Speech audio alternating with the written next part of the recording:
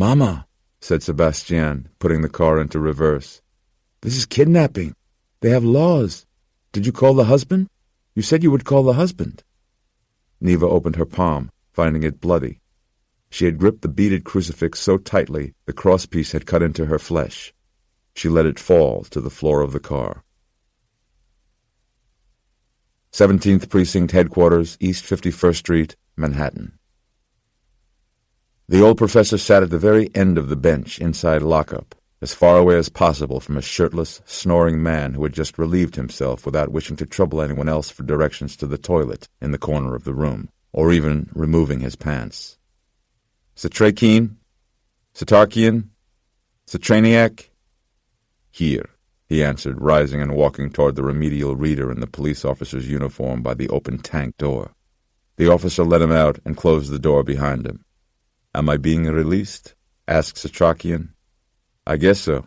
Your son's here to pick you up." Setrakian held his tongue. He followed the officer to an unmarked interrogation room. The cop pulled open the door and motioned for him to walk inside. It took Setrakian a few moments, just long enough for the door to close behind him, to recognize the person on the other side of the bare table as Dr. Ephraim Goodweather of the Centers for Disease Control and Prevention. Next to him was the female doctor who had been with him before. Setrakian smiled appreciatively at their ruse, though he was not surprised by their presence. Setrakian said, "So it has begun." Dark circles, like bruises of fatigue and sleeplessness, hung under Dr. Goodweather's eyes as he looked the old man up and down. "You want out of here? We can get you out. First I need an explanation. I need information. I can answer many of your questions, but we have lost so much time already. We must begin now, this moment, if we have any chance at all of containing this insidious thing." "That's what I'm talking about," said Dr. Goodweather, thrusting out one hand rather harshly. "What is this insidious thing?" "The passengers from the plane," said Setrakian. "The dead have risen." Eve did not know how to answer that. He couldn't say. He wouldn't say. "There is much you will need to let go of, Dr. Goodweather," said Setrakian. "I understand that you believe you are taking a risk in trusting the word of an old stranger, but in a sense I am taking 1,000-fold greater risk in trusting this responsibility to you. What we are discussing here is nothing less than the fate of the human race, though I don't expect you to quite believe that yet, or understand it. You think that you are drafting me into your cause. The truth of the matter is, I am drafting you into mine."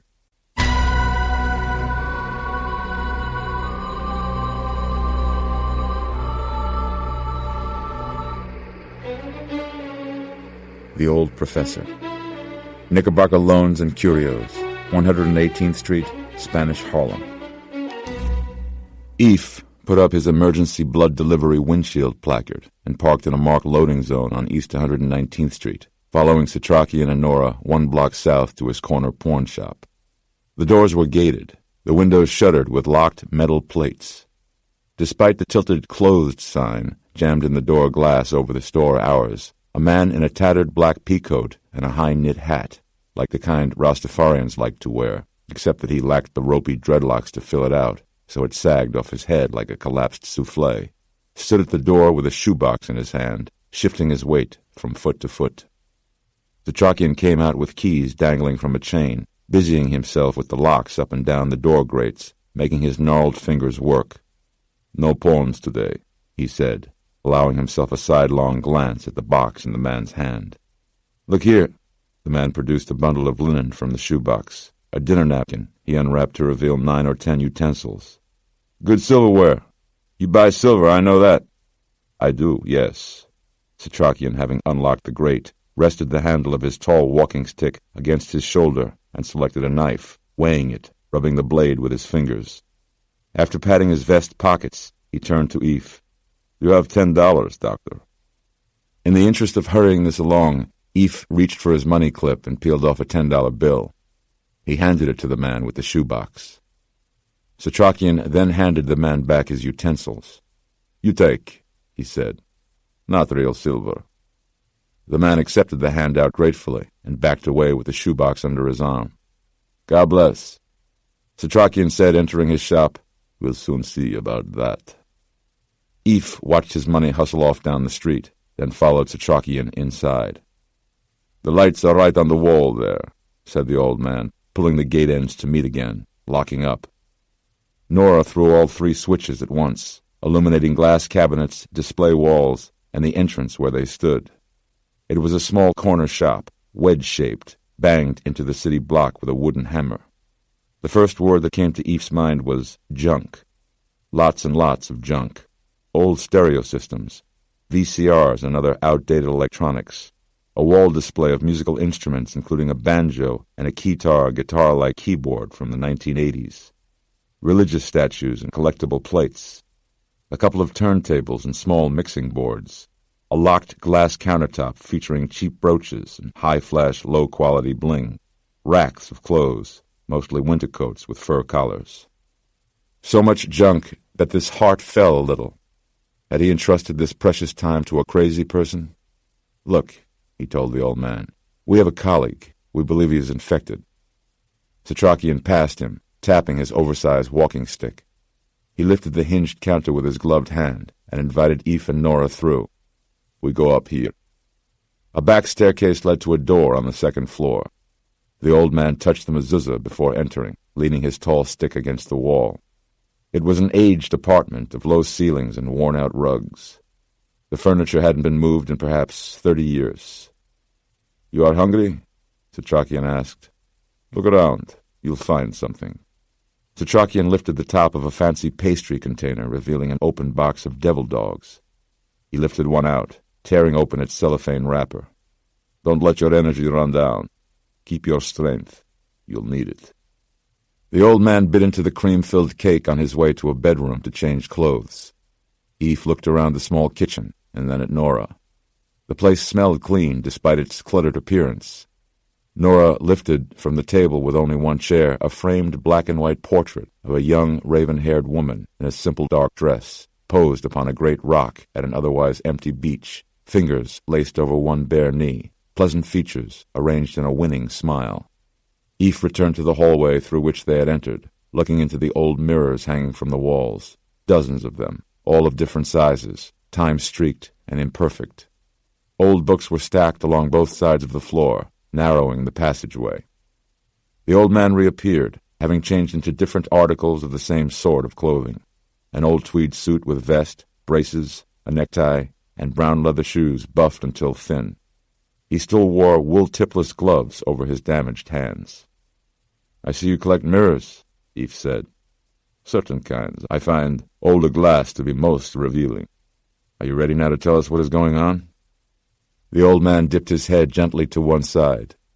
"Doctor, this isn't something one simply tells. It is something that must be revealed." He moved past Eph to the door through which they had entered. "Please, come with." Eph followed him back down the stairs, Nora behind him. They passed the first-floor pawnshop, continuing through another locked door to another curling flight leading down. The old man descended, one angled step at a time, his gnarled hand sliding down the cool iron rail, his voice filling the narrow passageway. "I consider myself a repository of ancient knowledge, of persons dead and books long forgotten. Knowledge accumulated over a life of study." Nora said, "When you stopped us outside the morgue, you said a number of things. You indicated that you knew the dead from the airplane were not decomposing normally." "Correct." "Based upon?" "My experience." Nora was confused. "Experience with other aircraft-related incidents?" "The fact that they were on an airplane is completely incidental. I have seen this phenomenon before indeed. In Budapest, in Basra, in Prague, and not 10 kilometers outside Paris. I have seen it in a tiny fishing village on the banks of the Yellow River. I have seen it at 7,000 feet elevation, in the Altai Mountains of Mongolia. And yes, I have seen it on this continent as well. Seen its traces, usually dismissed as a fluke, or explained away as rabies, or schizophrenia, insanity, or most recently, an occasion of serial murder." Hold on.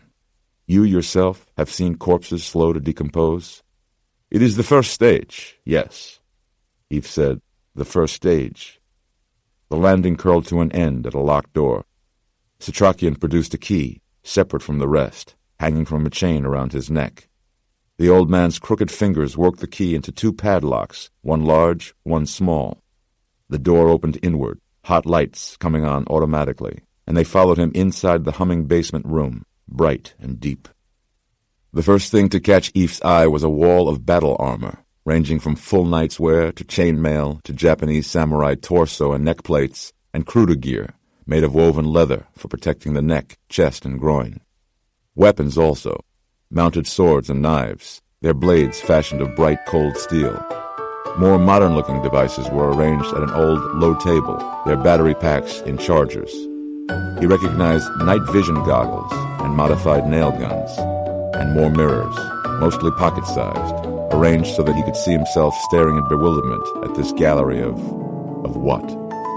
The shop, the old man gestured to the floor above him, gave me a fair living, but I did not come to this line of business because of an affinity for transistor radios and heirloom jewelry.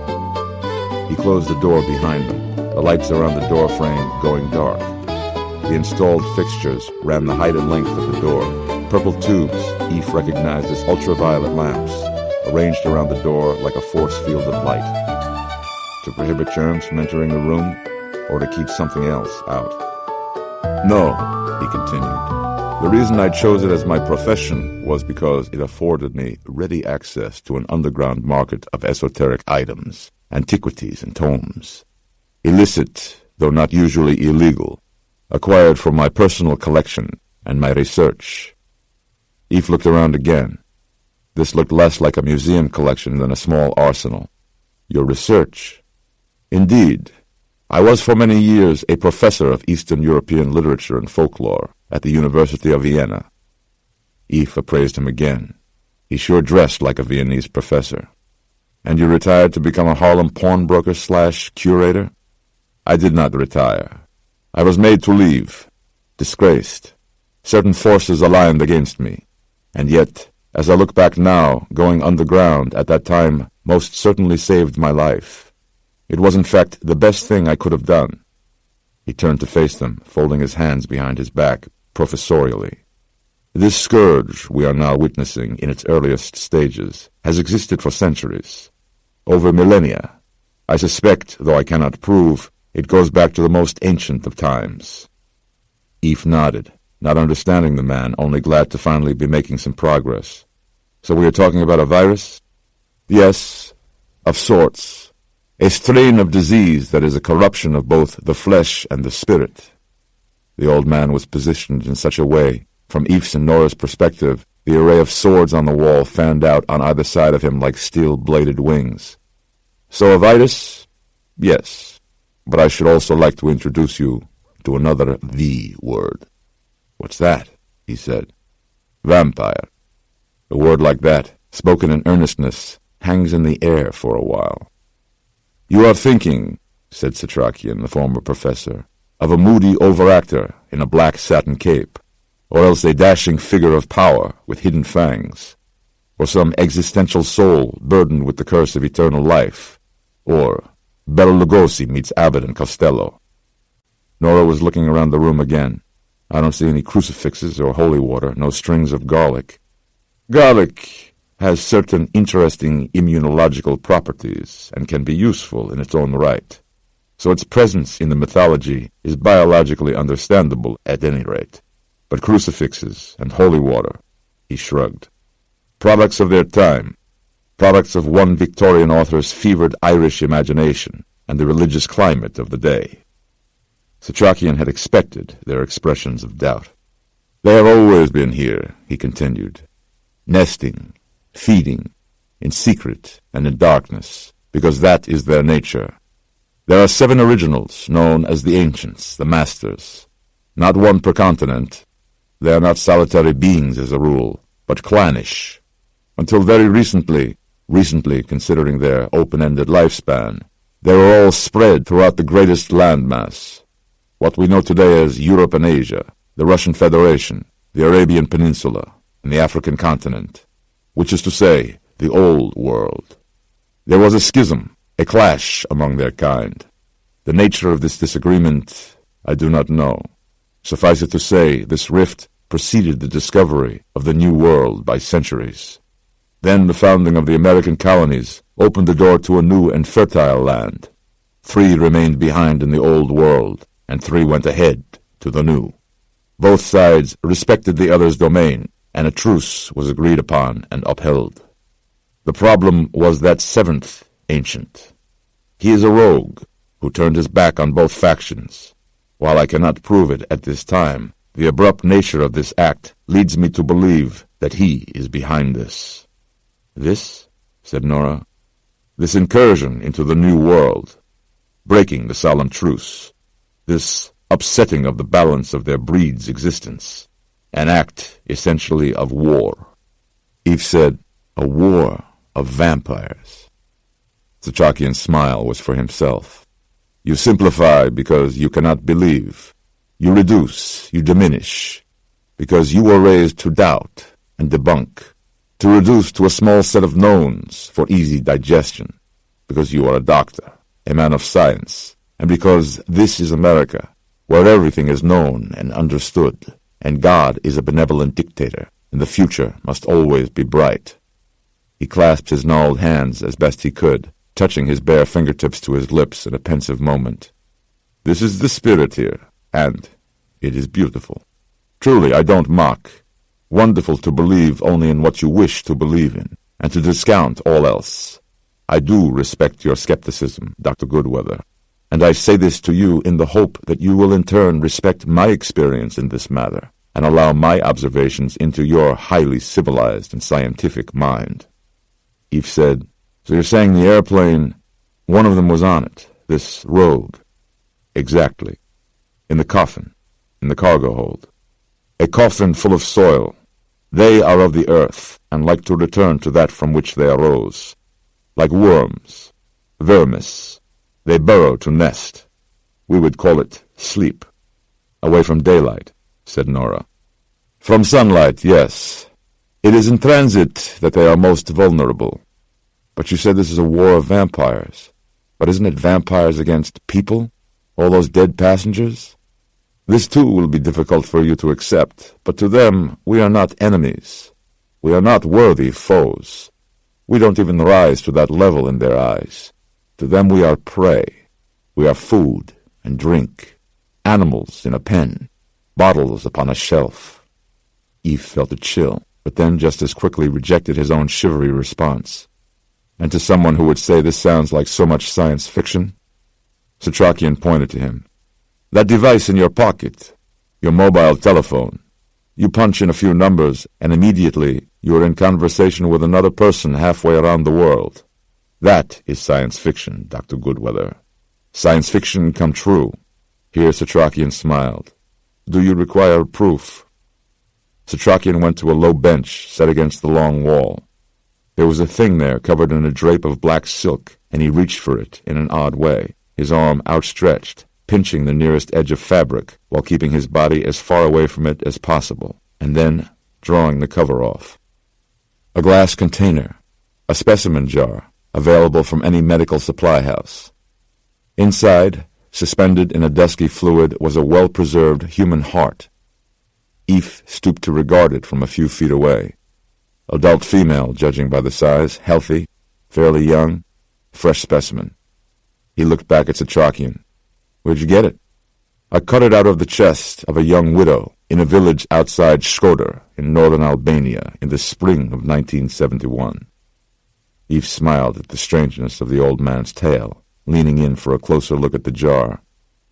Something like a tentacle shot out of the heart, a sucker at its tip, grabbing the glass where Eve's eye was. Eve straightened fast. He froze, staring at the jar.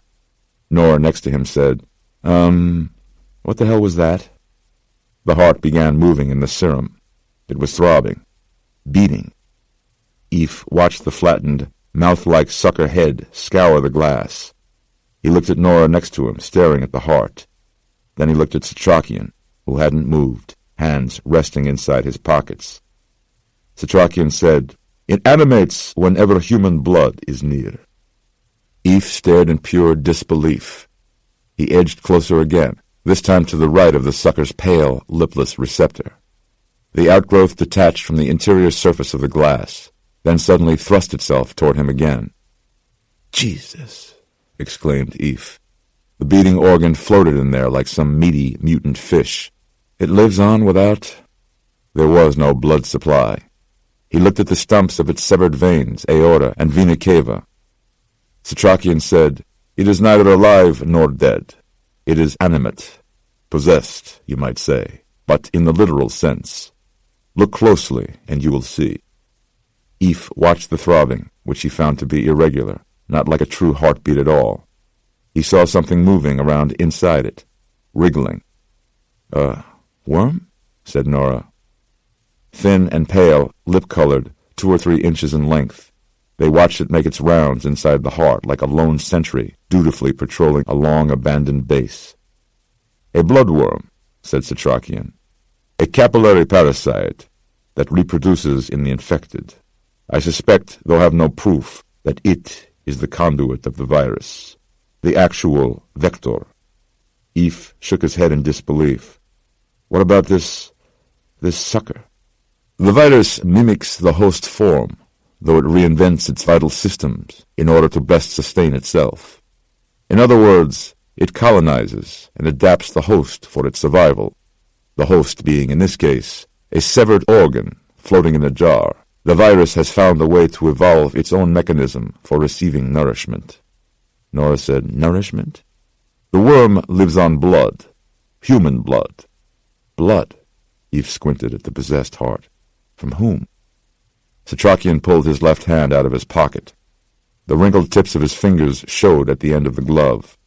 The pad of his middle finger was scarred and smooth.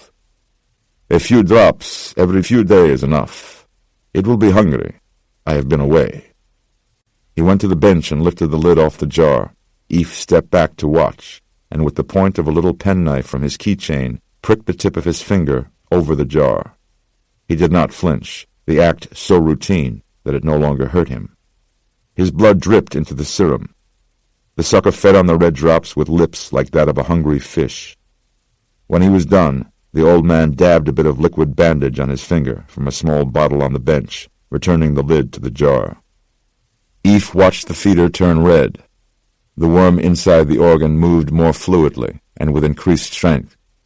"And you say you've kept this thing going in here since the spring of 1971. I don't take many vacations." He smiled at his little joke, looking at his pricked finger, rubbing the dried tip. "She was a revenant, one who was infected, who had been turned. The ancients, who wish to remain hidden, will kill immediately after feeding, in order to prevent any spread of their virus. One got away somehow, returned home to claim its family and friends and neighbors, burrowing into their small village. This widow's heart had not been turned 4 hours before I found her." 4 hours? How did you know?" "I saw the mark of the strigoi." Eve said, "Strigoi? Old word term for vampire." "And the mark?" "The point of penetration, a thin breach across the front of the throat, which I am guessing you have seen by now." Eve and Nora were nodding, thinking about Jim. Setrakian added, "I should say I am not a man who is in the habit of cutting out human hearts.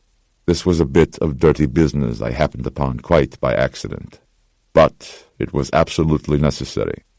Nora said, "And you've kept this thing going ever since then, feeding it like a pet?" "Yes." He looked down at the jar almost fondly. "It serves as a daily reminder of what I am up against, what we are now up against." Eve was aghast. "In all this time, why haven't you shown this to anyone? A medical school? The evening news?" "Were it that easy, Doctor, the secret would have become known years ago. There are forces aligned against us. This is an ancient secret, and it reaches deep, touches many. The truth would never be allowed to reach a mass audience, but would be suppressed, and myself with it. Why I've been hiding here, hiding in plain sight, all these years, waiting." This kind of talk raised the hair on the back of Eve's neck. The truth was right there, right in front of him, the human heart in a jar, housing a worm that thirsted for the old man's blood. I'm not very good with secrets that imperil the future of the human race. No one else knows about this? Oh, someone does. Yes, someone powerful. The Master. He could not have traveled unaided. A human ally must have arranged for his safeguarding and transportation.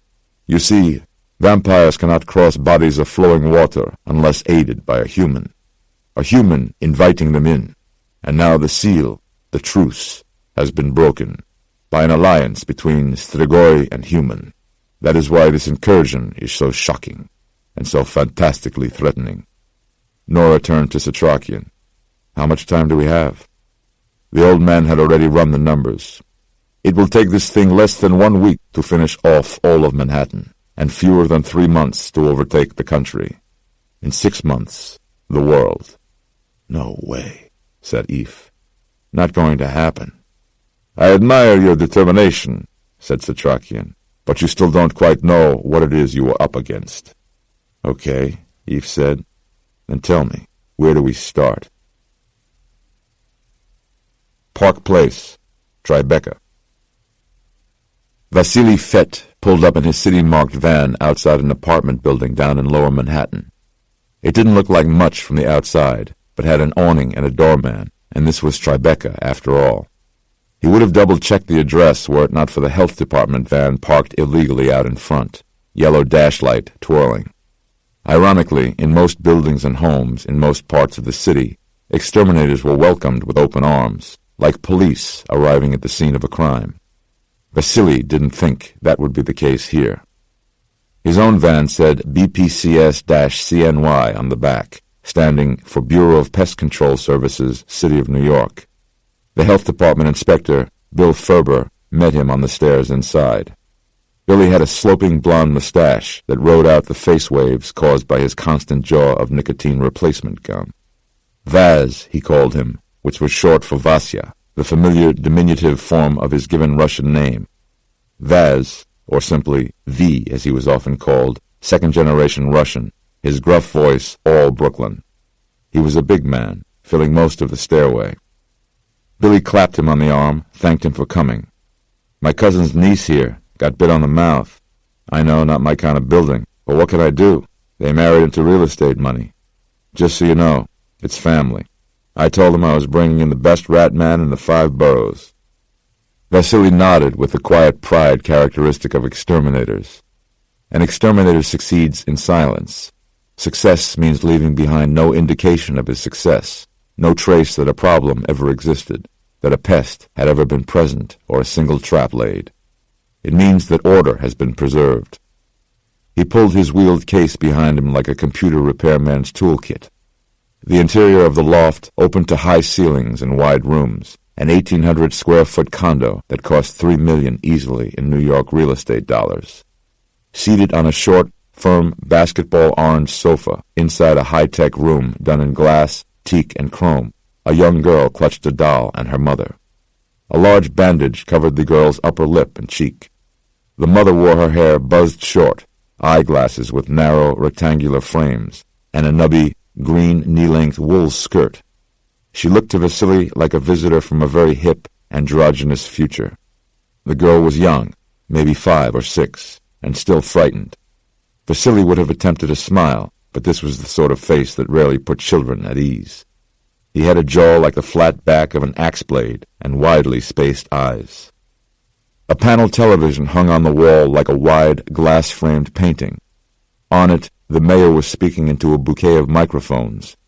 He was trying to answer questions about the missing dead from the airplane, the bodies that had disappeared from the city's morgues. The NYPD was on high alert and actively stopping all refrigerated trucks at bridges and tunnels. A tips line had been set up. The victims' families were outraged, and funerals had been put on hold. Bill led Vasily to the girl's bedroom. A canopy bed, a gem-encrusted Bratz television and matching laptop, and an animatronic butterscotch pony in the corner. Vasily's eyes went immediately to a food wrapper near the bed. Toasted crackers with peanut butter inside. He liked those himself. She was in here taking a nap, said Billy. Woke up feeling something gnawing on her lip. The thing was up on her pillow, Vaz. A rat in her bed. Kid won't sleep for a month. You ever heard of this? Vasily shook his head.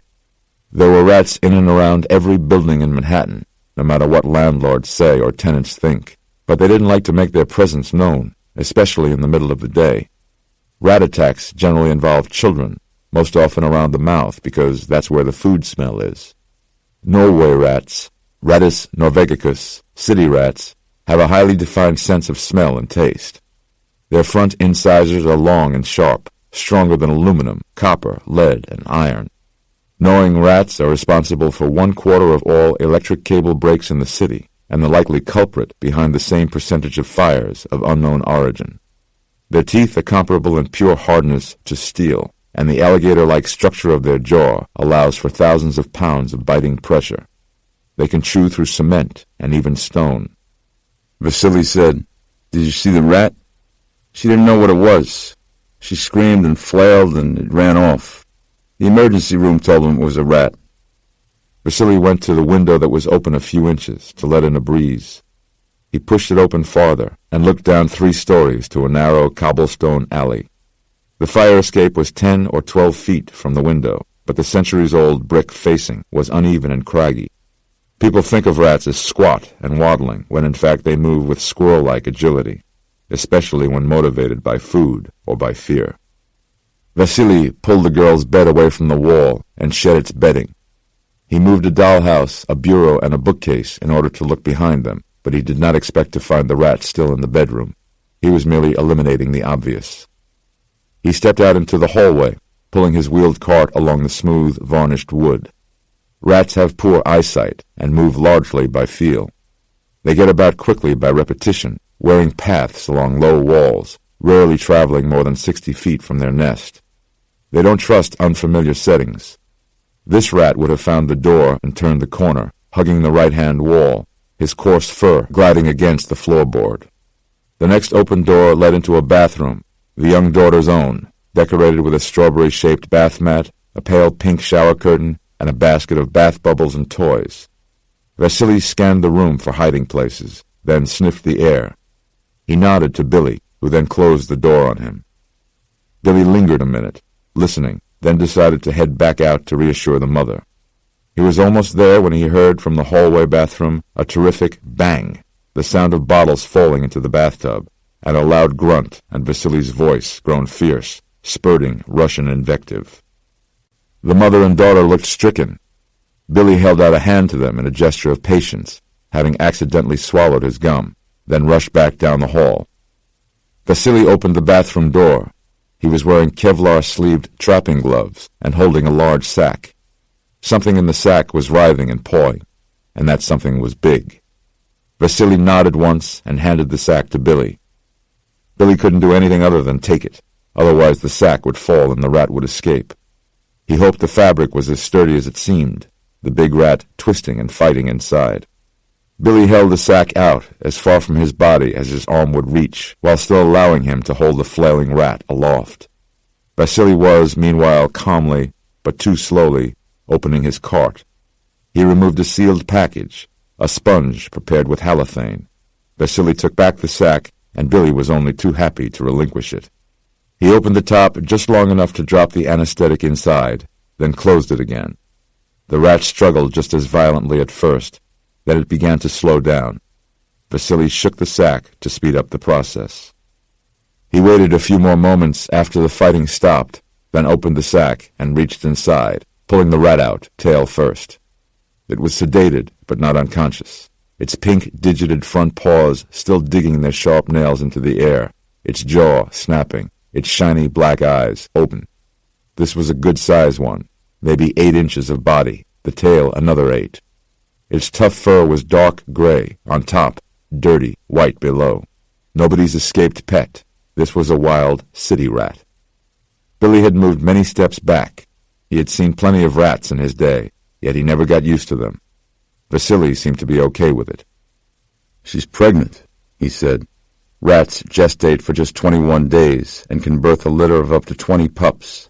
One healthy female can breed 250 pups each year, with half of that litter more females ready to mate. Want me to bleed her for the lab?" Billy shook his head, showing almost as much disgust as though Vasily had asked if he wanted to eat it. The girl had her shots at the hospital. Look at the size, Vaz. In the good name of Christ. I mean, this isn't... Billy lowered his voice. This isn't some tenement in Bushwick. You catch my drift? Vasily did catch his drift. Intimately. Vasily's parents had first settled in Bushwick after they came over. Bushwick had seen waves of emigres since the mid-1800s. The Germans, the English, the Irish, the Russians, the Polish, the Italians, the African Americans, the Puerto Ricans. Now it was Dominicans, Guyanese, Jamaicans, Ecuadorians, Indians, Koreans, Southeast Asians. Vasily spent a lot of time in the poorest neighborhoods of New York. He knew of families who used couch cushions, books, and furniture to wall off parts of their apartment every night, trying to keep out rats. But this attack, indeed, was different. Daylight. The boldness. Usually it is only the weakest rats, forced out of the colony, who surface in search of food. This was a strong, healthy female, highly unusual. Rats coexist in a fragile balance with man, exploiting the vulnerabilities of civilization, living off the larger breed's waste and refuse, lurking just out of sight, behind the walls or beneath the floorboards. The appearance of a rat symbolizes human anxiety and fear. Any incursion beyond the usual nocturnal scavenging indicates an alteration in the environment. Like man, rats are not accustomed to taking unnecessary risks. They have to be forced from the underground. Want me to comb it for fleas? Christ, no. Just bag it and get rid of it. Whatever you do, don't show it to the girl. She's traumatized enough as it is. Vasily pulled a large plastic bag from his kit and sealed the rat inside it with another sponge of halothane, this one a fatal dose. He stuffed the bag inside the sack to hide the evidence, then continued about his business, starting in the kitchen. He pulled out the heavy 8-burner stove and dishwasher. He checked the pipe holes under the sink. He saw no droppings, no burrows, but he seated a little bait behind the cabinets anyway, because he was there. He did so without telling the occupants. People get nervous about poison, especially parents, but the truth is that rat poison is all over every building and street in Manhattan. Anything you see that resembles berry blue pop rocks or green kibble, you know rats have been spotted nearby. Billy followed him down into the basement. It was neat and orderly, with no evident trash or soft refuse for nesting. Vasily scanned the space, sniffing for droppings. He had a good nose for rats, just as rats had a good nose for humans. He switched off the light, much to Bill's discomfort, and switched on the flashlight he wore clipped to the belt of his light blue overalls, shining purple instead of white. Rodent urine shows up indigo blue under black light, but here he saw none. He baited the crawl space with rodenticide and put down corner motel-type traps, just in case, then followed Billy back up to the lobby. Billy thanked Vasily and told him he owed him one, and they went their separate ways at the door. Vasily was still puzzled, though, and after returning his kit and the dead rat to the back of his van, lit a Dominican Corona and started walking. He went down the street and around to the cobblestone alley he had looked down upon from the girl's window. Tribeca was the sole remaining neighborhood in Manhattan with any alleys left. Vasily hadn't gone more than a few steps before he saw his first rat, skittering along the edge of a building, feeling its way around. He then saw another on a branch of a small, struggling tree grown up alongside a short brick wall, and a third, squatting in the stone gutter, drinking brown effluent flowing from some unseen garbage or sewage source. As he stood there watching, rats started appearing out of the cobblestones, literally clawing up from between the worn-down stones, surfacing from the underground. Rats' skeletons are collapsible, allowing them to squeeze through holes no larger than the size of their skulls, about 3/4 of an inch in width. They were coming up through the gaps in 2s and 3s, and quickly scattering. Using the 12-by-3 stones as a ruler, Vasily estimated that these rats ranged from 8 to 10 inches in body length, doubled by their tail. In other words, fully grown adults. 2 garbage bags near him were twitching and bulging, rats eating their way through their insides. A small rat tried to dart past him to a trash barrel, and Vasily kicked out with his work boot, punting the muncher back 15 feet. It landed in the middle of the alley, not moving. Within seconds, the other rats were greedily upon it, long, yellow incisors biting through fur. The most effective and efficient way to exterminate rats is to remove the food source from their environment and then let them eat one another. These rats were hungry, and they were on the run. Such daytime surface activity was practically unheard of. This kind of mass displacement only happened in the wake of an event such as an earthquake or a building collapse, or occasionally a large construction project. Vasily continued another block south, crossing Barclay Street to where the city opened up to the sky above, a 16-acre job site.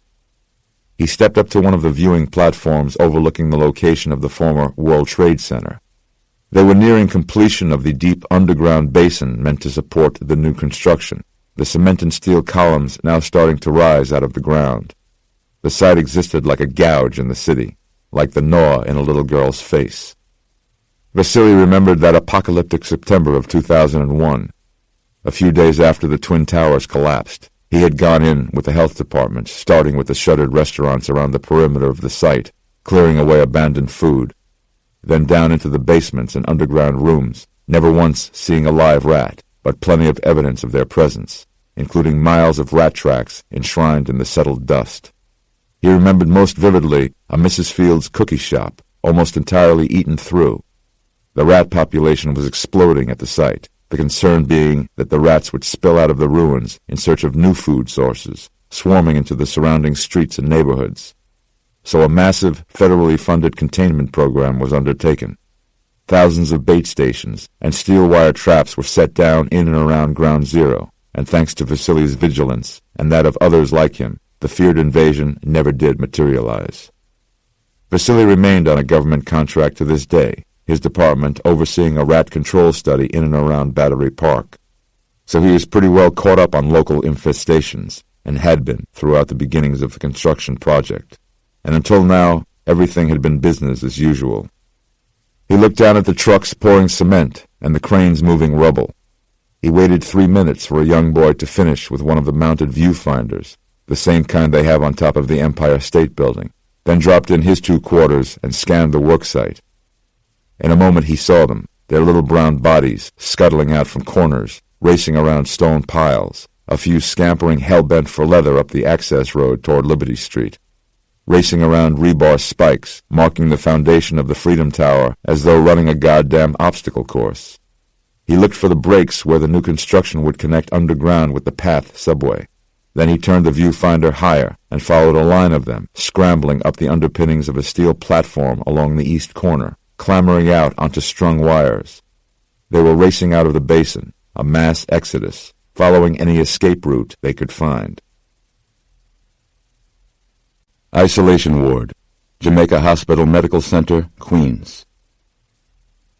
Behind the second door of the isolation ward, Eve pulled on latex gloves. He would have insisted that Setrakian do the same, but another look at his crooked fingers made Eve wonder if it would even be possible. They walked inside Jim Kent's bay, the only occupied station in the otherwise empty ward. Jim lay sleeping now, still in his street clothes, wires from his chest and hand leading to machines whose readings were quiet. The attending nurse had said his levels were dipping so low that all the automatic alarms, low heart rate, blood pressure, respiration, oxygen levels, had to be muted because they kept going off. Eve pushed past the hanging curtains of clear plastic, feeling Setrakian grow tense beside him. As they got close, Kent's vitals rose on all the readout screens, which was highly irregular. "Like the worm in the jar," said Setrakian. "He senses us. He senses that blood is near." "Can't be," said Eve.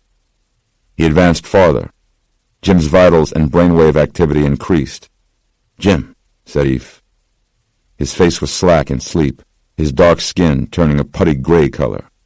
Eve could see his pupils moving fast beneath his eyelids in a kind of manic REM sleep. Setrakian drew back the last intervening layer of clear curtain with the silver wolf's head of his tall walking staff. "Not too close," he warned. "He is turning." Setrakian reached into his coat pocket. "Your mirror. Take it out." The inside front pocket of Eve's jacket was weighed down by a 4-inch by 3-inch silver-framed mirror, one of the many items the old man had collected from his basement vampire armory. "You see yourself in there?" Eve saw his reflection in the old glass. "Sure." Please use it to look at me. Eve turned it at an angle so as to view the old man's face. Okay. Nora said, Vampires have no reflection. Setrakian said, Not quite. Please now, with caution, use it to look at his face. Because the mirror was so small, Eve needed to step closer to the bed, his arm outstretched, holding the glass at an angle over Jim's head. He couldn't pick up Jim's reflection at first. The image looked as though Eve's hand were violently shaking, but the background, the pillow and bed frame, were still. Jim's face was a blur. It looked as though his head was shaking with tremendous speed, or vibrating with such force that his features were imperceptible. He pulled his arm back fast. Silver backing, said Setrakian, tapping his own mirror. That is the key. Today's mass-produced mirrors, with their chrome-sprayed backing, they won't reveal anything. But silver-backed glass always tells the truth. Eve looked at himself in the mirror again. Normal, except for the slight trembling of his own hand. He angled the glass over Jim Kent's face again, trying to hold it still, and saw the tremulous blur that was Jim's reflection, as though his body were in the throes of something furious, his being vibrating too hard and too fast to be visibly rendered. Yet to the naked eye he lay still and serene. Eve handed it to Nora, who shared his astonishment and his fear. So this means he's turning into a thing like Captain Redfern. Setrakian said, following normal infection, they can complete their transformation and activate to feeding after just 1 day and night. It takes 7 nights for one to fully turn, for the disease to consume the body and reshape it to its own end, its new parasitic state. Then about 30 nights to total maturity. Nora said, Total maturity? The old man said, Pray we don't see that phase. He gestured toward Jim. The arteries of the human neck offer the quickest access point, though the femoral artery is another direct route into our blood supply. The neck breach was so neat it was not visible at the moment. Eve said, Why blood? Oxygen, iron, and many other nutrients. Oxygen? Asked Nora. Setrakian nodded. Their host bodies change. Part of the turning is that the circulatory and digestive systems merge, becoming one. Similar to insects. Their own blood substance lacks the iron and oxygen combination that accounts for the red color of human blood. Their product turns white. And the organs? Eve said. Red ferns looked almost like cancers. The body system is being consumed and transformed. The virus takes over. They no longer breathe. They respire, merely as a vestigial reflex, but they don't oxygenate anymore. The unneeded lungs eventually shrivel and are readapted. Eve said, Redfern, when he attacked, exhibited a highly developed growth in his mouth, like a well-developed muscular stinger underneath the tongue. Setrakian nodded, as though agreeing with Eve about the weather. It engorges as they feed. Their flesh flushes almost crimson, their eyeballs, their cuticles. This stinger, as you call it, is in fact a reconversion, a repurposing of the old pharynx, trachea, and lung sacs with the newly developed flesh. Something like the sleeve of a jacket being reversed. The vampire can expel this organ from its own chest cavity, shooting out well over 4 and up to even 6 feet. If you anatomize a mature victim, you would find a muscular tissue, a sac, that propels this for feeding. All they require is the regular ingestion of pure human blood. They are maybe like diabetics in that way, I don't know. You are the doctor. I thought I was, mumbled Eve, until now. Nora said, I thought vampires drank virgin blood. They hypnotize. They turn into bats. Setrakian said, They are much romanticized. But the truth is more, how should I say, perverse, said Eve. Disgusting, said Nora. No, said Setrakian. Banal. Do you find the ammonia? Eve nodded. They are a very compact digestive system, Setrakian continued. No room for storing the food. Any undigested plasma and any other residues have to be expelled to make room for incoming nourishment, much like a tick, excreting as it feeds. Suddenly the temperature inside the bay changed. Setrakian's voice dropped to an icy whisper. "Strigoi," he hissed. "Here." Eve looked at Jim. Jim's eyes were open, his pupils dark, the sclera around them turning grayish-orange, almost like an uncertain sky at dusk. He was staring at the ceiling. Eve felt a spike of fear.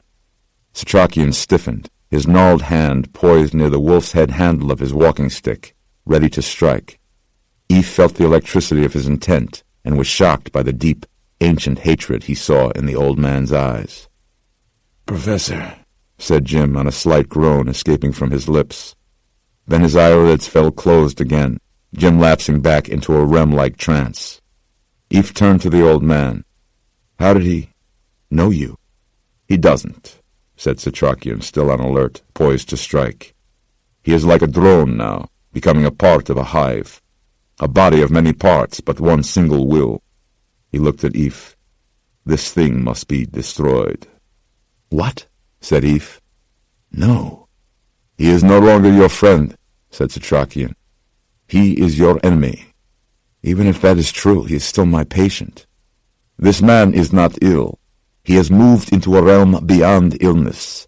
In a matter of hours, no part of him will remain. Apart from all that, it is supremely dangerous keeping him here. As with the pilot, you will be placing the people in this building at great risk." What if he doesn't get blood?" "Without nourishment, he will begin caving. After 48 hours without feeding, his body will begin to fail, his system cannibalizing his body's human muscle and fat cells, slowly and painfully consuming itself, until only the vampiric systems prevail." Eve was shaking his head hard. "What I need to do is formulate some protocol for treatment. If this disease is caused by a virus, I need to work toward finding a cure." Setrakian said, "There is only one cure. Death. Destruction of the body. A merciful death." Eve said, "We're not veterinarians here. We can't just put down people who are too ill to survive." "You did so with the pilot." Eve stuttered. "That was different. He attacked Nora and Jim. He attacked me. Your philosophy of self-defense, if truly applied, absolutely holds in this situation. So would a philosophy of genocide. And if that is their goal, total subjugation of the human race, what is your answer?" Eve didn't want to get tangled up in abstractions here. He was looking at a colleague, a friend. Setrakian saw that he was not going to change their minds here, not just yet. "Take me to the pilot's remains, then. Perhaps I can convince you." No one spoke on the elevator ride down to the basement. There, instead of finding the locked morgue room, they found the door open and the police and the hospital administrator huddling around it. Eve went up to them. "What do you think you're doing?" He saw that the door jamb was scratched, the metal door frame dented and jimmied, the lock broken from the outside. The administrator hadn't opened the door. Someone else had broken in. Eve quickly looked inside. The table was bare. Redfern's body was gone. Eve turned to the administrator wanting more information, but to his surprise found her retreating a few steps down the hall, glancing back at him as she spoke with the cops. Setrakian said, "We should go now." Eve said, "But I have to find out where his remains are." "They are gone," said Setrakian. "They will never be recovered." The old man gripped Eve's arm with surprising strength. "I believe they have served their purpose." "Their purpose? What is that?" "Distraction, ultimately, for they are no more dead than their fellow passengers who once lay in the morgues. Sheepshead Bay, Brooklyn. Newly widowed Glory Mueller was searching online about what to do when a spouse dies without leaving a will, noticed a news report about the missing corpses from Flight 753. She followed the link, reading a dispatch labeled Developing. The Federal Bureau of Investigation was due to hold a press conference within the hour, it said, to announce a new and larger reward for any information about the disappearance from the morgue of the bodies of the victims of the Regis Air tragedy. This story struck a deep note of fear. For some reason she now remembered that previous night, awakening from a dream and hearing sounds in her attic. Of the dream that had awakened her, she remembered only that Herman, her newly deceased husband, had come back to her from the dead. There had been a mistake, and the strange tragedy that was Flight 753 had never actually occurred, and Herman had arrived at the back door of their home in Sheepshead Bay with a you-thought-you-were-rid-of-me smile, wanting his supper. In public, Glory had played the part of a quietly grieving widow, as she would continue to do so throughout whatever inquest and court cases might come her way. But she was perhaps alone in considering the tragic circumstances that claimed the life of her husband of 13 years a great gift. 13 years of marriage, 13 years of unrelenting abuse, escalating throughout their years together, occurring more and more in front of their boys, ages 9 and 11. Glory lived in constant fear of his mood swings, and had even allowed herself, a daydream only, too risky to attempt in reality, to consider what it would be like to pack up the boys and leave while he was away this past week, visiting his dying mother in Heidelberg. But where could she go?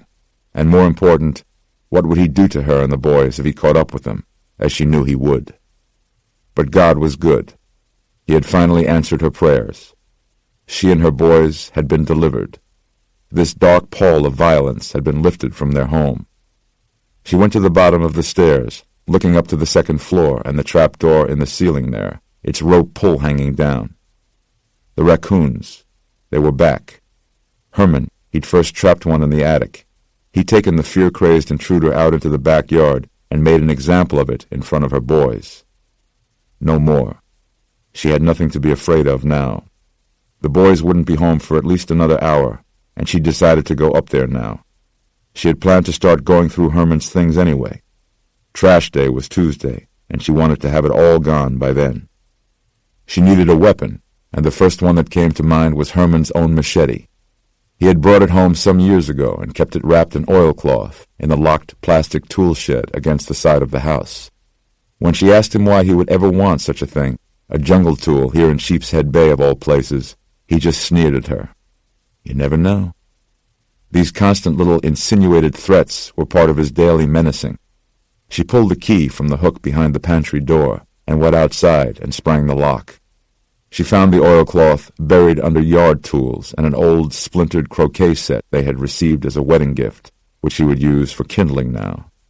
She took the package into the kitchen and set it on the table, pausing before she unwrapped it.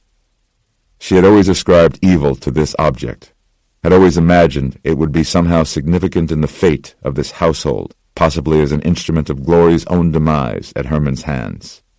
Accordingly, she unwrapped it with great care, as though unswaddling a sleeping baby demon. Herman had never liked her touching his special things. The blade was long, wide, and flat.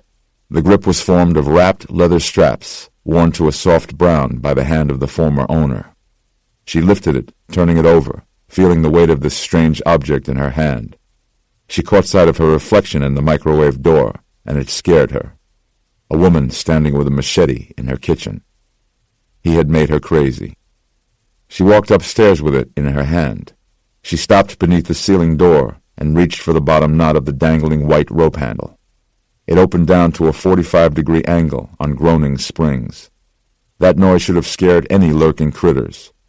She listened for scattering sounds, but there were none. She reached for the high wall switch, but no light came on above. She flicked it a couple of times, but still nothing. She hadn't been up here since after Christmas, and the bulb could have burned out at any time between now and then. There was a small skylight cut into the rafters. That would provide enough light. She unfolded the hinged stairs and started up. 3 steps brought her eyeline above the attic floor. It was unfinished, with foil-backed pink fiberglass insulating blankets unrolled between the exposed joists. Plywood was laid out north-south and east-west in a cross pattern, creating a walking path to each of the 4 quadrants of storage space. The space was darker than she had expected, and then she saw that 2 of her old clothes racks had been moved, effectively blocking the low skylight. Clothes from her life before Herman, zipped up in plastic and left in storage for 13 years. She followed the plywood and moved the racks to allow more light in, with the idea of maybe sorting through the clothes and revisiting her old self. But then she saw, beyond the plywood walkway, a bare lane of floor between the 2 long joists, where the insulation had, for some reason, been pulled up. Then she noticed another bare lane, and another. She froze there. She sensed something at her back suddenly. She was afraid to turn, but then she remembered the machete in her hand. Behind her, against the vertical edge of the attic, farthest from the skylight, the missing strips of insulation had been piled up in a lumpy mound. Some of the fiberglass had been shredded, as though by an animal feathering an enormous nest. Not a raccoon, something bigger, much bigger. The mound was completely still, arranged as though to hide something. Had Herman been tending to some strange project without her knowing? What dark secret had he stored under here? With the machete raised in her right hand, she pulled on the end of a strip, drawing it away from the mound in a long trail that revealed nothing. She dragged away a second strip then, stopping when it revealed a man's hairy arm. Glory knew that arm. She also knew the hand it was connected to, knew them both intimately. She could not believe what she was seeing. With the machete raised in front of her, she pulled away another length of insulation. His shirt, one of the short-sleeved button-ups he favored, even in winter. Herman was a vain man, proud of his hairy arms. His wristwatch and wedding ring were gone. Glory stood riveted by the sight, melting with dread. Still she had to see. She reached for another strip which, when drawn away, made most of the rest of the insulation slide off to the floor. Her dead husband, Herman, lay asleep in her attic, on a bed of shredded pink fiberglass, fully dressed except for his feet, which were filthy, as though from walking. She could not process this shock. She could not deal with it. The husband she had thought she was rid of, the tyrant, the batterer, the rapist. She stood over his sleeping body, the machete a sword of Damocles, ready to fall if he offered the slightest move. Then, by degrees, she lowered her arm, the machete blade coming to rest at her side. He was a ghost now, she realized, a man returned from the dead, a presence, meaning to haunt her forever. She would never be free of him. As she was thinking this, Herman opened his eyes. The lids rose on his eyeballs, staring straight up. Glory froze. She wanted to run, and she wanted to scream, and she could do neither. Herman's head rotated until his staring eyes fixed on her. That same taunting look, as always. That sneer. The look that always preceded the bad things. And then something clicked inside her head. At that same moment, 4 houses down the street, 3-year-old Lucy Needham stood in her driveway, feeding a doll named Baby Dear from a snack-sized bag of Cheez-Its. Lucy stopped munching the loud crackers and instead listened to the muffled screams and hard chopping thwacks coming from somewhere nearby. She looked up at her own house, then north, her nose scrunched up toward her eyes in innocent confusion. She stood very still, an orange tongue of half-chewed cheese-baked crackers sticking out of her open mouth, listening to some of the strangest noises she had ever heard. She was going to tell Daddy when he came back outside with the telephone, but by then her bag of Cheez-Its had spilled, and she was squatting and eating them off the driveway, and after getting yelled at, she forgot the whole thing. Glory stood there, gasping in her attic, retching, the machete gripped in both hands. Herman lay in pieces among the sticky pink insulation, the attic wall splattered in dripping white. White. Glory trembled, soul sick. She surveyed the damage she had done. Twice, the blade had become lodged in the wood joist, and in her mind it was Herman trying to wrench the machete away from her, and she'd had to rock it back and forth violently to get it free again, and keep swinging at his flesh. She backed away 1 step. She was experiencing an out-of-body sensation. It was shocking what she had done. Herman's sneering head had rolled off between 2 joists, face down now. A fluffy pinch of pink fiberglass stuck to his cheek like cotton candy. His torso was gouged and gored, his thighs sliced to the femur, his groin bubbling up white. White. She felt something poking her slipper, tap, tap, tap. She saw blood there, red blood, and realized she had nicked herself somehow, her left arm, though she felt no pain. She raised it for inspection, dripping fat, red plops onto the plywood. White. She saw something dark and small slithering. She was bleary-eyed and blinking, still in the grip of a homicidal rage. She couldn't trust her sight. She felt an itch on her ankle, underneath her bloody slipper. The itch crawled up her leg, and she swatted at her thigh with the flat side of the sticky white blade. Then another tickle on the front of her other leg, and, separately, her waist. She realized she was having some sort of hysterical reaction, as if bugs were attacking her. She stumbled back another step and almost tumbled off the plywood walkway. There was then a most unnerving wriggling sensation around her crotch, and then a sudden twisting discomfort in her rectum. An intrusive slithering that made her jump and clench her buttocks as though she were about to soil herself.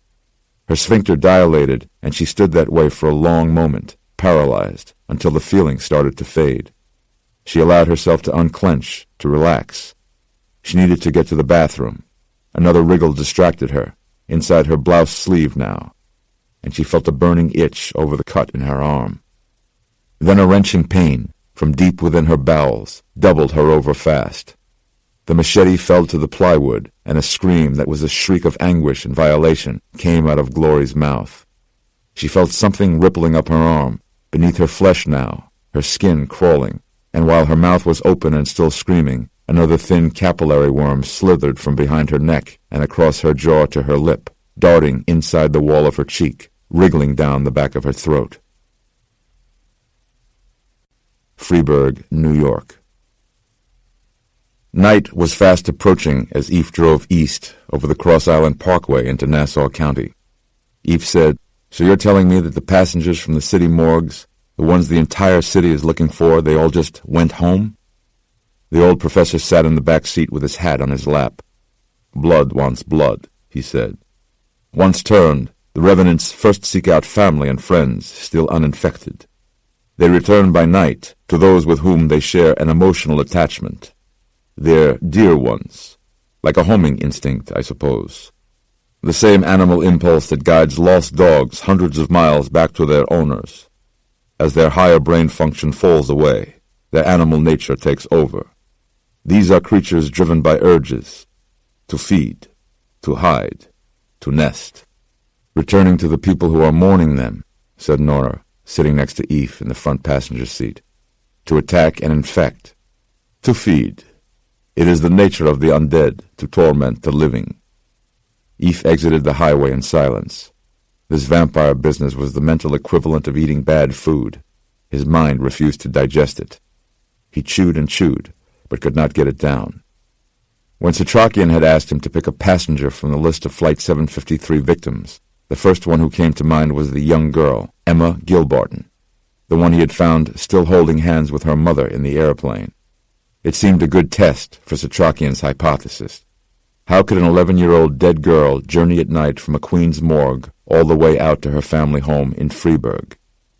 But now, as he pulled up outside the Gilbartons' address, a stately-looking Georgian on a broad side street of widely spaced properties, Eve realized that, were they wrong, he was about to wake up a man grieving for the end of his family, the loss of his wife and only child.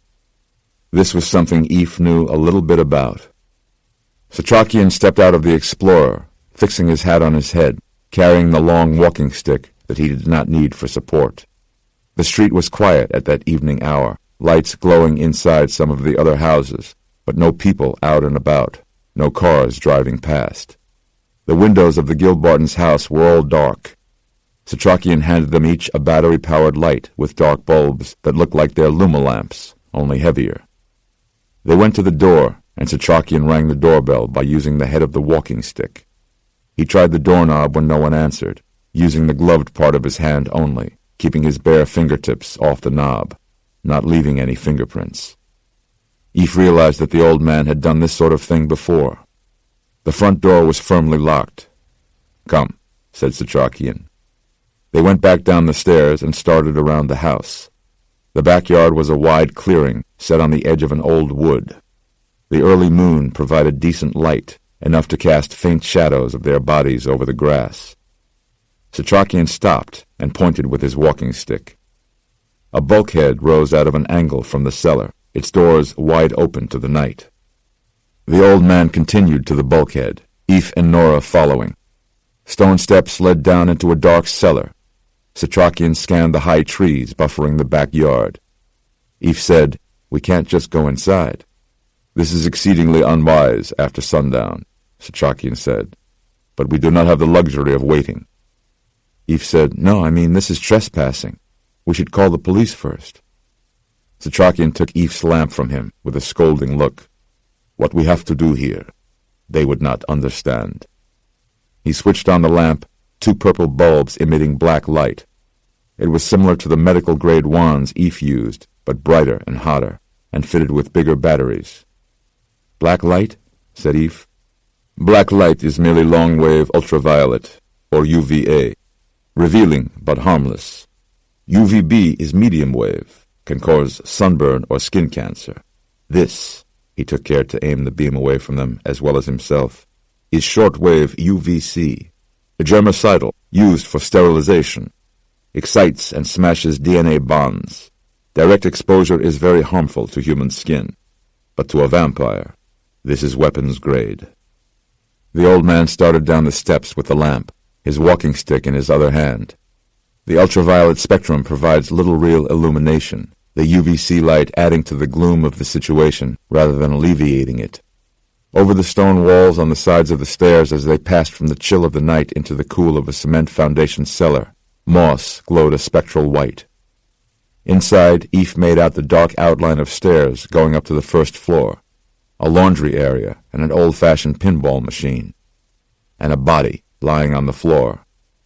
A man laid out in plaid pajamas. Eve started toward him with the impulse of a trained physician, then stopped himself.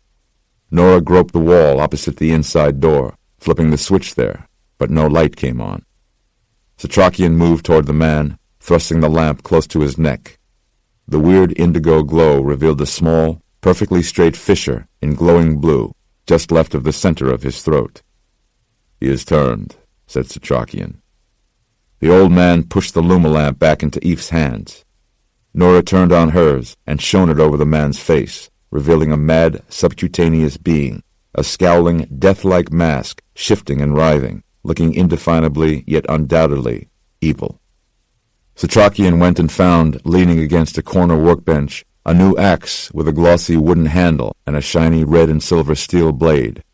He returned with it in his gnarled hands. "Wait," said Eve.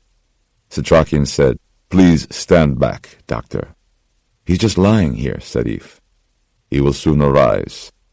The old man gestured to the stone steps leading up to the open bulkhead doors, his eyes never leaving the man on the floor. "The girl is out there now, feeding on others." Setrakian readied the axe. "I don't ask that you condone this, Doctor. All I ask right now is that you step aside." Eve saw the determination in Setrakian's face and knew the old man would swing whether or not he was in his way. Eve stepped back. The blade was heavy for Setrakian's size and age, the old man bringing both arms up over his head, the flat of the blade almost at the back of his waist. Then his arms relaxed, his elbows lowered. His head turned toward the open bulkhead doors, listening. Eve heard it then, too, the crunching of dry grass being flattened. He imagined it was an animal at first, but no. The crunching had the simple cadence of a biped. Footsteps, human, or once human, approaching. Setrakian lowered the axe. "Stand by the door, silently. Close it behind her once she enters." He took the lamp back from Eve, pressing the axe into his hands in trade. "She must not escape." He withdrew to where his walking stick stood against the wall on the opposite side of the door, then switched off the hot lamp, disappearing into total darkness. Eve stood beside the open cellar door, his back to the wall, flat up against it. Nora was next to him, both of them shivering in the basement of a stranger's house. The footsteps were closer, light and soft on the ground. They stopped at the top of the steps. A faint shadow fell over the moonlight on the cellar floor, a head and shoulders. The footsteps started coming down. At the bottom, just before the door, they stopped. Eve, not 3 yards away, the axe hugged to his chest, was transfixed by the girl's profile. Small and short, blonde hair falling over her shoulders of a modest, shin-length nightgown. Barefoot, arms hanging straight and loose, standing with a peculiar stillness. Her chest rose and fell, but no steam came out of her mouth into the moonlight. Later he would learn much more, that her senses of hearing and smell had become greatly enhanced, that she could hear blood pulsing through his and Nora's and the professor's bodies, and could smell the carbon dioxide emitted by their breath. He would learn that sight was the least acute of her senses. She was now at the stage where she was losing her color vision, and yet her thermal imaging, the ability to read heat signatures as monochromatic halos, had not yet fully matured. She took a few steps forward, moving out of the rectangle of faint moonlight and into the full darkness of the cellar. A ghost had entered the room. Eve should have shut the door, but the girl's very presence here froze him. She turned toward where Setrakian stood, fixing on his position. The old man switched on his lamp. The girl looked at it with no expression. Then he started toward her with it. She felt its heat and turned toward the cellar door to escape. Eve swung it shut. The heavy door slammed hard, reverberating throughout the entire foundation. Eve imagined that the house was going to fall in on them. The young girl, Emma Gilbarton, saw them now. She was lit purple from the side, and Eve saw glowing traces of indigo along her lips and on her small, pretty chin. Odd, like a rave-goer wearing fluorescent paint. He remembered, blood glows indigo under ultraviolet light. Setrakian held the bright lamp in front of him, using it to drive her back. Her reaction was animalistic and confused, recoiling as though confronted with a flaming torch. Setrakian pursued her cruelly, backing her up against the wall. From deep in her throat came a low, guttural noise, a groan of distress. "Doctor," Setrakian was calling to Eve. "Doctor, come now." Eve went closer to the girl, taking the luma lamp from Setrakian and handing him the axe, all the while keeping the light trained on the girl. Setrakian stepped back. He tossed the axe away, sending it clanking along the hard floor. He held his tall walking stick in his gloved hands, gripping it beneath the wolf's head handle. With one firm twist of his wrist, he separated the top handle from the rest. From its wooden sheath, Setrakian withdrew a sword blade, fashioned of silver. "Hurry," said Eve, watching the girl writhe against the wall, trapped there by the lamp's killing rays. The girl saw the old man's blade, glowing nearly white, and something like fear came into her face. Then the fear went fierce. "Hurry," said Eve, wanting it to be over. The girl hissed, and he saw the dark shade inside her, beneath her skin, a demon, snarling to be let out. Nora was watching the father lying on the floor. His body began to stir, his eyes opening. "Professor," said Nora. But the old man was locked in on the girl. Nora watched Gary Gilbarton sit up, then rise to his bare feet, a dead man standing in his pajamas, eyes open. "Professor," said Nora again, switching on her lamp. The lamp crackled. She shook it, smacked the bottom where the battery went. The purple light fizzled on, then off, then on again. "Professor!" she yelled. The fluttering lamplight had gotten Setrakian's attention. He turned on the revenant man, who looked confused and unsteady on his feet. With skill rather than agility, Setrakian doubled Gilbarton up with jabbing thrusts to the gut and chest, opening white bleeding wounds in his pajama top. Eve, alone with the girl now, watching this demon assert itself inside her, and not knowing what was happening behind him, said, "Professor Setrakian!" Setrakian directed thrusts at the father's armpits in order to bring his hands down by his sides, then slashed at the tendons behind his knees, collapsing the revenant onto all fours. With Gilbarton's head up and his neck extended, Setrakian raised his sword and uttered some words in a foreign language, like a solemn pronouncement, and then his blade sang through the man's neck, separating his head from his trunk, the revenant's lower quarters collapsing to the floor. "Professor!" said Eve, pressing the lamplight on the girl, torturing her, a girl about Zach's age, her wild eyes filling with indigo coloring, bloody tears, while the being inside her raged. Her mouth opened as though to speak, almost as though to sing. Her mouth kept opening, and the thing emerged, the stinger, from the soft palate beneath her tongue. The appendage swelled as the girl's eyes changed from sad to hungry, almost glowing in anticipation. The old man returned to her, sword first. "Back, Strigoi," he said. The girl turned to the old man, her eyes still flaring. Setrakian's silver blade was now slick with white blood. He intoned the same words as before, his sword poised two-handedly over one shoulder. Eve backed out of the way, just as the blade swept through. She had raised her hand in protest at the last moment, and the blade lifted it from her wrist before separating her head from her neck. The cut was clean and perfectly flat. White blood splattered against the wall, not in an arterial spray, but with more of a sickening splatch, and her body collapsed to the floor, head in hand dropping against it, the head tumbling away. Setrakian lowered his sword and pulled the lamp from Eph's hands, holding the fading beam close to the girl's open neck wound, almost in a gesture of triumph. But triumph it was not. Eph saw things wriggling in the seeping pool of thick white blood. The parasitic worms.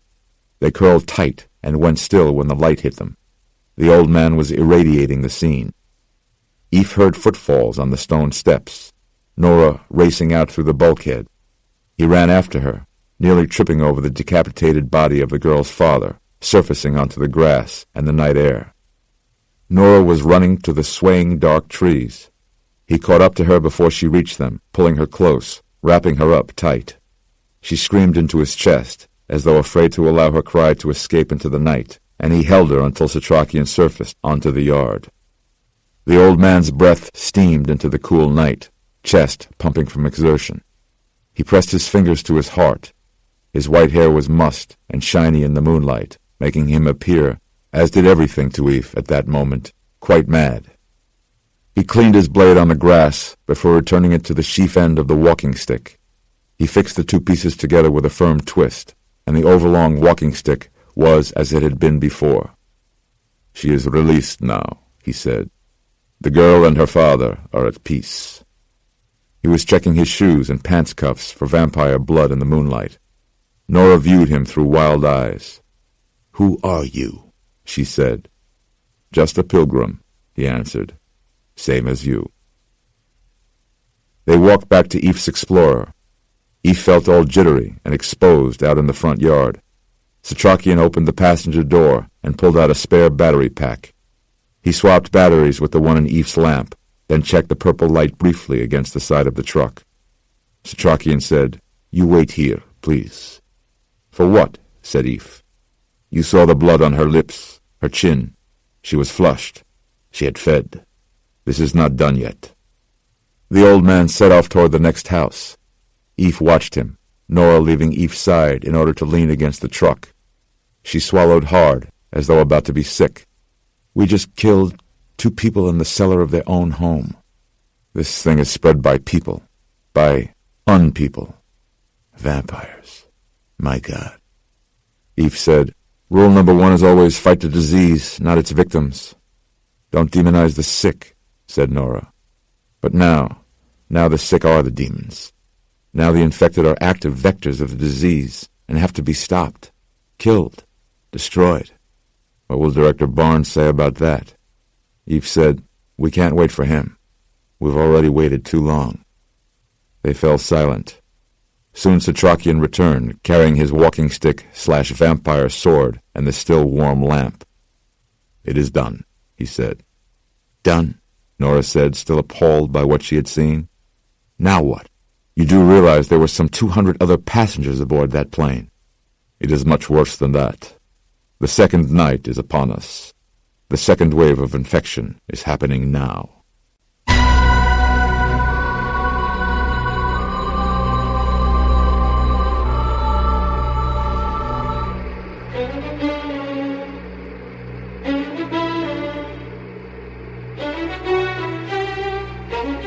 The second night. Patricia ran a hand vigorously back through her hair, as though shaking out the lost hours of another day gone by. She found herself actually looking forward to Mark coming home, and not just for the satisfaction of throwing the kids at him and saying, "Here." She wanted to fill him in on the only real news of the day, the Luss's nanny, who Patricia spied through the shears of the front-facing dining room windows, racing out of the Luss's house not 5 minutes after arriving, children nowhere in sight, the old black woman running as if she was being chased. Oh, the Lusses! How neighbors can get under your skin.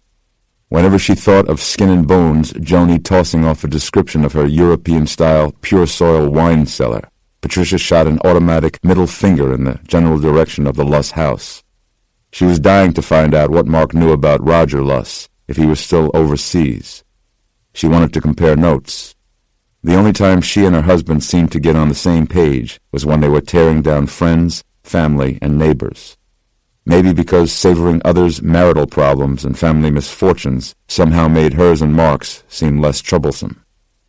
Scandal always went better with a glass of Pinot, and she finished off her second with a flourish. She checked the kitchen clock, with sincere thoughts of pacing herself, given Mark's predictable impatience whenever he arrived home to find her 2 drinks ahead of him. Screw him, snug in his office in the city all day, doing his lunches, walking about at his leisure, hobnobbing on the late train home. Meanwhile, she was stuck here with the baby and Marcus and the nanny and the gardener. She poured herself another glass, wondering how long it would be until Marcus, that jealous little demon, went in to wake up his napping sister. The nanny had put Jacqueline down before she left, and the little baby hadn't woken up yet. Patricia checked the clock again, remarking at this extended period of quiet in the house. Wow, sleeping like a champ. Fortified with another swallow of Pinot, and mindful of her impish little 4-year-old terrorist, she pushed back the ad-crammed cookie magazine and started up the back steps. She looked in on Marcus first, finding him lying face down on the New York Rangers rug next to his sleigh bed, his portable game unit thingy still turned on near his outstretched hand. Worn out. Of course, they would pay dearly for this late nap when the whirling dervish wouldn't settle down at bedtime, but by then it would be Mark's turn to deal. She went down the hall, puzzled by and frowning at a few clumps of dark soil on the runner, that little demon, to the closed door with the shh, shh, shh, angel sleeping, heart-shaped silk pillow hanging from the doorknob on a frilly lace ribbon. She eased it open on the dim, warm nursery, and was startled to see an adult sitting in the rocking chair next to the crib, swaying back and forth. A woman holding a little bundle in her arms. The stranger was cradling baby Jacqueline, but in the quiet warmth of the room, under the softness of the recessed lighting, and feeling the high pile of rug underfoot, everything still seemed okay. Who? As Patricia ventured in farther, something in the rocking woman's posture clicked. Joan? Joan, is that you? Patricia stepped closer. What are you? Did you come in through the garage? Joan, it was her, stopped her slow rocking and stood up from the chair. With the pink-shaded lamp behind her, Patricia barely made out the odd expression on Joan's face, in particular, the strange twist of her mouth. She smelled dirty, and Patricia's mind went immediately to her own sister and that horrible, horrible Thanksgiving last year. Was Joan having a similar breakdown? And why was she here now, holding baby Jacqueline? Joan extended her arms to hand the infant back to Patricia. Patricia cradled her baby, and in a moment knew that something wasn't right. Her daughter's stillness went beyond the limpness of infant sleep. With 2 anxious fingers, Patricia pinched back the blanket covering Jackie's face. The baby's rosebud lips were parted. Her little eyes were dark and fixed and staring. The blanket was wet around her little neck. Patricia's 2 fingers came away sticky with blood. The scream that rose in Patricia's throat never reached its destination. Anne-Marie Barber was literally at her wit's end, standing in her kitchen, whispering prayers and gripping the edge of the sink as though the house she lived in all her married life were a small boat caught in the swirling Black Sea, praying endlessly for guidance, for relief, for a glimmer of hope. She knew that her Ansel was not evil. He was not what he seemed. He was just very, very sick, but he killed the dogs. Whatever illness he had would pass like a bad fever, and everything would return to normal. She looked out at the locked shed in the dark backyard. It was quiet now. The doubts returned, as they had when she saw the news report about the dead people from Flight 753 who had disappeared from the morgues. Something was happening, something awful. He killed the dogs, and her overwhelming sensation of dread was alleviated only by repeated trips to the mirrors and her sink, washing and touching, worrying and praying. Why did Ansel bury himself under the dirt during the day? He killed the dogs. Why did he look at her with such craving? He killed them. Why wouldn't he say anything, but only grunt and yowl, like the dogs he killed?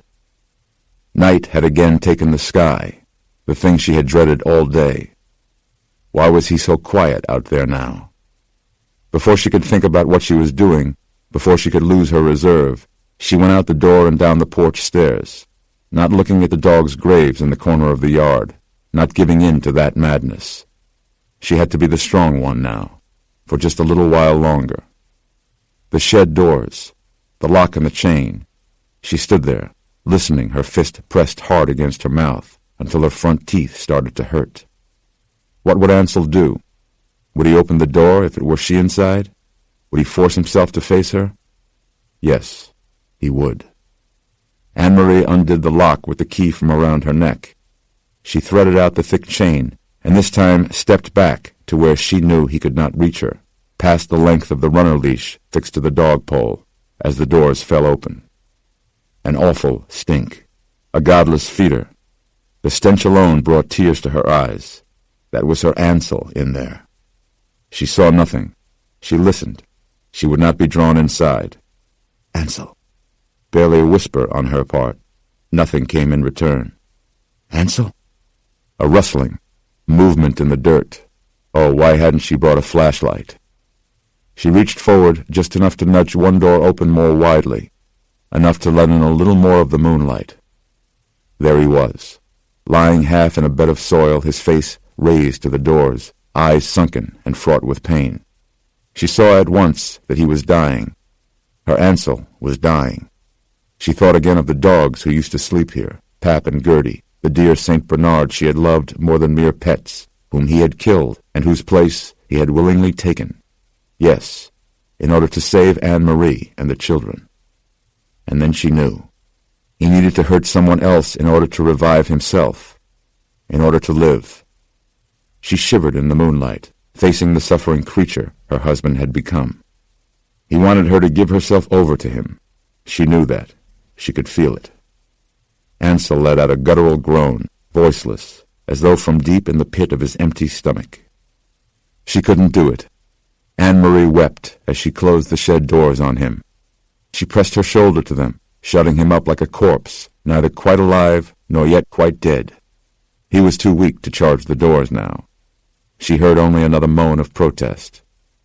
She was running the first length of chain back through the door handles when she heard a step on the gravel behind her. Anne-Marie froze, picturing that police officer returning. She heard another step, then spun around. He was an older man, balding, wearing a stiff-collared shirt, open cardigan, and loose corduroys. Their neighbor from across the street, the one who had called the police, the widower, Mr. Odish, the kind of neighbor who rakes his leaves into the street so that they blow into your yard. A man they never saw or heard from unless there was a problem that he suspected them or their children of having caused. Mr. Odish said, "Your dogs have found increasingly creative ways to keep me awake at night."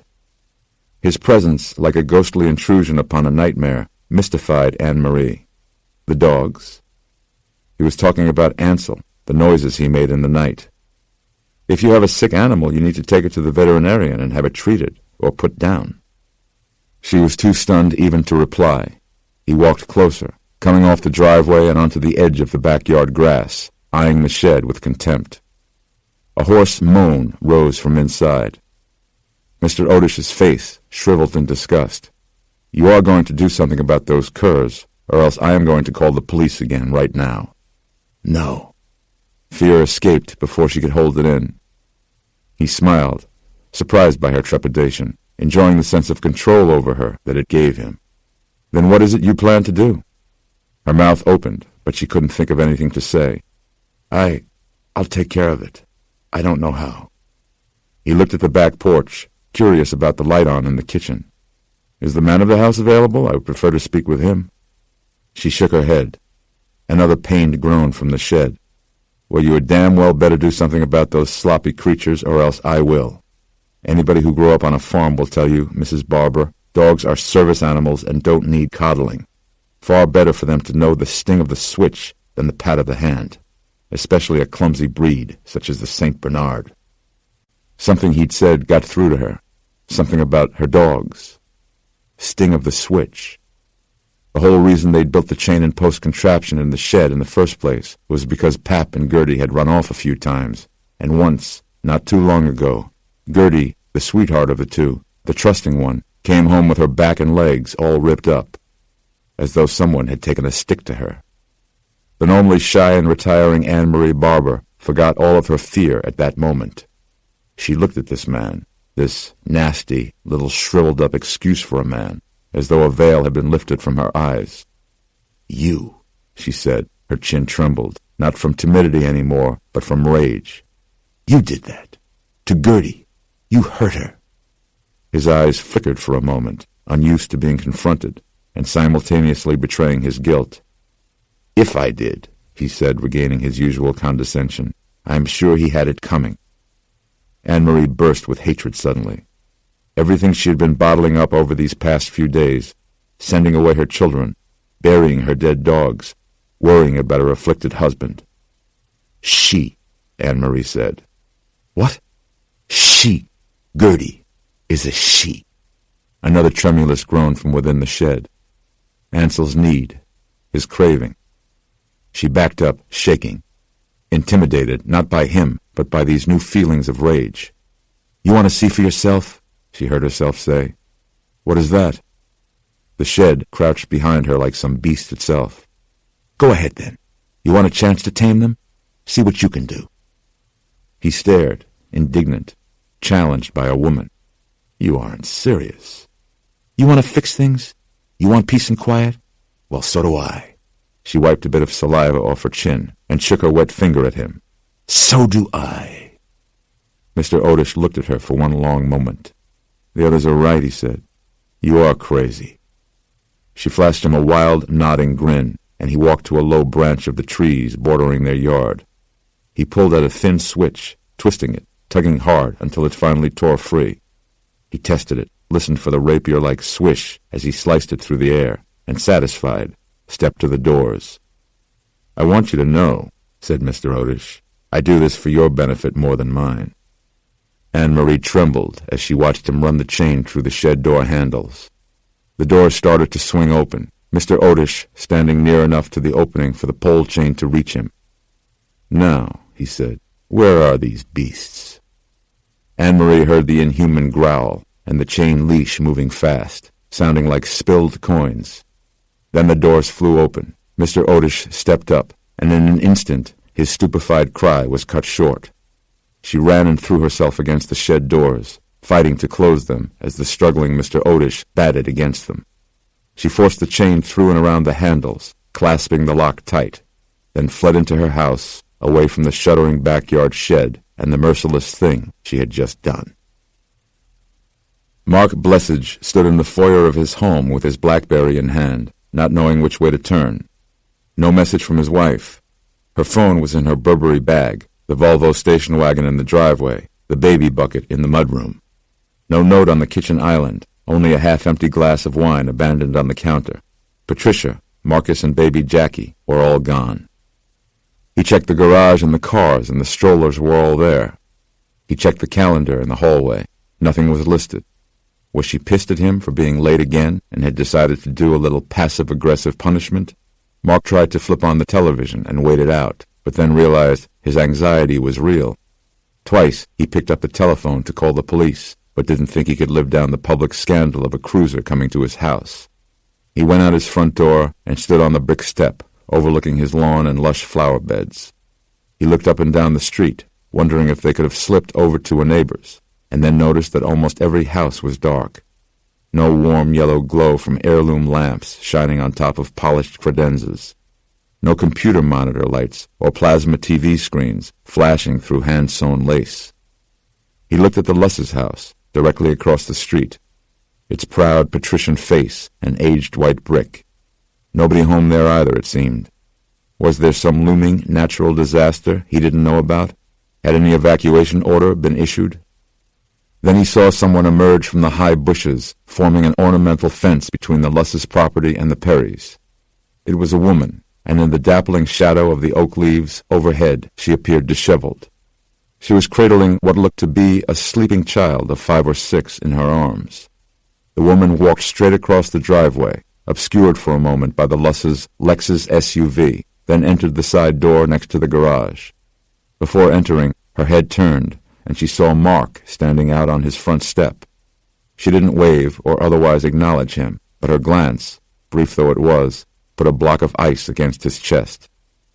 She wasn't Joan Luss, he realized, but she might have been the Lusses' housekeeper. He waited for a light to come on inside. None did.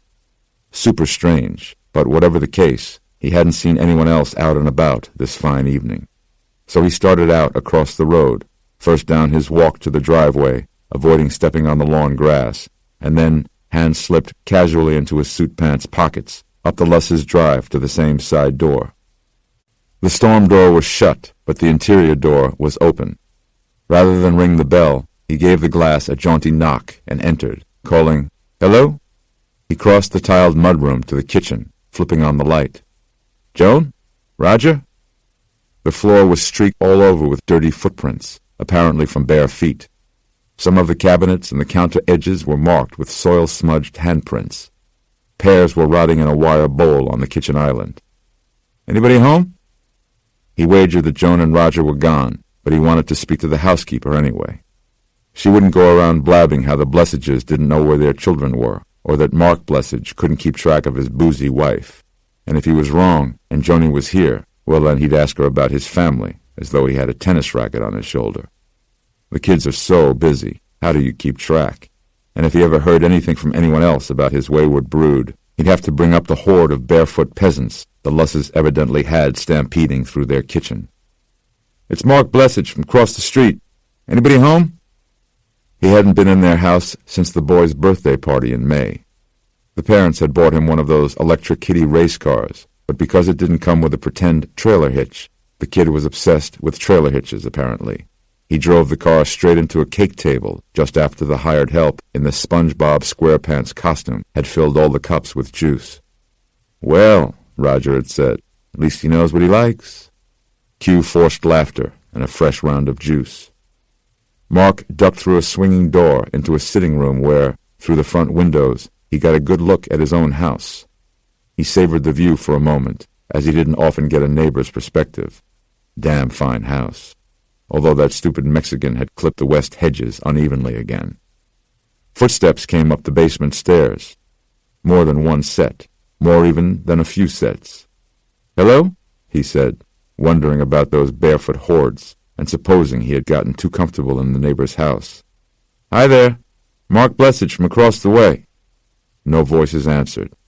"Sorry to barge in like this, but I was wondering—" He pushed back the swinging door and stopped. Some 10 people stood facing him. 2 of them were children who stepped out from behind the kitchen island. Neither of them were his. Mark recognized a few of the people by face, fellow Bronxville residents, people he saw at Starbucks or the train station or the club. One of them, Carol, was the mother of a friend of Marcus's. Another was just a UPS delivery man, wearing the trademark brown shirt and shorts. Quite a random assortment for a get-together. Among them was nary a Luss nor a Blessage. "I'm sorry, am I interrupting?" Now he really started to see them, their complexions and their eyes as they stared at him without speaking. He had never been stared at like that by people before. He felt a heat from them that was separate from their gaze. Behind them stood the housekeeper. She looked flushed, her complexion red, and her staring eyes scarlet, and there was a red stain on the front of her blouse. Her hair was stringy and unwashed, and her clothes and skin couldn't have been dirtier if she'd been sleeping in real dirt. Mark flipped a forelock of hair out of his eyes. He felt his shoulders come up against the swinging door and realized he was backing up. The rest of them moved toward him, with the exception of the housekeeper, who merely stood and watched. One of the children, a twitchy boy with jagged black eyebrows, stepped up on an open drawer to climb onto the kitchen island, so that he stood a head taller than anyone else. He took a running start off the granite countertop and launched himself into the air toward Mark Blessage, who had no choice but to put out his arms and catch him. The boy's mouth opened as he leaped, and by the time he grabbed Mark's shoulders, his little stinger was out. Like a scorpion's tail, it flexed up before shooting straight out, piercing Mark's throat. It split skin and muscle to anchor in his carotid artery, and the pain was like that of a hot skewer rammed halfway into his neck. He fell backward through the door, crashing to the floor with the boy holding fast, tethered to his throat, sitting astride his chest. Then the pulling began, the drawing out, the sucking, the draining. Mark tried to speak, tried to scream, but the words clotted in his throat, and he choked on them. He was paralyzed. Something in his pulse changed, was interrupted, and he couldn't utter a sound. The boy's chest pressed against his, and he could feel the faint thumping of its heart, or something against his own. As the blood rushed out of Mark's body, he felt the boy's rhythm accelerate and become stronger. Thump, thump, thump, reaching a frenzied, intimate gallop that was close to pleasure. The boy's stinger engorged as he fed, and the whites of his eyes, as he stared at Mark, flushed crimson. Methodically, the boy kept twining his crooked, bony fingers through Mark's hair, tightening his grip on his prey. The others burst through the door, setting upon the victim, tearing at his clothes. As their stingers pierced his flesh, Mark felt a renewed pressure change inside his body, not decompression, but compression. Vacuum collapse, like a juice pack being consumed. And at the same time, a scent overpowered him, rising into his nose and eyes like a cloud of ammonia. He felt an eruption of wetness over his chest, warm, like freshly made soup, and his hands, gripping the little fiend's body, felt a sudden hot dampness. The boy had soiled himself, defecating over Mark as he fed, though the excretion seemed more chemical than human. Pain like a motherfucker. Corporeal, all over, his fingertips, his chest, his brain. The pressure went away from his throat, and Mark hung there like a bright white star of effulgent pain.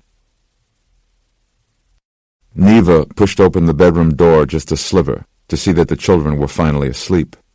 Keen and Audrey Luss lay in sleeping bags on the floor next to her own granddaughter Narushta's bed. The Luss children were all right most of the time.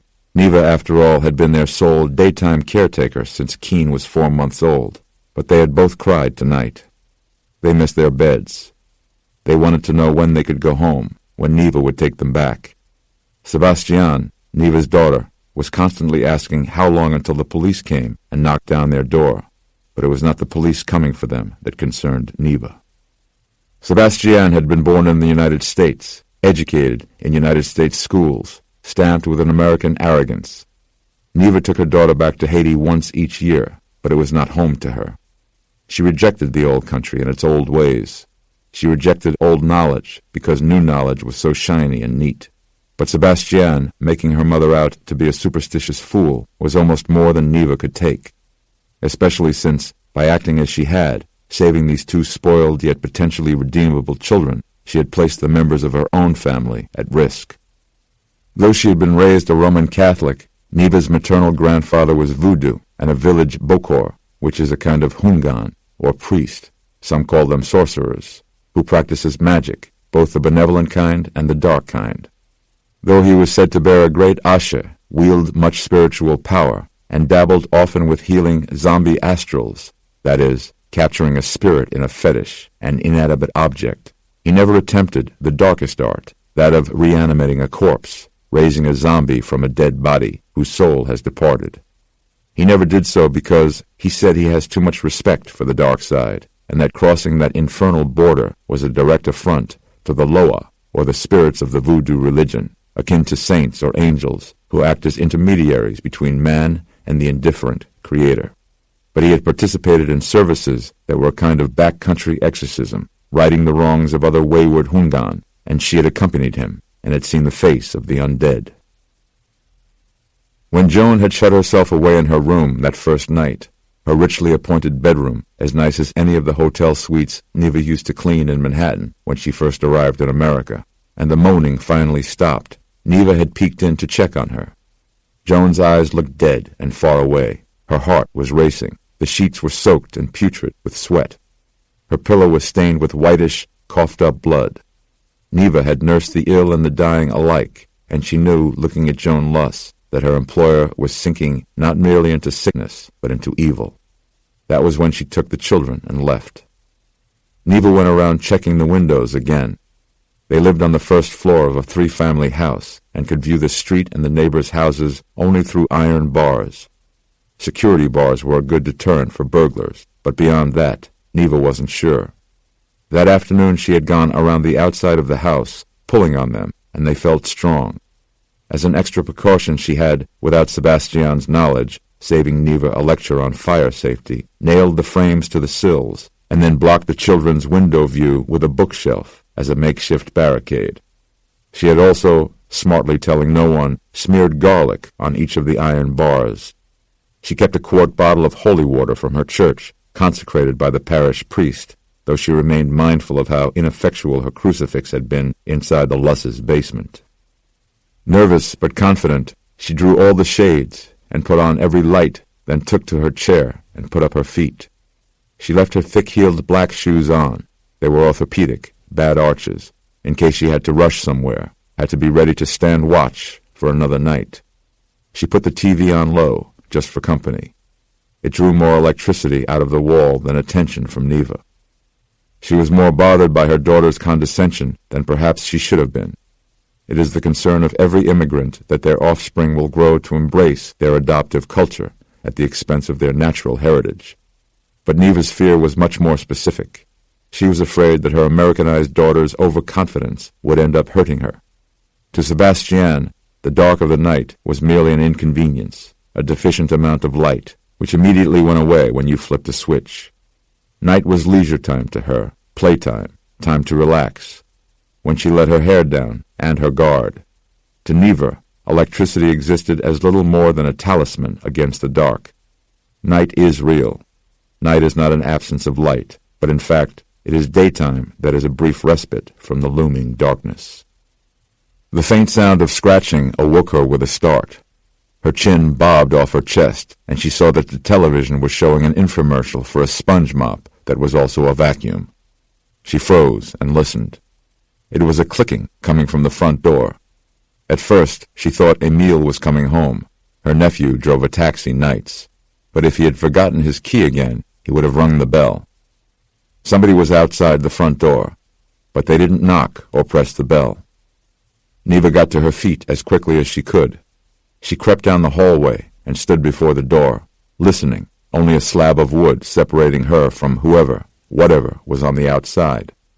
She felt a presence. She imagined that, if she touched the door, which she did not, she would feel heat.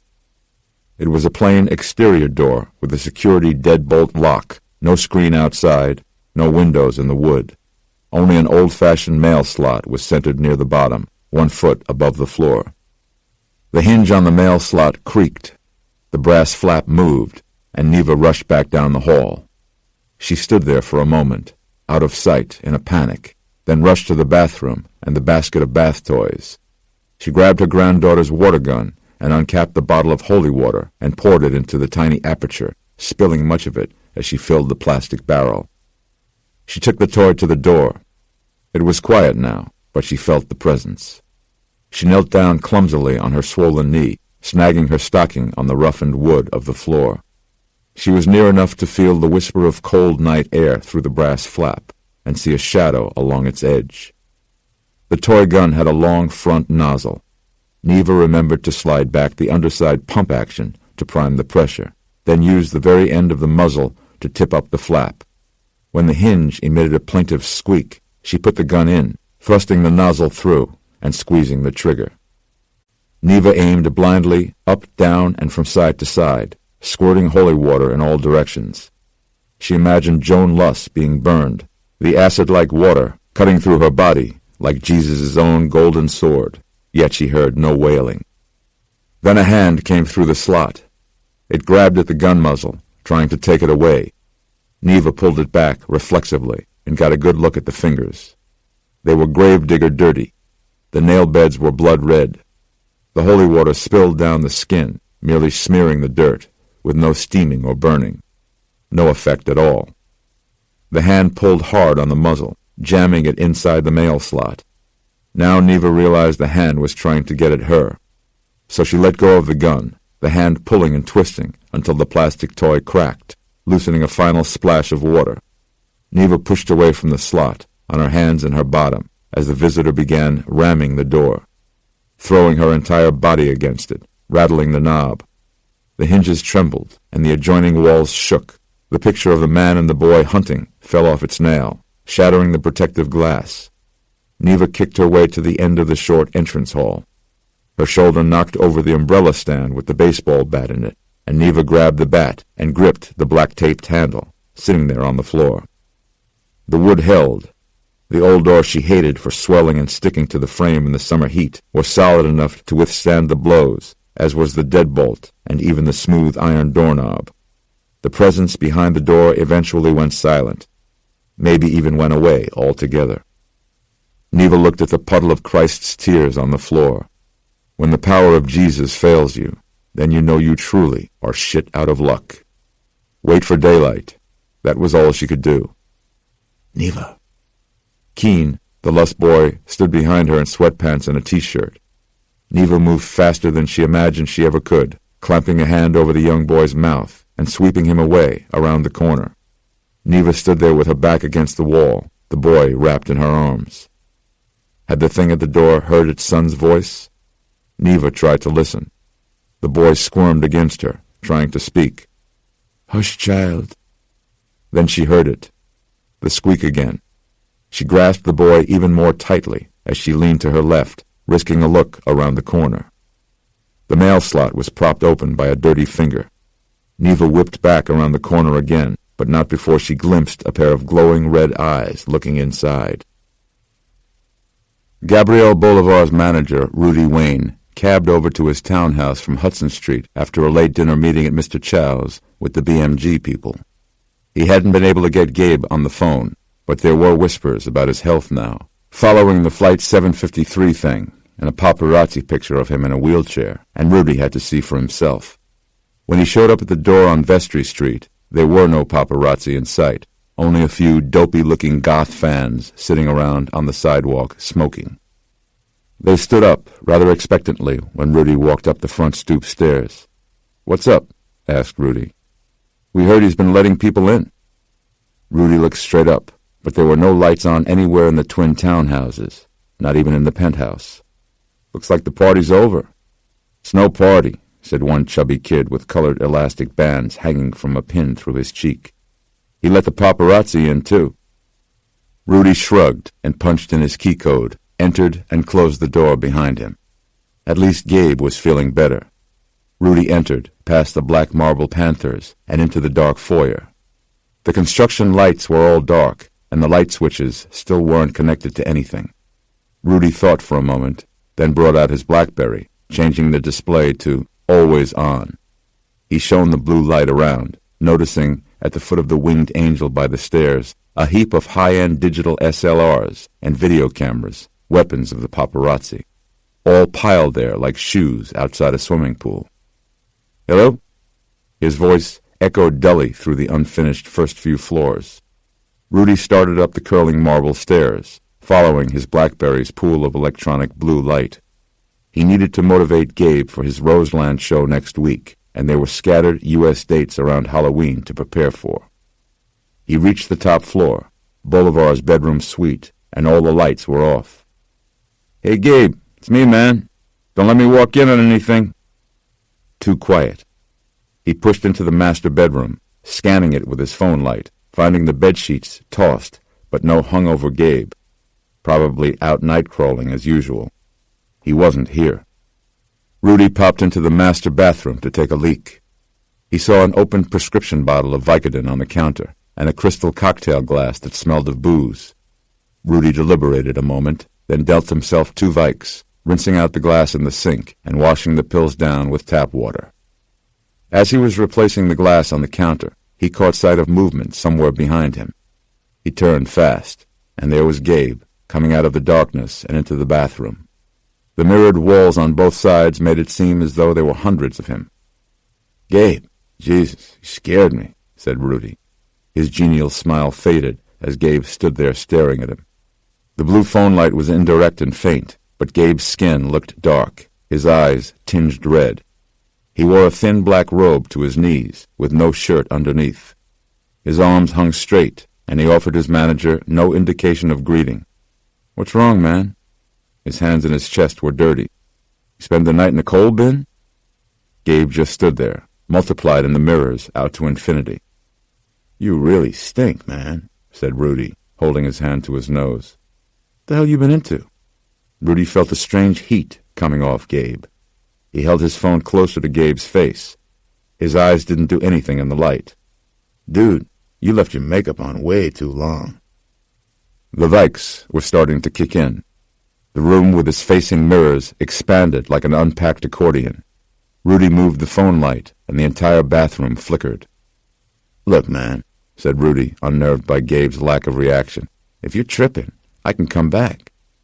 He tried to glide out on Gabe's left, but Gabe didn't stand aside. He tried again, but Gabe would not give way. Rudy stood back, holding his phone light out on his longtime client. "Gabe, man, what the—" Bolivar opened his robe then, spreading his arms wide like wings before allowing the garment to fall to the floor. Rudy gasped. Gabe's body was gray and gaunt throughout, but the sight that made him dizzy was Gabe's groin. It was hairless and doll-smooth, lacking any genitalia. Gabe's hand covered Rudy's mouth hard. Rudy started to struggle, but much too late. Rudy saw Gabe grinning, and then that grin fell away, something like a whip writhing inside his mouth. Beside the trembling blue light of his phone, as he frantically and blindly felt for the numerals 9, 1, and 1, he saw the stinger emerge. Vaguely defined appendages inflated and deflated along its sides, like twin spongy sacks of flesh, flanked by gill-like vents that flared open and closed. Rudy saw all of this in the instant before it shot into his neck. His phone fell to the bathroom floor beneath his kicking feet, the send button never pressed. 9-year-old Jeannie Milsom wasn't tired at all on her way home with her mother. Seeing The Little Mermaid on Broadway was so awesome. She believed she was the most awake she had ever been in her life. Now she truly knew what she wanted to be when she grew up. No more ballet school instructor after Cindy Vealey broke 2 toes on a leap. No more Olympic gymnast, pommel horse too scary. She was going to be, drum roll please, a Broadway actress. And she was going to dye her hair coral red and star in The Little Mermaid, in the lead role of Ariel, and at the end take the biggest and most graceful curtain curtsy of all time. And after the thunderous applause, she was going to greet her young theater-going fans after the show and sign all their programs and smile for camera-phone pictures with them. And then, one very special night, she was going to select the most polite and sincere 9-year-old girl in the audience and invite her to be her understudy and best friend forever. Her mother was going to be her hairstylist, and her dad, who stayed home with Justin, would be her manager, just like Hannah Montana's dad. And Justin, well, Justin could just stay home and be himself. And so she sat, chin in hand, turned around in the seat on the subway running south underneath the city. She saw herself reflected in the window, saw the brightness of the car behind her, but the lights flickered sometimes, and in one of those dark blinks she found herself looking out into an open space where one tunnel fed into another. Then she saw something. No more than a subliminal flash of an image, like a single disturbing frame spliced into an otherwise monotonous strip of film. So fast that her 9-year-old conscious mind didn't have time to process it, this image she did not understand. She couldn't even say why she burst into tears, which woke up her nodding mother, so pretty in her theater coat and dress next to her, who comforted her and tried to draw out what had prompted the sobbing. Jeannie could only point to the window. She rode the rest of the way home, cuddled beneath her mother's arm. But the master had seen her. The master saw everything, even especially while feeding. His night vision was extraordinary and nearly telescopic in varying shades of gray and registered heat sources in a glowing spectral white. Finished, though not satiated, never satiated, he let his prey slide limply down his body, his great hands releasing the turned human to the gravel floor. The tunnels around him whispered with winds that fluttered his dark cloak, trains screaming in the distance, iron clashing against steel, like the scream of a world suddenly aware of his coming.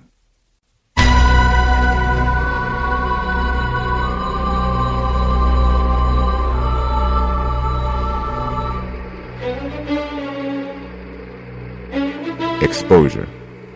Canary headquarters, 11th Avenue and 27th Street. On the third morning following the landing of Flight 753, Eve took Setrakian to the office headquarters of the CDC Canary Project on the western edge of Chelsea, 1 block east of the Hudson. Before Eve started Canary, The three-room office had been the local site for the CDC's World Trade Center Worker and Volunteer Medical Screening Program, investigating links between the 9/11 recovery effort and persistent respiratory ailments. Eve's heart lifted as they pulled up at 11th Avenue. Two police cars and a pair of unmarked sedans with government license plates were parked outside the entrance. Director Barnes had come through, finally. They were going to get the help they needed. There was no way Eve, Nora, and Setrakian could fight this scourge on their own. The third-floor office door was open when they got there, and Barnes was conferring with a plainclothesman who identified himself as an FBI special agent. "Everett," said Eve, relieved to find him personally involved. "Your timing is perfect. Just the man I wanted to see." He moved to a small refrigerator near the door. Test tubes clinked as he reached for a quart of whole milk, uncapping it and drinking it down fast. He needed the calcium the same way he had once needed booze. We trade off our dependencies, he realized. For instance, just last week, Eve had been fully dependent upon the laws of science and nature. Now his fix was silver swords and ultraviolet light. He brought the half-empty bottle away from his lips with the realization that he had just slaked his thirst with the product of another mammal. "Who is this?" asked Director Barnes. "This," said Eve, swiping the milk mustache from his upper lip, "is Professor Abraham Setrakian." Setrakian was holding his hat, his alabaster hair bright under the low ceiling lights. "So much has happened, Everett," said Eve, swallowing more milk, putting out the fire in his belly. "I don't even know where to begin." Barnes said, "Why don't we start with the bodies missing from the city morgues?" Eve lowered the bottle. One of the cops had edged closer to the door behind him. A second FBI man was sitting at Eve's laptop, pecking away. "Hey, excuse me," said Eve. Barnes said, "Ephraim, what do we know about the missing corpses?" Eve was a moment trying to read the CDC director's face.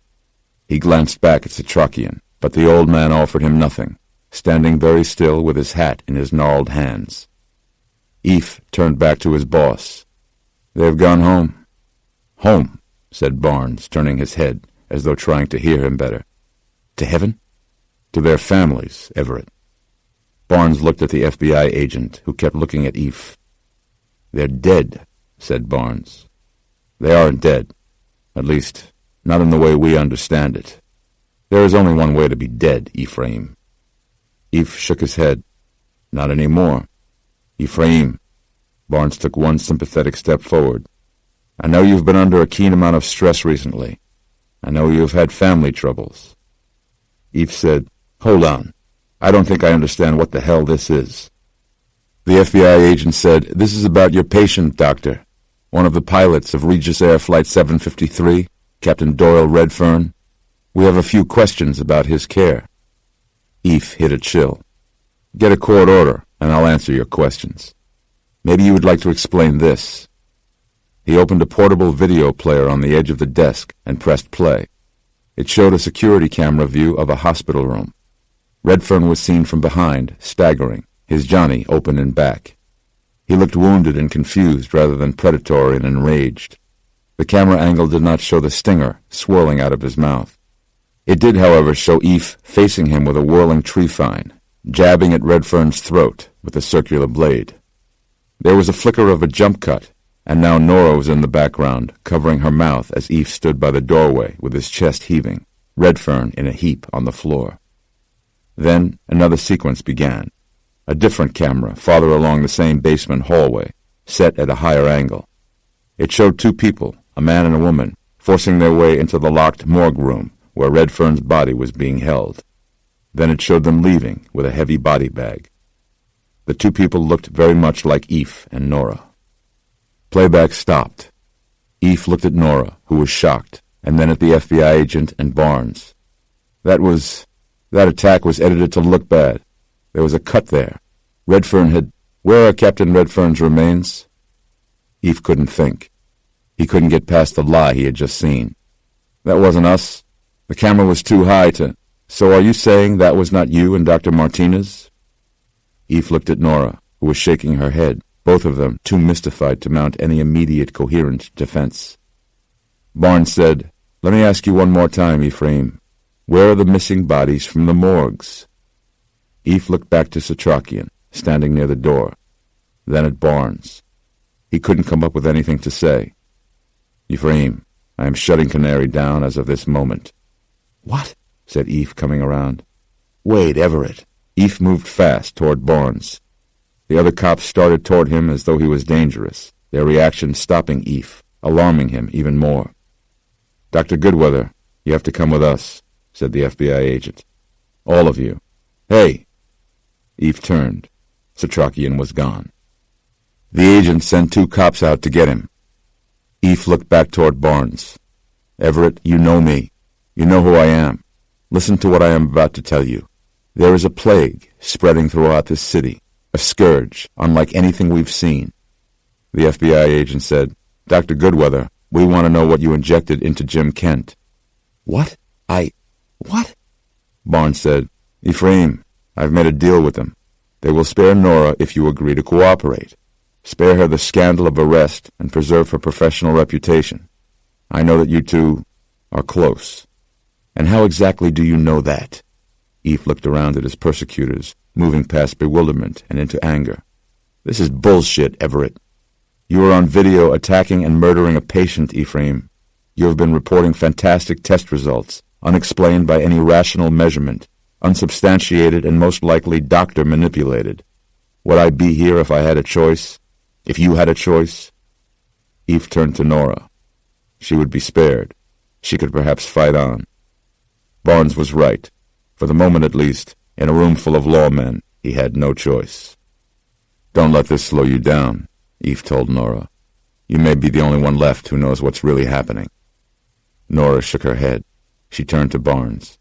Sir, there is a conspiracy here, whether you are willingly a part of it or not. Please, Dr. Martinez, said Barnes. Don't embarrass yourself any further. The other agent packed up Eve's and Nora's laptops. They started walking Eve down the stairs. At the second-floor hallway, they met the 2 cops who had gone after Setrakian. They were standing side by side, almost back to back, handcuffed together. Setrakian appeared behind the group with his sword drawn. He held its point at the lead FBI agent's neck. There was a small dagger in his other hand, also fashioned of silver. He held that one near Director Barnes' throat. The old professor said, You gentlemen are pawns in a scheme well beyond your comprehension. Doctor, take this dagger. Eve took the weapon's handle, holding the point at his boss's throat. Barnes said breathlessly, Good Christ, Ephraim, have you lost your mind? Everett, this is bigger than you can know. This goes beyond the CDC, beyond regular law enforcement even. There is a catastrophic disease outbreak in this city, the likes of which we have never seen, and that's just the half of it. Nora came up beside him, reclaiming hers and Ephraim's laptops from the other FBI agent. She said, I got everything else we need from the office. Looks like we won't be coming back. Barnes said, For God's sakes, Ephraim, come to your senses. This is the job you hired me to do, Everett, to sound the alarm when a public health crisis warrants. We are on the verge of a worldwide pandemic, an extinction event, and somebody somewhere is pulling out all the stops to make damn sure it succeeds. Stoneheart Group, Manhattan. Eldridge Palmer switched on a bank of monitors, showing 6 television news channels. The one in the lower left-hand box interested him most. He angled his chair up a few degrees and isolated the channel, raising its volume. The reporter was posted outside the 17th Precinct headquarters on East 51st Street, getting a no comment from a police official concerning a rash of missing person reports being filed throughout the New York area in the past few days. They showed the line of people waiting outside the precinct house, too many to be allowed inside, filling out forms on the sidewalk. The reporter noted that other seemingly unexplained incidents, such as house break-ins in which nothing appeared to have been stolen and no one appeared to be home, were being reported also. Strangest of all was the fact of the failure of modern technology to assist in the search for the missing persons. Mobile phones, almost all of which contained traceable GPS technology, had apparently gone missing with their owners. This led some to speculate that people were perhaps willfully abandoning families and jobs, and noted that the spike in disappearances seemed to have coincided with the recent lunar occultation, suggesting a link between the two occurrences. A psychologist then commented on the potential for low-grade mass hysteria in the wake of certain startling celestial events. The story ended with the reporter giving airtime to a teary woman holding up a J.C. Penney portrait of a missing mother of two. The program then went to a commercial for an age-defying cream designed to help you live longer and better. The congenitally ill tycoon then switched off the audio so that the only sound, other than the dialysis machine, was the humming behind his avaricious smile. On another screen was a graphic showing the financial markets declining while the dollar continued its fall. Palmer himself was moving the markets, steadily divesting himself of equities and buying into metals, gold, silver, palladium, and platinum bullion. The commentator went on to suggest that the recent recession represented opportunities in futures trading. Palmer strongly disagreed. He was shorting futures, everybody's except his own. A telephone call was forwarded to his chair through Mr. Fitzwilliam, a sympathetic member of the Federal Bureau of Investigation, calling to inform him that the epidemiologist with the Canary Project, Dr. Ephraim Goodweather, had escaped. "Escaped," said Palmer. "How is that possible?" He had an elderly man with him who apparently was more wily than he'd seemed. He carried a long silver sword. Palmer was silent for one full respiration. Then slowly he smiled. Forces were aligning against him. All well and good. Let them come together. It would be easier to clear them all away. "Sir," said the caller. "Oh, nothing," said Palmer. "I was just thinking of an old friend." Knickerbocker Loans and Curios, 118th Street, Spanish Harlem. Eve and Nora stood with Setrakian behind the locked doors of his pawnshop, the two epidemiologists still shaken up. "I gave them your name," said Eve, looking outside the window. "The building is in my late wife's name. We should be safe here for the moment." Setrakian was anxious to get downstairs to his basement armory, but the two doctors were still rattled. "They are coming after us," said Eve. "Clearing the way for infection," said Setrakian. "The strain will move faster through an orderly society than one on high alert." "They who?" said Nora. "Whoever had the influence to get that coffin loaded onto a transatlantic flight in this age of terrorism," said Setrakian. Eve said, pacing, "They're framing us, sending someone in there to steal Redfern's remains, who looked like us. As you said, you are the lead authority to sound the general alarm for disease control. Be thankful they only tried to discredit you." Nora said, "Without the CDC behind us, we have no authority." Setrakian said, "We must continue on our own now. This is disease control at its most elemental." Nora looked over at him. "You mean murder? What would you want? To become like that? Or to have someone release you?" Eve said, "Still a polite euphemism for murder, and easier said than done. How many heads do we have to cut off? There are 3 of us here." Setrakian said, "There are ways other than severing the spinal column. Sunlight, for example. Our most powerful ally." Eve's phone trembled inside his pocket. He pulled it out, wary, checking at the display. An Atlanta exchange. CDC headquarters. "Pete O'Connell," he said to Nora, and took the call. Nora turned to Setrakian. "So where are they all right now, during the day?" "Underground, cellars and sewers, the dark bowels of buildings, such as maintenance rooms, in the heating and cooling systems, in the walls sometimes, but usually in dirt. That is where they prefer to make their nests. So they sleep during the day, right? That would be most convenient, wouldn't it? A handful of coffins in a basement full of dozing vampires. But no, they don't sleep at all, not as we understand it. They will shut down for a while if they are sated. Too much blood digestion fatigues them, but never for long. They go underground during daylight hours, solely to escape the killing rays of the sun." Nora appeared quite pale and overwhelmed, like a little girl who'd been told that dead people do not in fact grow wings and fly straight up to heaven to be angels, but instead stay on earth and grow stingers under their tongues and turn into vampires.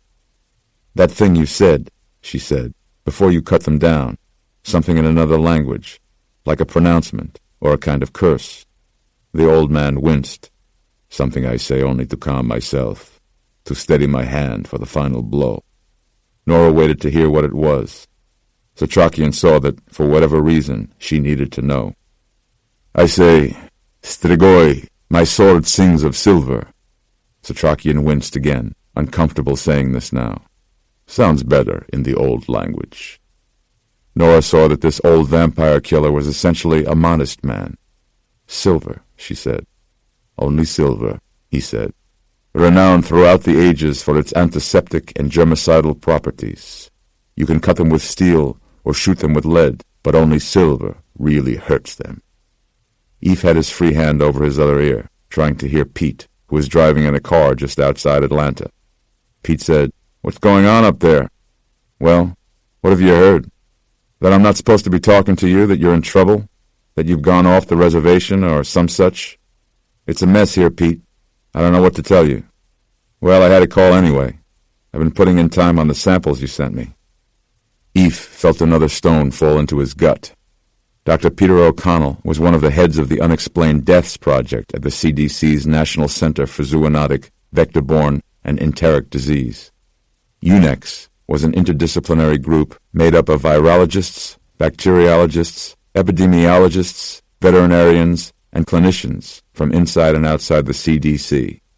A great many naturally occurring deaths go unexplained in the United States each year, and a fraction of these, about 700 per annum, are referred to UNEX for further investigation. Of those 700, merely 15% are satisfactorily resolved, with samples from the rest being banked for possible future re-examination. Every UNEX researcher holds another position within the CDC, and Pete was the chief of infectious disease pathology, an expert on how and why a virus affects its host. Eve had forgotten sending him early biopsies and blood samples from Captain Redfern's preliminary examination. "It's a viral strain, Eve, no doubt about that. A remarkable bit of genetic acid." "Pete, wait. Listen to me. The glycoprotein has amazing binding characteristics. I'm talking skeleton key. Astonishing. This little bugger doesn't merely hijack the host cell, tricking it into reproducing more copies of itself. No, it fuses to the RNA, melds with it, consumes it, yet somehow doesn't use it up. What it's doing is it's making a copy of itself mated with the host cell, and taking only the parts it needs. I don't know what you're seeing with your patient, but theoretically, this thing could replicate and replicate and replicate, and many millions of generations later, and this thing is fast, it could reproduce its own organ structure. Systematically, it could change its host into what I don't know, but I sure would like to find out." "Pete," Eve's head was swimming. It made too much sense. The virus overwhelmed and transformed the cell, just as the vampire overwhelmed and transformed the victim. These vampires were viruses incarnate. Pete said, "I'd like to do the genetics on this one myself, really see what makes it tick. Pete, listen to me. I want you to destroy it." Eve heard Pete's windshield wipers working in silence. "What?" "Save your findings, hang on to those, but destroy that sample right away." More windshield wipers, metronomes of Pete's uncertainty. "Destroy the one I was working on, you mean? Because you know that we always bank some just in case." "Pete, I need you to drive straight to the lab and destroy that sample." "Eve." Eve heard Pete's blinker, Pete pulling off the road to finish the conversation. "You know how careful we are with any potential pathogens. We're clean and we're safe, and we have a very strict laboratory protocol that I can't just break for your... I made a terrible mistake letting it out of New York City. I didn't know then what I know now." "Exactly what kind of trouble are you in, Eve?" "Bleach it. If that doesn't work, use acid. Set it on fire if you have to. I don't care. I'll take full responsibility." "It's not about responsibility, Eve. It's about good science. You need to be straight with me now. Someone said they saw something about you on the news." Eve had to end this. "Pete, do as I ask, and I promise I will explain everything to you when I can." He hung up. Setrakian and Nora had listened to the end of his conversation. Setrakian said, "You sent the virus somewhere else. He's going to destroy it. Pete'll err on the side of caution. I know him too well." Eve looked at the televisions for sale along the wall. "Something about you on the news. Any of these work?" They found one that did. It wasn't long before the story rolled around.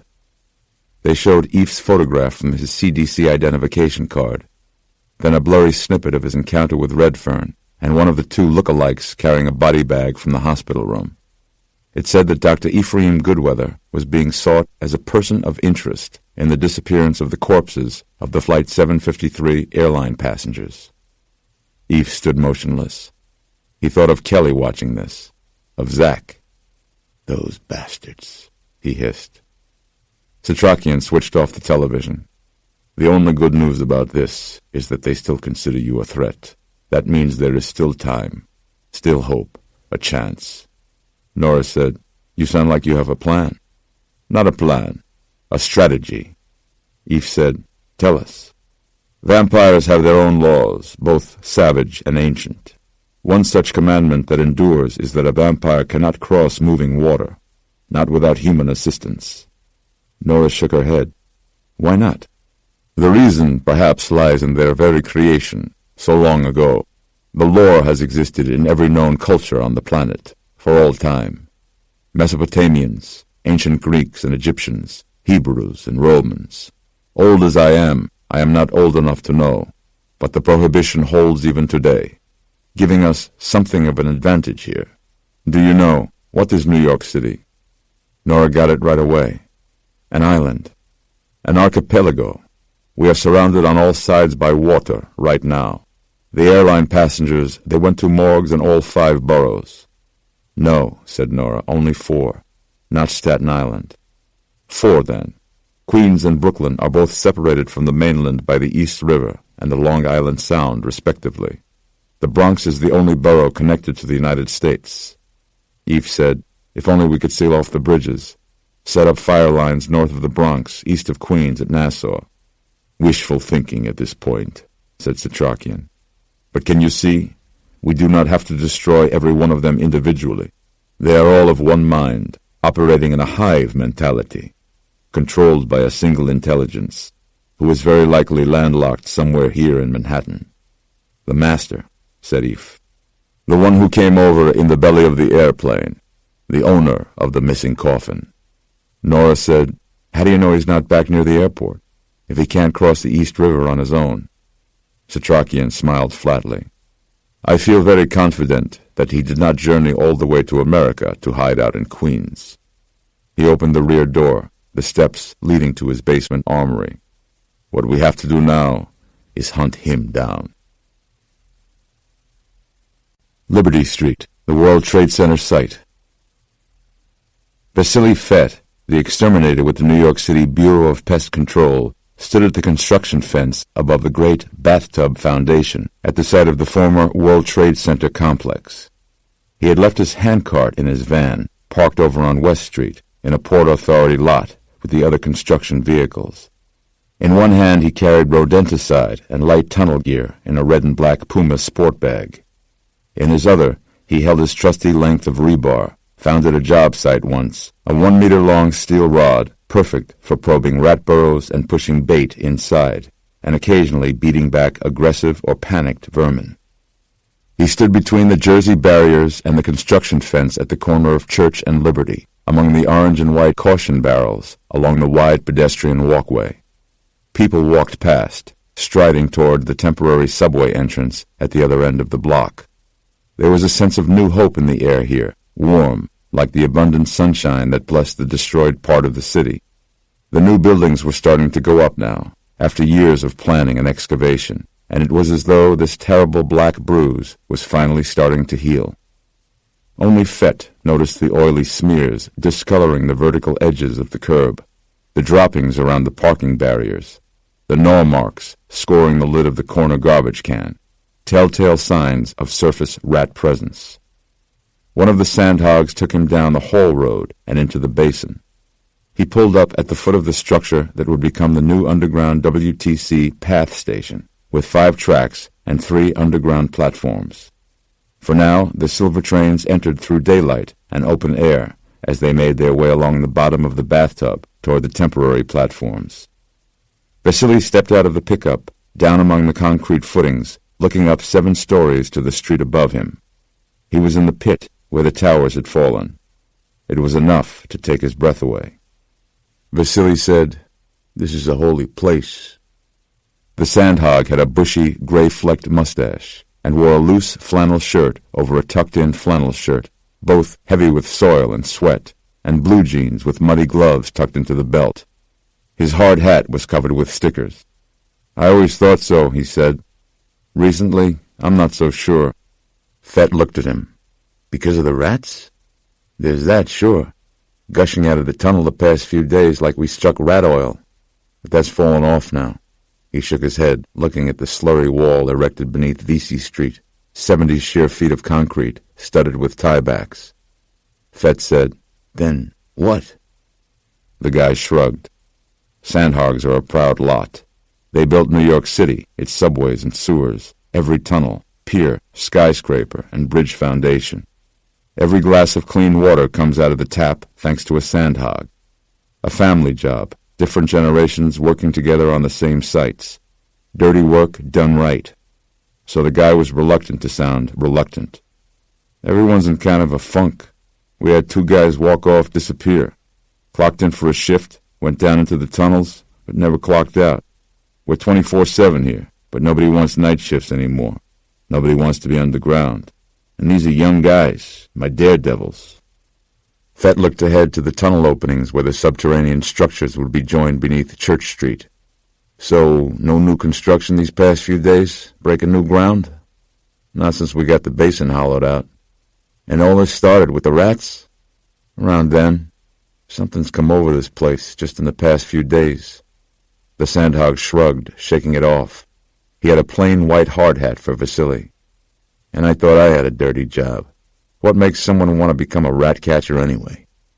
Vasily put on the hat, feeling the wind change near the mouth of the underground passage. "I guess I'm addicted to the glamour." The sandhog looked at Vasily's boots, his puma bag, the steel rod. "Done this before?" "Gotta go where the vermin are. There's a lot of city under this city." "Tell me about it. You got a flashlight, I hope. Some breadcrumbs?"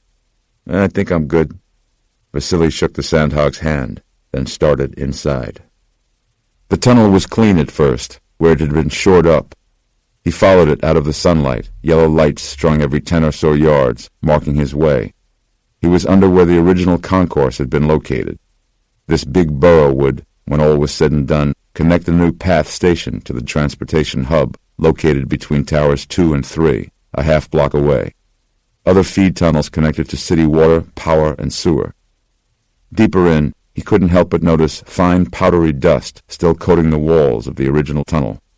This was a hallowed place, still very much a graveyard, where bodies and buildings were pulverized, reduced to atoms.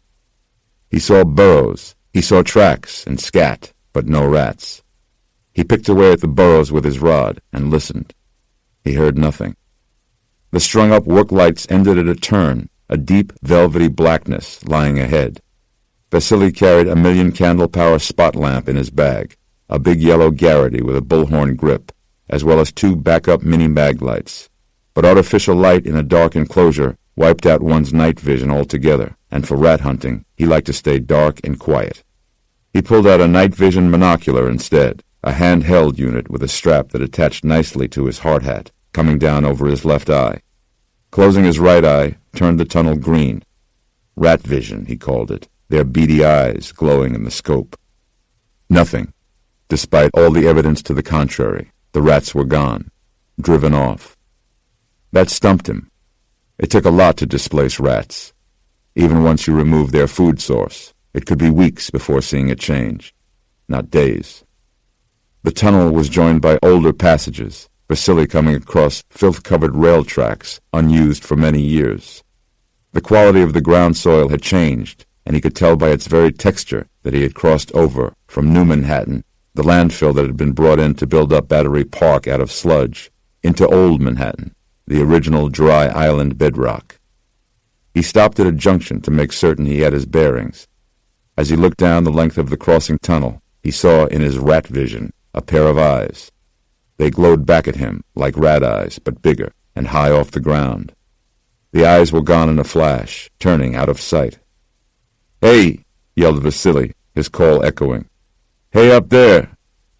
After a moment a voice answered him, echoing back off the walls. "Who goes there?" Vasily detected a note of fear in the voice. A flashlight appeared, its source down at the end of the tunnel, well beyond where Vasily had seen the eyes.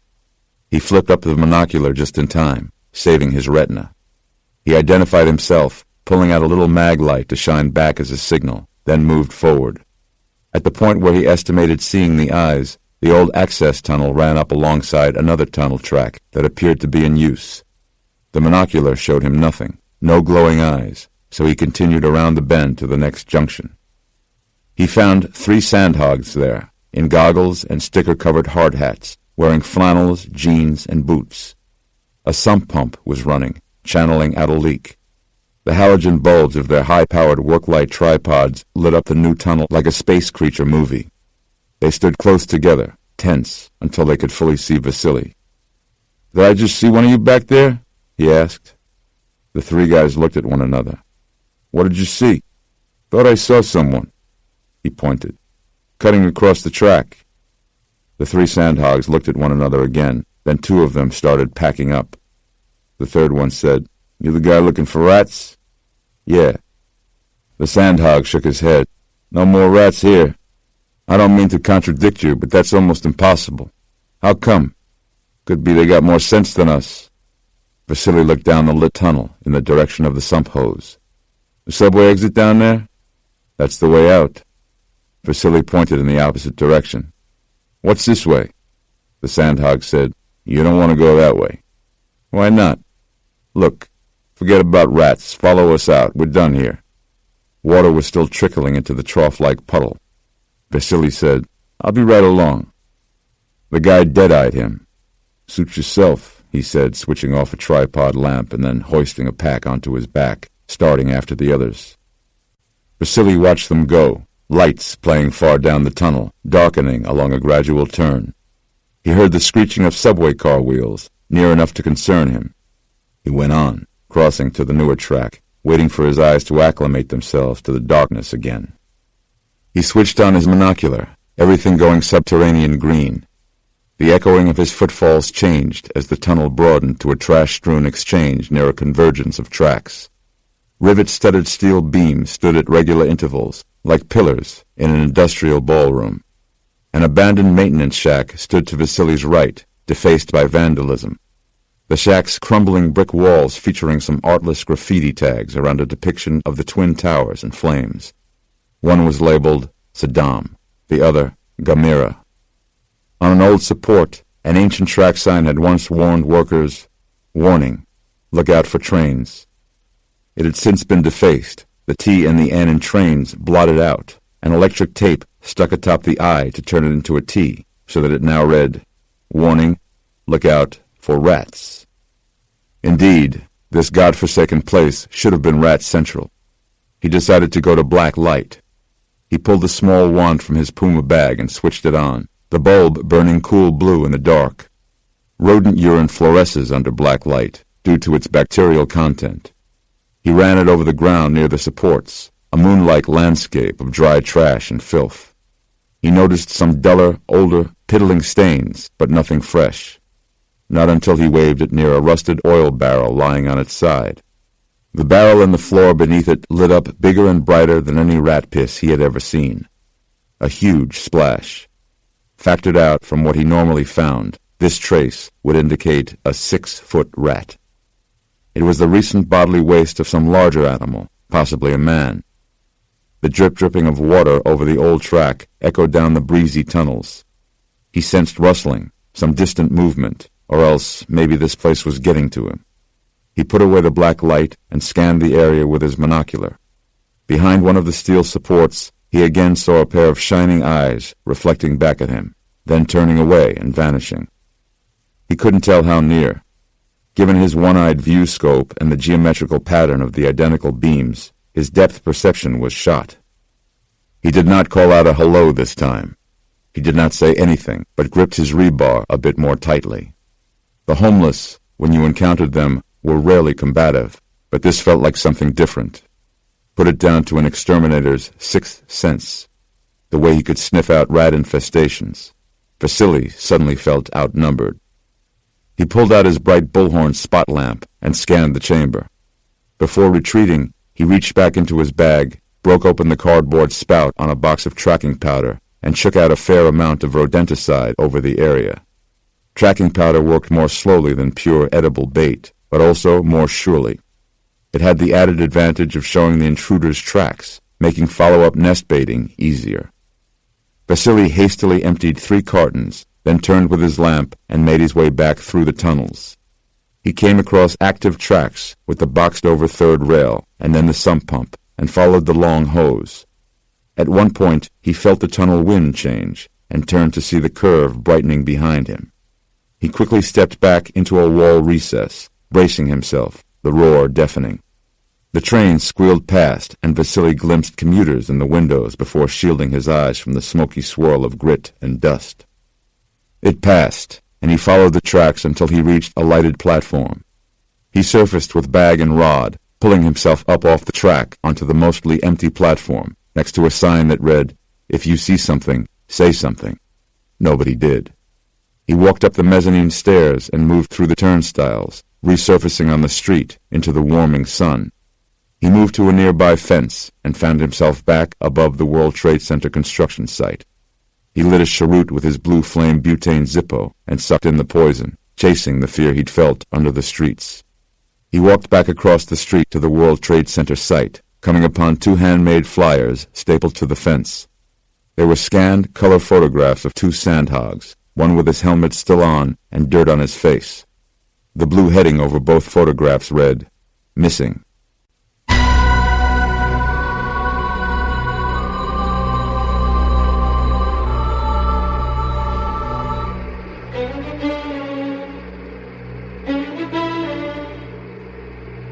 Final interlude.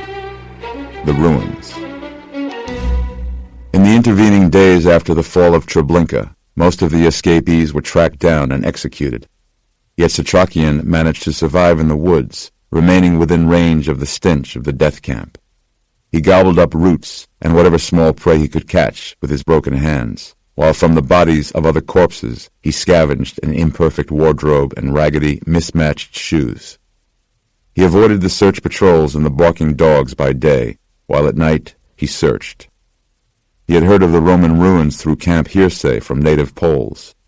It took him almost a week of roaming until late one afternoon, in the dying light of dusk, he found himself at the mossy steps at the top of the ancient rubble. Most of what remained was underground, with only a few overgrown stones visible from the outside. A large pillar still stood at the top of the mound of stones. He could make out a few letters, but they faded so long ago that it was impossible to discern any meaning. It was also impossible to stand there at the dark mouth of these catacombs and not shudder. Abraham was certain. Down there was the lair of Sardieu. He knew. Fear overcame him, and he felt the burning hole growing in his chest. But purpose was stronger in his heart, because he knew that it was his calling to find that thing, that hungry thing, and kill it, make it cease. The camp rebellion had scuttled his killing plan, after weeks and months of procuring raw white oak for shaping, but not his need for vengeance. Of everything that was wrong in the world, this was the thing he could do right, that could give his existence meaning, and now he was about to do it. Using a broken rock, he had fashioned a crude new stake, chosen from the hardest branch he could find, not pure white oak, but it would have to do. He did this with mangled fingers, further ruining his aching hands for all time. His footsteps echoed in the stone chamber that formed the catacomb. Its ceiling was quite low, surprising given the thing's unnatural height, and roots had upset the stones that precariously held the structure together. The first chamber led to a second, and amazingly, a third, each one smaller than the other. Setrakian had nothing with which to light his way, but the crumbling structure allowed for faint columns of late-day light to seep through the darkness. He moved cautiously through the chambers, pulse racing, stricken at the threshold of murder. His crude wooden stake seemed wholly inadequate as a weapon to fight with, in the dark, with the hungry thing. Especially with broken hands. What was he doing? How would he kill this monster? As he entered the last chamber, An acid pang of surging fear burned his throat.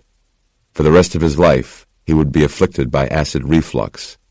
The room was vacant, but there, at its center, Setrakian, the woodworker, saw clearly in the dirt floor, as though inscribed there, the outline marking of a coffin. A huge box, 2.5 yards by 1.25 yards, and one that could only have been removed from this lair by the hands of a thing with a monstrous will. Then, from behind him, he heard the scratch of footsteps along the stony floor. Setrakian whirled with the wooden stake outstretched, trapped within the thing's innermost chamber. The beast had come home to nest, only to find prey lurking in its sleeping place. The faintest shadow preceded it, but the footfalls were light and dragging. It was not the thing who appeared at the stone turn to menace Setrakian, but a man of normal human size. A German officer, his uniform tattered and soiled. Its eyes were crimson and watery, brimming with a hunger that had grown into pure manic pain. Setrakian recognized him. Dieter Zimmer, a young officer not much older than he, a true sadist, a barracks officer who bragged of polishing his boots every night in order to scrub away the crust of Jewish blood. Now it longed for it, for Setrakian's blood, any blood, to gorge itself. Setrakian would not be taken here. He was outside the camp walls now, and so resolved that he had not endured such hell only to fall here, to succumb to the unholy might of this cursed Nazi thing. He ran at it with the point of his stake, but the thing was faster than anticipated, grasping the wooden weapon and wrenching it from Setrakian's useless hands, snapping the radius and the ulna in Setrakian's forearm. He cast the stick aside, and it clacked against a stone wall and fell to the dirt. The thing started for Setrakian, wheezing with excitement. He backed up until he realized he was in the center of a rectangular coffin impression. Then, with unexplained strength, he ran at the thing, forcing it hard against the wall. Dirt crumbled out from around the exposed stones, falling like wisps of smoke. The thing tried to grab for his head, but Setrakian again lunged at him, shoving his broken arm up under the demon's chin, forcing its sneering face upward so that it could not sting him and drink. The thing improved its leverage and flung Setrakian aside. He landed next to his stake. He gripped it, but the thing stood, smiling, ready to take it away again. Setrakian jabbed it beneath the supporting wall stones instead. He wedged it beneath a loose stone and used his legs to pry out the stone, just as the thing's mouth began to open. Stones gave way, the side wall of the chamber entrance collapsing as Setrakian crawled away. The roar was loud but brief, the chamber filling with dust, smothering the remaining light. Setrakian crawled blindly over the stones, and a hand grabbed him, its grip strong. The dust parted, enough for Setrakian to see that a large stone had crushed the thing's head from crown to jaw, and yet it was still functioning. Its dark heart, or whatever it was, still throbbed hungrily. Setrakian kicked at its arm until he escaped the thing's grip, and in doing so dislodged the stone. The top half of the head was split, the skull slightly cracked, like a soft-boiled egg. Setrakian grabbed a leg and dragged the body with his one good arm. He hauled it back to the surface and out of the ruins, into the very last vestiges of daylight, filtering in through the tree cover.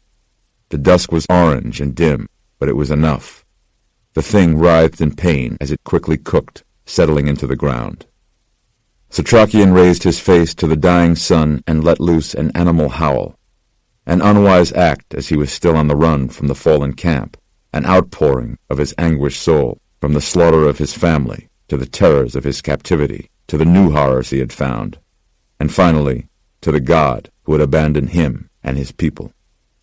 Next time he met one of these creatures, he would have the proper tools at his disposal. He would give himself better than a fighting chance.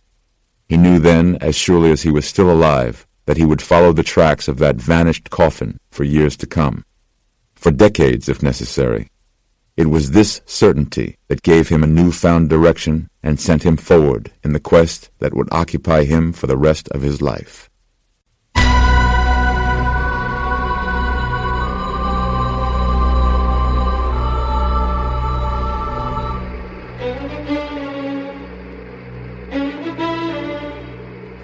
Replication. Jamaica Hospital Medical Center. Eve and Nora swept their badges through security and got Setrakian through the emergency room entrance without attracting any undue attention. On the stairs going up to the isolation ward, Setrakian said, "This is unreasonably risky." Eve said, "This man, Jim Kent, he and Nora and I have worked side by side for a year now. We can't just abandon him. He is turned. What can you do for him?" Eve slowed. Setrakian was huffing and puffing behind them and appreciated the stop, leaning on his walking stick. Eve looked at Nora, and they were agreed. "I can release him," said Eve. They exited the stairway and eyed the isolation ward entrance down the hallway. "No police," Nora said. Setrakian was looking around. He was not so sure. "There's Sylvia," said Eve, noticing Jim's fizzy-haired girlfriend sitting in a folding chair near the ward entrance. Nora nodded to herself, ready. "Okay," she said. She went to Sylvia alone, who rose out of her chair when she saw her coming. "Nora, how's Jim?" "They haven't told me anything." Sylvia looked past her. "Eve isn't with you?" Nora shook her head. "He went away." "It isn't true what they say, is it?" "Never." "You look worn out. Let's get you something to eat." While Nora was asking for directions to the cafeteria, distracting the nurses, Eve and Setrakian slipped inside the doors to the isolation ward. Eve passed the glove and gown station like a reluctant assassin, moving through layers of plastic to Jim's bay. His bed was empty. Jim was gone. Eve quickly checked the other bays. All vacant. "They must have moved him," said Eve. Setrakian said, "His lady friend would not be outside if she knew he was gone." "Then they have taken him." Eve stared at the empty bed. "They? Come," said Setrakian. "This is very dangerous. We have no time." "Wait." He went to the bedside table, seeing Jim's earpiece hanging from the drawer below. He found Jim's phone and checked to make sure that it was charged. He pulled out his own phone and realized it was like a homing device now. The FBI could close in on his location through GPS. He dropped his phone into the drawer, swapping it for Jim's. "Doctor," said Setrakian, growing impatient. "Please call me Eve," he said, slipping Jim's phone into his pocket on the way out. "I don't feel much like a doctor these days." West Side Highway, Manhattan. Gus Elizalde sat in the back of the NYPD prisoner transport van, his hands cuffed around a steel bar behind him. Felix sat diagonally across from him, head down, rocking with the motion, growing paler by the minute. They had to be on the West Side Highway to be moving this fast in Manhattan. Two other prisoners sat with them, one across from Gus, one to his left, across from Felix, both asleep. The stupid can sleep through anything. Gus smelled cigarette smoke from the cab of the windowless van, through the closed partition. It had been near dusk when they were loaded in. Gus kept his eye on Felix, sagging forward off the handcuff bar, thinking about what the old pawnbroker had said, and waiting. He didn't have to wait long. Felix's head started to buck, then turned to the side. At once he sat erect and surveyed his surroundings. Felix looked at Gus, stared at him, but nothing in Felix's eyes showed Gus that his lifelong compadre recognized him. A darkness in his eyes. A void. A blaring car horn woke up the dude next to Gus then, startling him awake. "Shit," said the guy, rattling his cuffs behind him. "Fuck we headed?" Gus didn't answer. The dude was looking across at Felix, who was looking at him. He kicked Felix's foot. "I said, where the fuck we headed, Junior?" Felix looked at him for an instant with a vacant, almost idiotic stare. His mouth opened as though to answer, and the stinger shot out, piercing the helpless guy's throat. Right across the entire width of the van, and the dude couldn't do anything about it except stomp and kick. Gus started to do the same, trapped as he was, in back there with the former Felix, yelling and rattling and waking up the prisoner across from him. They all yelled and screamed and stomped as the dude next to Gus went limp, Felix's stinger flushing from translucent to blood red. The partition opened between the prisoner area and the front cab. A head with a cop hat on it twisted around from the passenger's seat. "Shut the fuck up back there, or else I will—" He saw Felix drinking the other prisoner, saw the engorging appendage reaching across the van, the first messy feeding, Felix disengaging and his stinger coming back into his mouth, blood spilling out of the dude's neck and dribbling down Felix's front. The passenger cop yelped and turned away. "What is it?" yelled the driver, trying to get a look in the back. Felix's stinger shot out through the partition, latching onto the van driver's throat.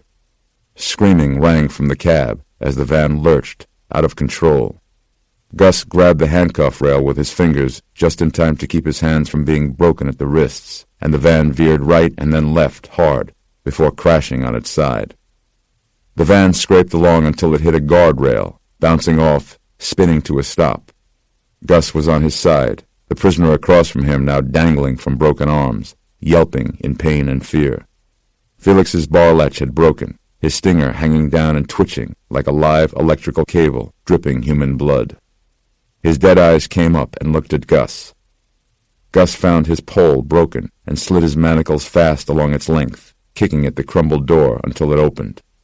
He tumbled out fast, onto the side of the road, ears roaring as though a bomb had exploded. His hands were still cuffed behind him. Headlights went past, cars slowing to inspect the wreckage. Gus rolled away fast, quickly bringing his wrists underneath his feet, getting his hands in front of him. He eyed the busted-open cargo door of the van, waiting for Felix to climb out after him. Then Gus heard a scream. He looked around for some kind of weapon and had to settle for a dented hubcap.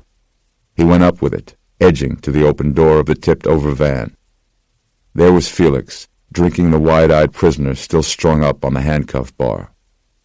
Gus swore, sickened by the sight. Felix disengaged, and without any hesitation, shot his stinger at Gus's neck. Gus just got the hubcap up in time, deflecting the blow before spinning away, out of sight of the rear of the van. Again, Felix did not follow him. Gus stood there for a moment, regaining his senses, wondering why, and then noticed the sun. It was floating between two buildings across the Hudson, blood red and almost gone, sinking fast. Felix was hiding in the van, waiting for sundown. In 3 minutes, he was going to be free. Gus looked around wildly. He saw broken windshield glass on the road, but that wouldn't do it. He climbed up the chassis of the van, onto the side that was the top now. He scooted over to the driver's side door and kicked at the hinge of the side mirror. It cracked off, and he was pulling at the wires to get it free when the cop inside yelled at him. "Hold it!" Gus looked at him, the driver cop, bleeding from the neck, holding on the top handle of the roof, his gun out. Then Gus pulled the mirror free with one hard yank and jumped back down onto the road. The sun was melting away like a punctured egg yolk. Gus went to figure out the angle, holding the mirror over his head to catch its last rays. He saw the reflection shimmer on the ground. It looked vague, too dim to do anything. So he cracked the planar glass with his knuckles, breaking it up but keeping the pieces adhered to the mirror backing. He tried it again, and the reflected rays now had some distinction. "I said hold it!" The cop came down from the van with his gun still out. His free hand was holding his neck, where Felix had gotten him, his ears bleeding from the impact. He came around and looked in the van. Felix was crouched inside, handcuffs dangling from one hand. The other hand was gone, severed at the wrist by the cuffs at the force of the impact. Its absence didn't seem to bother him, nor did the white blood spilling from the open stump. Felix smiled, and the cop opened up on him. Rounds pierced Felix's chest and legs, ripping away flesh and chips of bone. 7, 8 shots, and Felix fell backward. 2 more shots into his body. The cop lowered the gun, and then Felix sat upright, still smiling. Still thirsty. Forever thirsty. Gus shoved the cop aside then, and held up his mirror. The last vestiges of the dying orange sun were just poking over the building across the river. Gus called Felix's name one last time, as though saying his name would snap him out of it, would miraculously bring Felix back. But Felix was no longer Felix. He was a vampire motherfucker. Gus reminded himself of this as he angled the mirror so that the blazing orange shafts of reflected sunlight shot into the overturned van. Felix's dead eyes went to horror as the beams of sun shot through him. They impaled him with the force of lasers, burning holes and igniting his flesh. An animal howl arose from deep inside him, like the cry of a man shattered at the atomic level as the rays ravaged his body. The sound etched itself into Gus's mind, but he kept working the reflection around until all that was left of Felix was a charred mass of smoking ash. The light rays faded, and Gus lowered his arm. He looked across the river. Night. Gus felt like crying. All kinds of anguish and pain mixed together in his heart, and his pain was turning into rage. Fuel was pooled beneath the van, almost at his feet. Gus went to the cop, who was still staring from the roadside at what had happened. He rifled through his pockets, finding a Zippo lighter. Gus popped the top and scratched the wheel, and the flame jumped up dutifully. Lo siento, mano. He touched off the fuel spill, and the van went up with a boom, knocking back both Gus and the cop. Chingado, he stung you, Gus said to the cop, who still held his neck. You'll become one of them now. He took the cop's gun and pointed it at him. Now the sirens were coming. The cop looked up at Gus, and then a second later his head was gone. Gus kept the smoking gun aimed at the body until he was off the side of the highway. Then he tossed away the gun and thought about the handcuff keys, but too late. Flashing lights were approaching. He turned and ran off the side of the highway into the new night.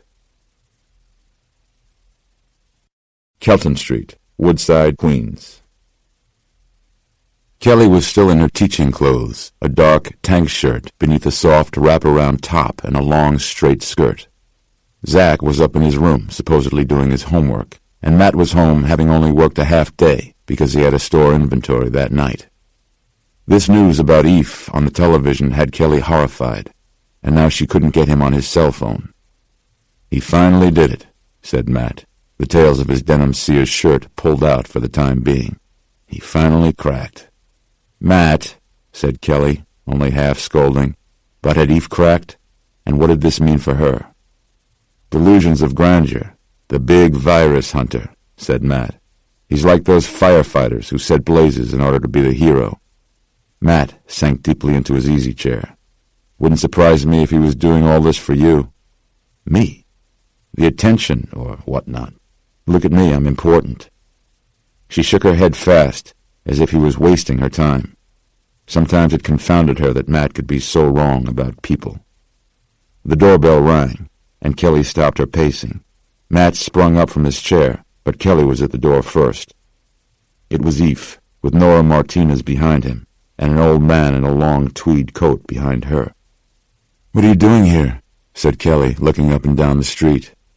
Eve pushed inside. "I'm here to see Zach, to explain. He doesn't know." Eve looked around, completely ignoring Matt, who was standing right there. "Is he upstairs doing homework on his laptop?" "Yes," said Kelly. "If he has internet access, then he knows." Eve went to the stairs, taking the steps two at a time, leaving Nora there at the door with Kelly. Nora exhaled, soaking in awkwardness. "Sorry," she said, "barging in on you like this." Kelly shook her head gently, looking her over with just a hint of appraisal. She knew that there was something going on between Nora and Eve. For Nora, Kelly Goodweather's house was the last place she wanted to be. Kelly then turned her attention to the old man with the wolf-head walking stick. "What is going on?" "The ex-Mrs. Goodweather, I presume." Setrakian offered his hand with the courtly manners of a lost generation. "Abraham Setrakian, a pleasure to make your acquaintance." "The same," said Kelly, taken aback, casting an uncertain glance at Matt. Nora said, "He needed to see you guys to explain." Matt said, "Doesn't this little visit make us criminal accomplices to something?" Kelly had to counter Matt's rudeness. "Would you like a drink?" she asked Setrakian. "Some water?" Matt said, "Jesus, we could both get 20 years for that glass of water." Eve sat on the edge of Zach's bed, Zach at his desk with his laptop open. Eve said, "I'm caught up in something I don't really understand, but I wanted you to hear it from me. None of it is true." except for the fact that there are people after me. Zach said, "Won't they come here looking for you?" "Maybe." Zach looked down, troubled, working through it. "You gotta get rid of your phone." Eve smiled. Already did. He clasped his conspiratorial son on his shoulder. He saw, next to the boy's laptop, the video recorder Eve had bought him for Christmas. "You still working on that movie with your friends?" "We're kind of in the editing stage." Eve picked it up, the camera small and light enough to fit into his pocket. "Think I could borrow this for a little while?" Zach nodded slowly. "Is it the eclipse, Dad, turning people into zombies?" Eve reacted with surprise, realizing the truth was not much more plausible than that. He tried to see this thing from the point of view of a very perceptive and occasionally sensitive 11-year-old, and it drew something up in him from a deep reservoir of feeling. He stood and hugged his boy, an odd moment, fragile and beautiful, between a father and son. Eve felt it with absolute clarity. He ruffled the boy's hair, and there was nothing more to be said. Kelly and Matt were having a whispered conversation in the kitchen, leaving Nora and Setrakian alone in the glassed-in sunroom off the back of the house. Setrakian stood with his hands in his pockets, looking out at the glowing sky of early night, the third since the landing of the accursed airplane, his back to her. A clock on the shelf went tick, tick, tick. Setrakian heard pick, pick, pick. Nora sensed his impatience. She said, He's got a lot of issues with his family since the divorce." Setrakian moved his fingers into the small pocket on his vest, checking on his pillbox. The pocket was near his heart, as there were circulatory benefits to be gleaned just from placing nitroglycerin close to his aged pump. It beat steadily, if not robustly. How many more beats did he have in him? Enough, he hoped, to get the job done. "I have no children," he said. "My wife, Anna, gone 17 years now, and I were not so blessed. You would assume that the ache for children fades over time, but in fact it deepens with age. I had much to teach, yet no student." Nora looked at his walking stick, stood up against the wall near her chair. How did you first come to this?" "When did I discover their existence, you mean?" "And devote yourself to this, over all these years?" He was silent for a moment, summoning the memory. "I was a young man then. During World War II, I found myself interred in occupied Poland, very much against my own wishes. A small camp northeast of Warsaw named Treblinka." Nora shared the old man's stillness. "A concentration camp. Extermination camp. These are brutal creatures, my dear. More brutal than any predator one could ever have the misfortune of encountering in this world. Rank opportunists who prey on the young and the infirm. In the camp, myself and my fellow prisoners were a meager feast set unknowingly before him." "Him?" "The master." The way he said the word chilled Nora. "He was German? A Nazi?" No. He has no affiliation. He is loyal to no one and nothing, belonging not to one country or another. He roams where he likes. He feeds where there is food. The camp to him was like a fire sale. Easy prey." "But you survived. Couldn't you have told someone?" "Who would have believed an emaciated man's ravings? It took me weeks to accept what you are processing now, and I was a witness to this atrocity. It is more than the mind will accept. I chose not to be judged insane. His food source interrupted, the master simply moved on. But I made a pledge to myself in that camp, one I have never forgotten. I tracked the master for many years, across Central Europe and the Balkans, through Russia, Central Asia, for 3 decades, close on his heels at times, but never close enough. I became a professor at the University of Vienna. I studied the lore. I began to amass books and weapons and tools, all the while preparing myself to meet him again, an opportunity I have waited more than 6 decades for. But then, who is he? He has had many forms. Currently, he has taken the body of a Polish nobleman named Józef Sardiu, who went missing during a hunting expedition in the north country of Romania in the spring of 1873. 1873? Sardiu was a giant. At the time of the expedition, he already stood nearly 7 feet tall. so tall that his muscles could not support his long, heavy bones. It was said that his pants pockets were the size of turnip sacks. For support, he had to lean heavily on a walking stick, whose handle bore the family heraldic symbol. Nora looked over again at Setrakian's oversized walking stick, its silver handle. Her eyes widened. A wolf's head? The remains of the other Sardu men were found many years later, along with young Yusef's journal. His account detailed their stalking of their hunting party by some unknown predator, who abducted and killed them one by one. The final entry indicated that Yusef had discovered the dead bodies inside the opening of an underground cave. He buried them before returning to the cave to face the beast, to avenge his family. She could not take her eyes off the wolf's head grip. However did you get it? I tracked this walking stick to a private dealer in Antwerp in the summer of 1967. Sardu eventually returned to his family's estate in Poland many weeks later, though alone and much changed. He carried his cane but no longer leaned on it, and in time ceased carrying it altogether. Not only had he apparently been cured of the pain of his gigantism, he was now rumored to possess great strength. Villagers soon began to go missing. The town was said to be cursed, and eventually it died away. The house of Sardu fell into ruin, and the young master was never seen again. Nora sized up the walking stick. At 15 he was that tall? And still growing. The coffin, it was at least 8 by 4. Setrakian nodded solemnly. I know. She nodded, then she said, Wait, how do you know? I saw once, at least, the marks it left in the dirt, a long time ago. Kelly and Eve stood across from each other in the modest kitchen. Her hair was lighter and shorter, more businesslike now, maybe more mom-like.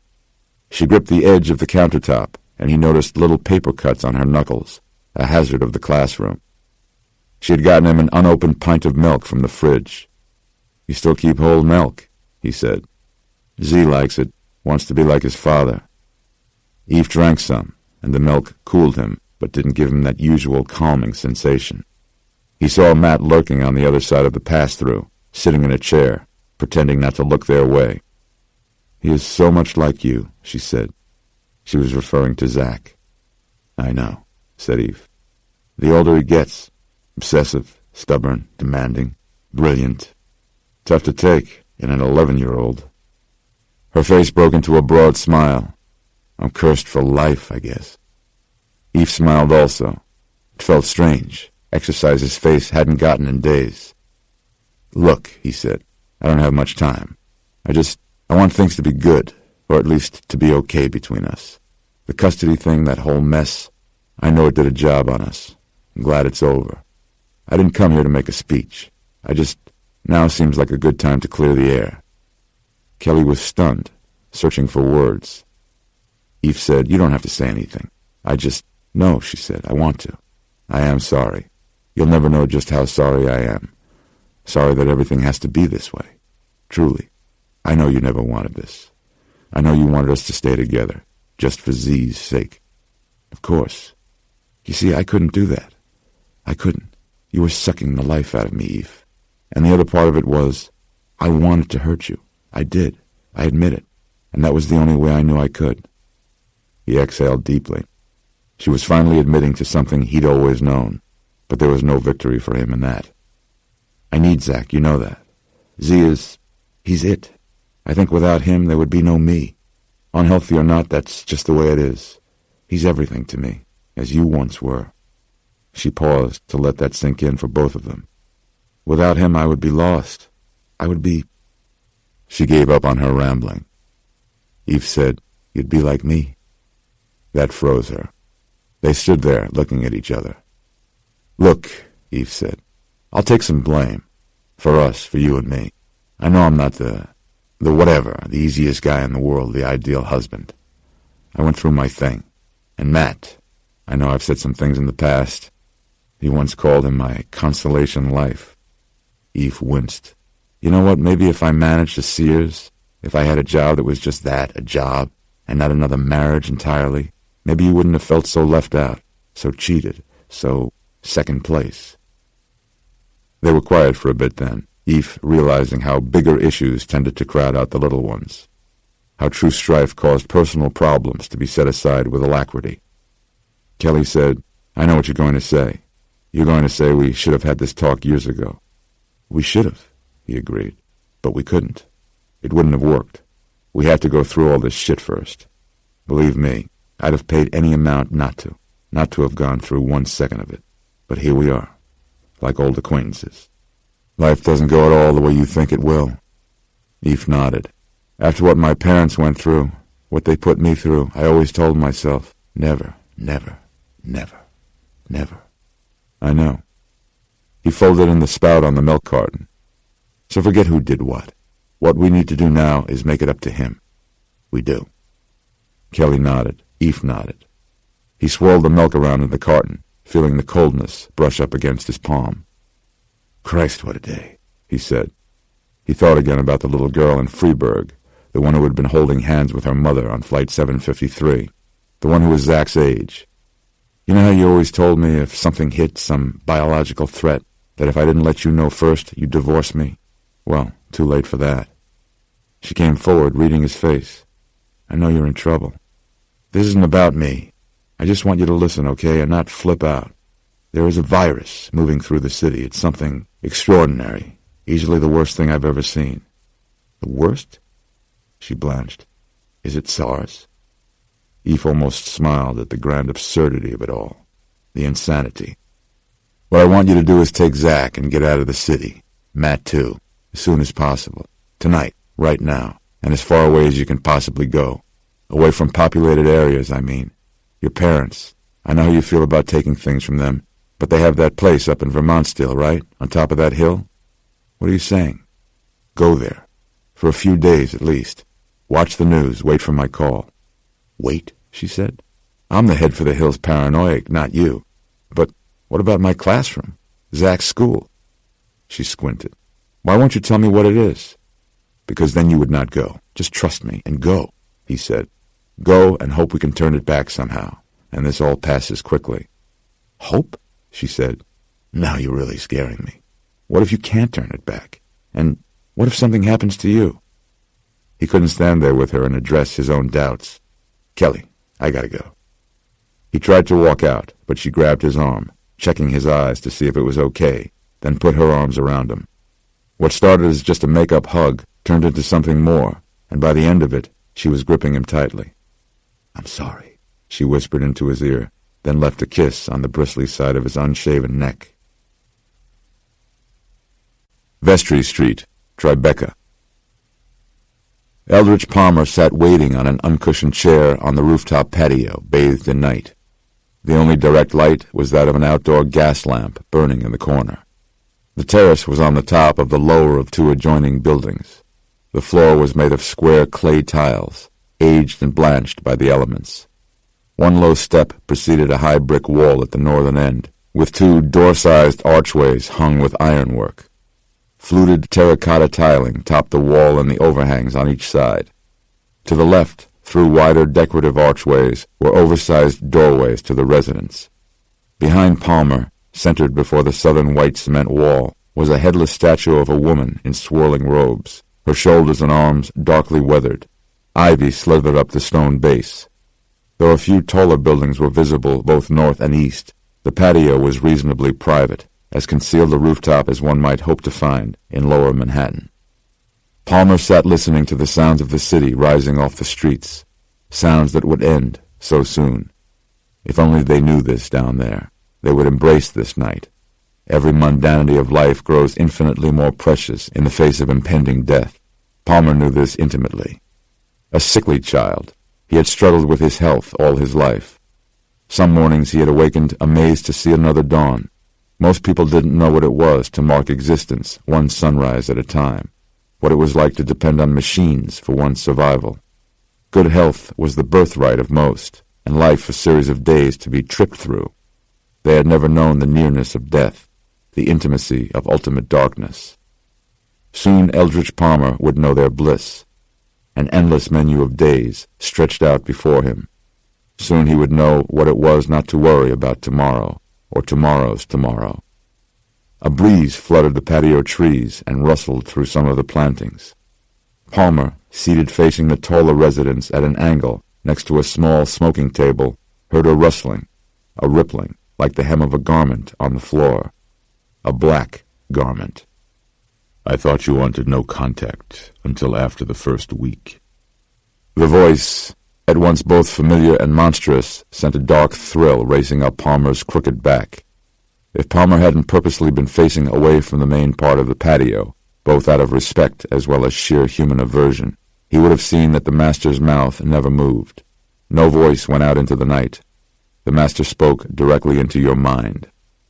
Palmer felt the presence high above his shoulder and kept his gaze trained on the arched doors to the residence. "Welcome to New York." This came out as more of a gasp than he would have liked. Nothing can unman you like an unman. When the master said nothing, Palmer tried to reassert himself. "I have to say, I disapprove of this Bolivar. I don't know why you should have selected him. Who he is matters not to me." Palmer saw instantly that he was right. So what if Bolivar had been a makeup-wearing rock star? Palmer was thinking like a human, he supposed. "Why did you leave 4 conscious? It has created many problems." "Do you question me?" Palmer swallowed. A kingmaker in this life, subordinate to no man, the feeling of abject servility was as foreign to him as it was overwhelming. "Someone is on to you," Palmer said quickly. "A medical scientist, a disease detective, here in New York. What does one man matter to me? His name is Dr. Ephraim Goodweather, is an expert in epidemic control." "You glorified little monkeys. Your kind is the epidemic, not mine. This Goodweather is being advised by someone, a man with detailed knowledge of your kind. He knows the lore and even a bit of the biology. The police are looking for him, but I think that more decisive action is warranted. I believe that this could mean the difference between a quick, decisive victory or a protracted struggle. We have many battles to come on the human front as well as others. I will prevail." As to that, Palmer harbored no doubts. Yes, of course. Palmer wanted the old man for himself. He wanted to confirm his identity before divulging any information to the master, so he was actively trying not to think about the old man, knowing that, in the presence of the master, one must protect one's thoughts. "I have met this old man before, when he was not quite so old." Palmer went cold, with astonished defeat. "You will remember, it took me a long time to find you. My travels took me to the 4 corners of the world, and there were many dead ends and side roads. Many people I had to go through. He was one of them." He tried to make his change in topic fluid, but his mind felt clouded. Being in the presence of the master was like being oil in the presence of a burning wick.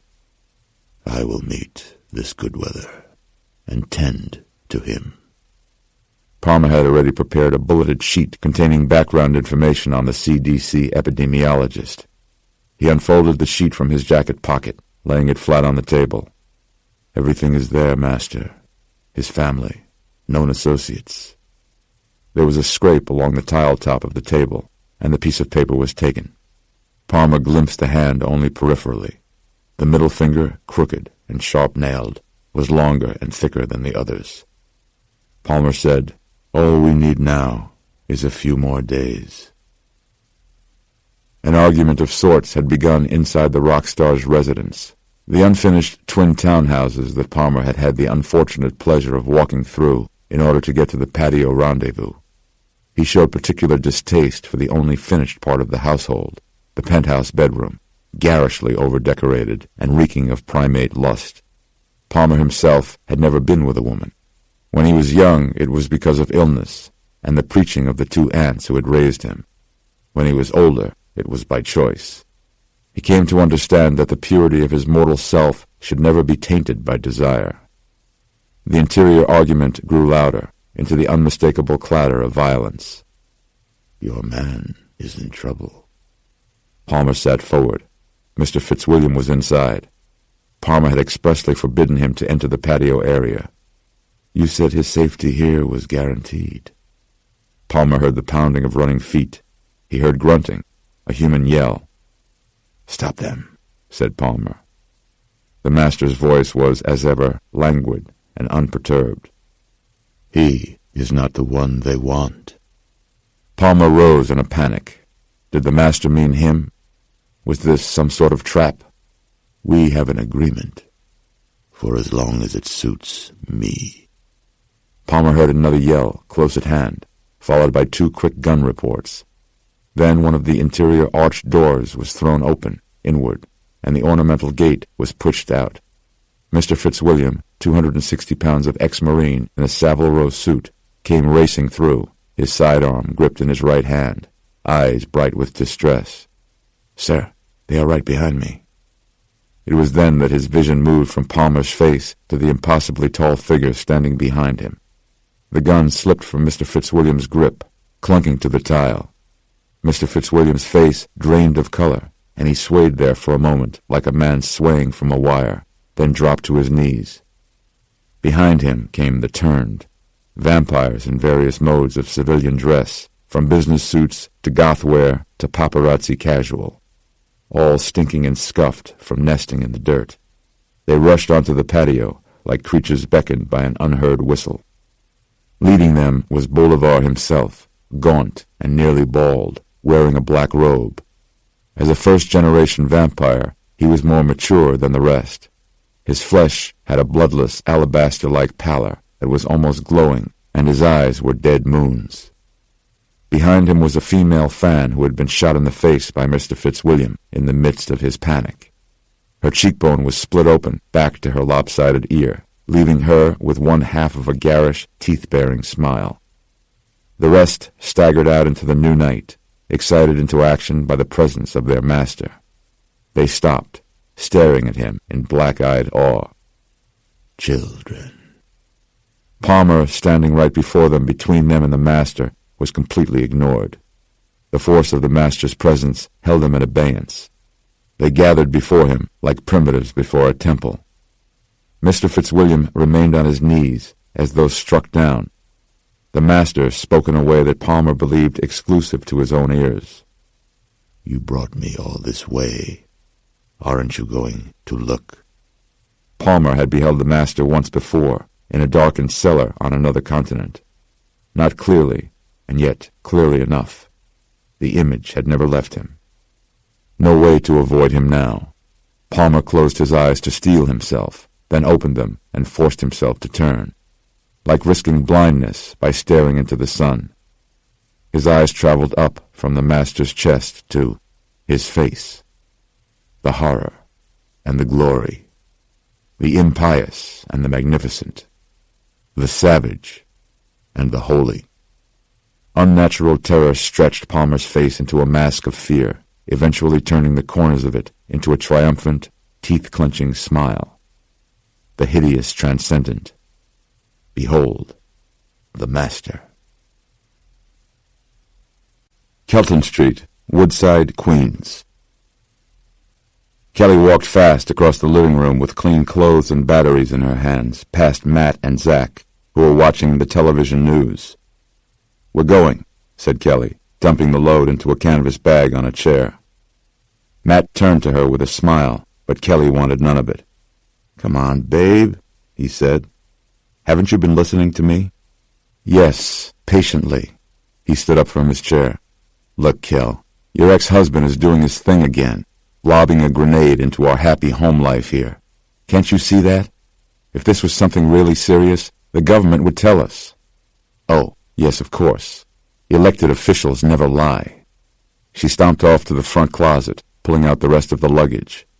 Kelly kept a go bag also, as recommended by the New York City Office of Emergency Management, in the event of an emergency evacuation.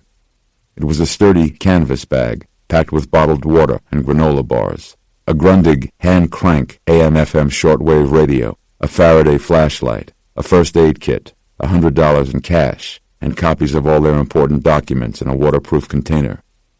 "This is a self-fulfilling prophecy with you," continued Matt, following her. "Don't you see? He knows you. He knows exactly which button to push. This is why you two are no good for each other.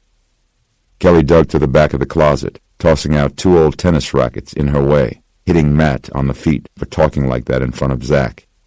It's not like that. I believe him. He's a wanted man, Kel. He's having some sort of breakdown, a collapse. All these so-called geniuses are basically fragile, like those sunflowers you're always trying to grow out along the back fence, heads too big, collapsing underneath their own weight. Kelly sent a winter boot out, flying near his shins, but this one he dodged. This is all about you, you know. He's pathological. Can't let go. This whole thing is about keeping you close. She stopped, turning on all fours, staring at him through the bottom of the coats. Are you really that clueless? Men don't like to lose. They won't give in. She backed out, hauling her big American tourister. Is that why you won't leave now? I won't leave because I have to go to work. If I thought I could use your daffy husband's end-of-the-world excuse to get out of this Florida computer inventory, I would, believe me. But in the real world, when you don't show up at your job, you lose it. She turned, burning at his obstinacy. Eve said to go. He's never acted that way before, never talked like that. This is real. It's eclipse hysteria. They were talking about it on TV. People freaking out. If I was going to flee New York because of all the crazies, I'd have been out of here years ago. Matt reached for her shoulders. She shook him off at first, then let him hold her for a moment. I'll check in with the electronics department now and then. The TV's there to see if anything's happening. But the world keeps turning, all right? For those of us with real jobs. I mean, you're just going to leave your classroom? Her students' needs pulled on her, but everybody and everything else came second to Zach. Maybe they'll cancel school for a few days. Come to think of it, I had a lot of unexplained absences today. These are kids, Kel. Flu. I think it's actually the eclipse, said Zach from across the room. Fred Fallon told me in school. Everyone who looked at the moon without glasses. It cooked their brains. Kelly said, what is this fascination with you and zombies? They're out there, he said. Gotta be prepared. I'll bet you don't even know the 2 most important things you need in order to survive a zombie invasion. Kelly ignored him. Matt said, I give up.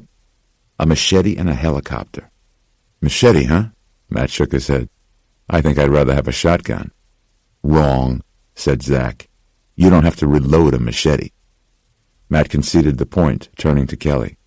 This Fred Fallon kid really knows his stuff. Guys, I've had it.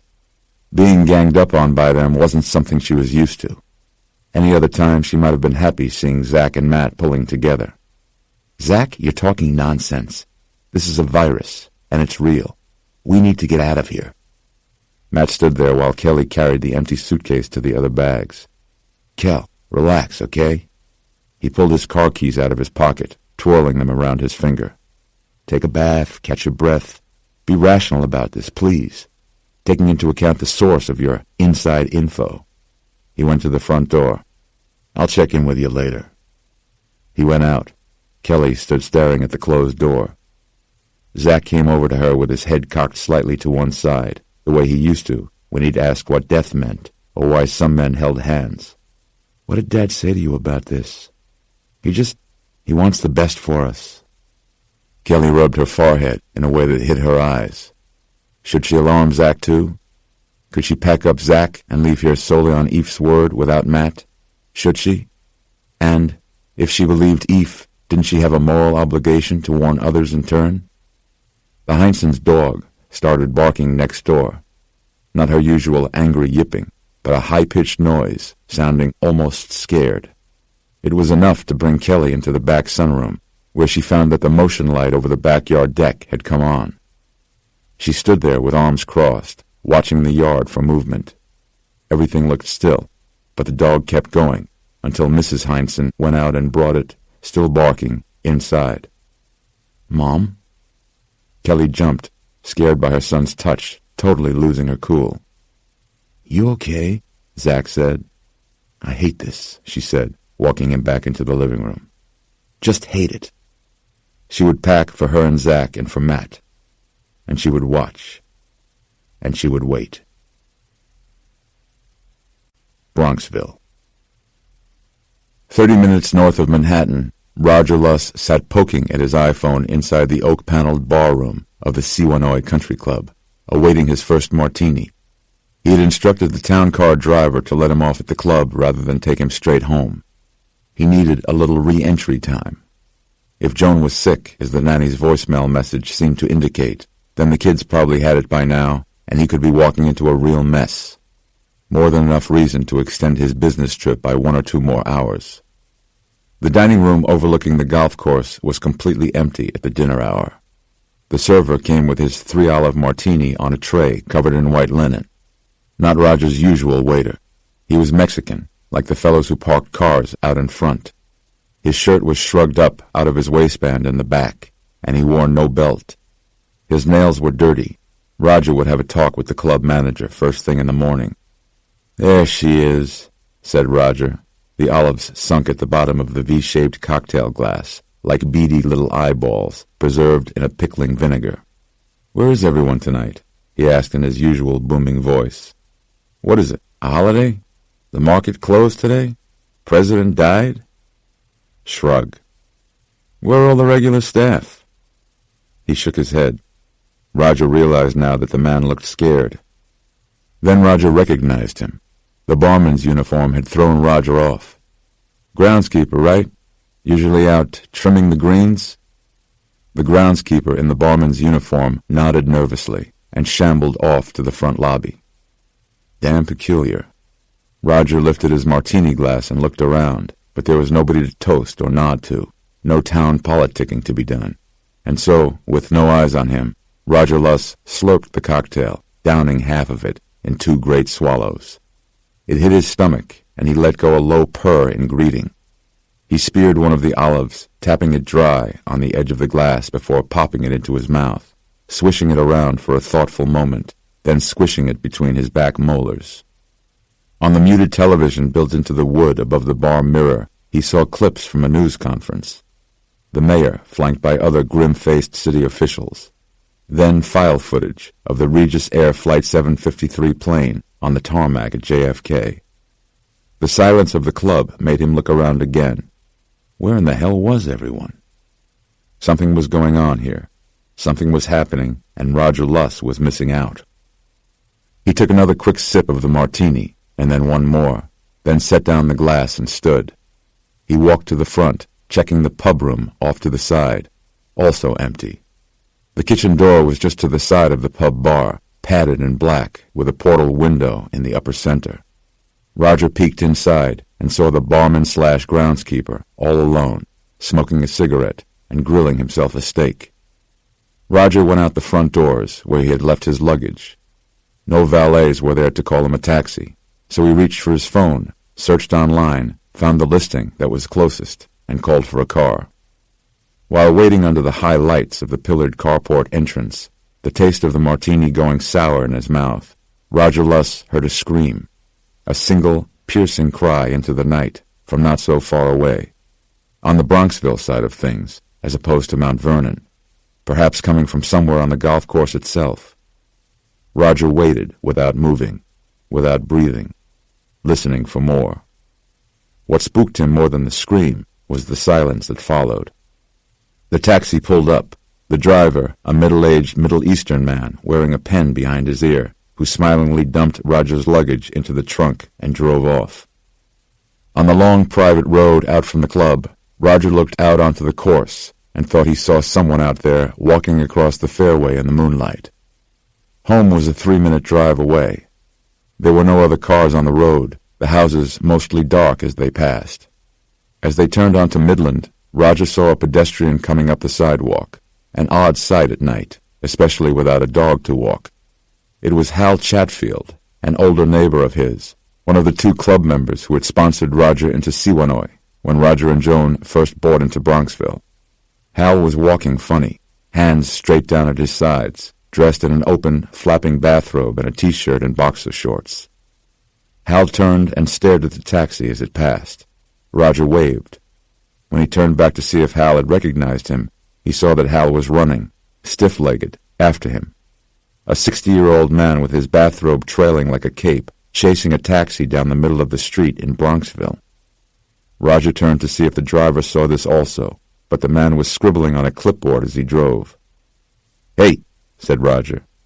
"Any idea what's going on around here?" "Yes," said the driver with a smile and a curt nod. He had no idea what Roger was saying. 2 more turns brought them to Roger's house. The driver popped the trunk and jumped out with Roger. The street was quiet. Roger's house as dark as the rest. "You know what? Wait here." "Wait?" Roger pointed at the cobblestone curb. "Can you wait?" "You pay." Roger nodded. He wasn't even sure why he wanted him there. It had something to do with feeling very alone. "I have cash in the house. You wait, okay?" Roger left his luggage in the mudroom by the side entrance and moved into the kitchen, calling out, "Hello?" He reached for the light switch, but nothing happened when he flipped it. He could see the microwave clock glowing green, so the power was still on. He felt his way forward along the counter, feeling for the 3rd drawer and rooting around inside for the flashlight. He smelled something rotting, more pungent than leftovers, moldering in the trash, heightening his anxiety and quickening his hand.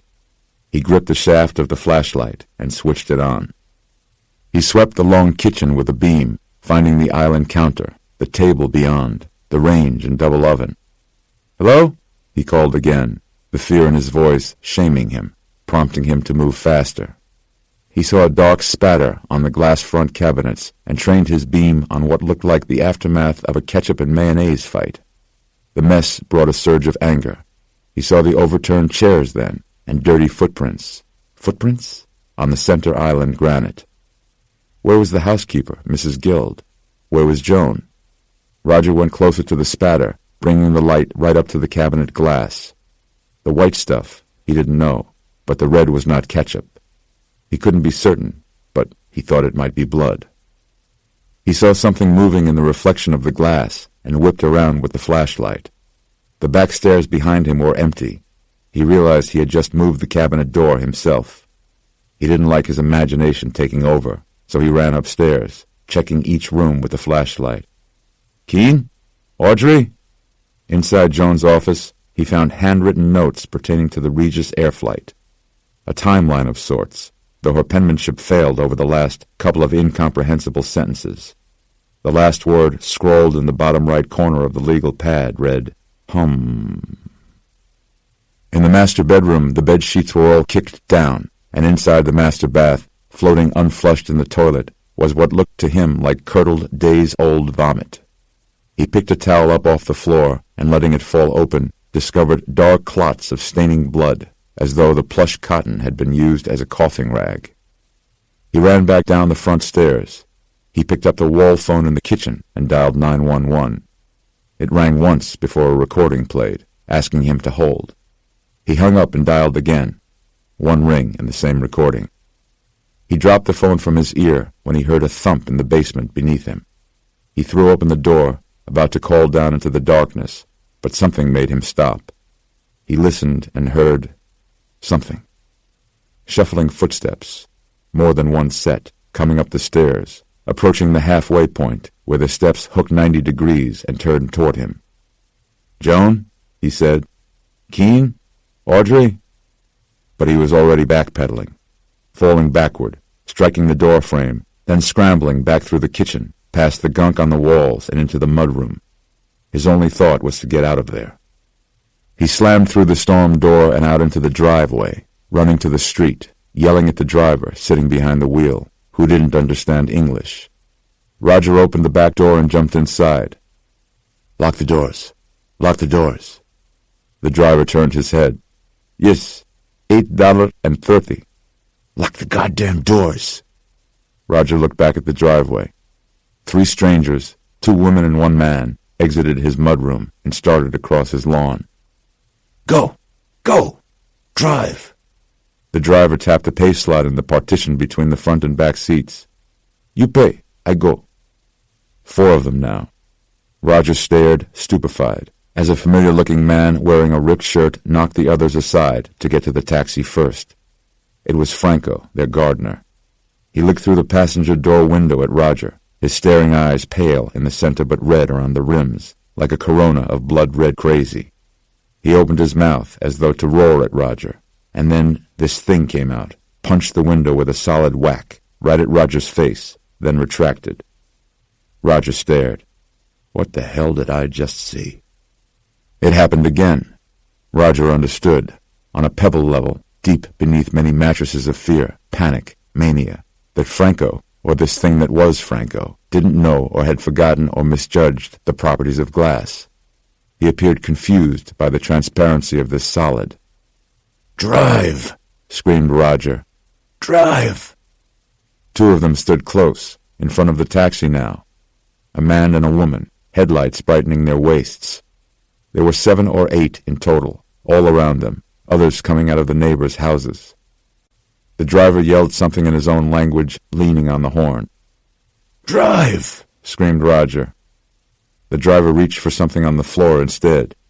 He pulled up a small bag the size of a toiletry case and ran back the zipper, spilling out a few Zagnut bars before getting his hand on a tiny silver revolver. He waved the weapon at the windshield and hollered in fear. Franco's tongue was exploring the window glass, except that the tongue wasn't a tongue at all. The driver kicked open his door. Roger yelled, "No!" through the partition glass, but the driver was already outside.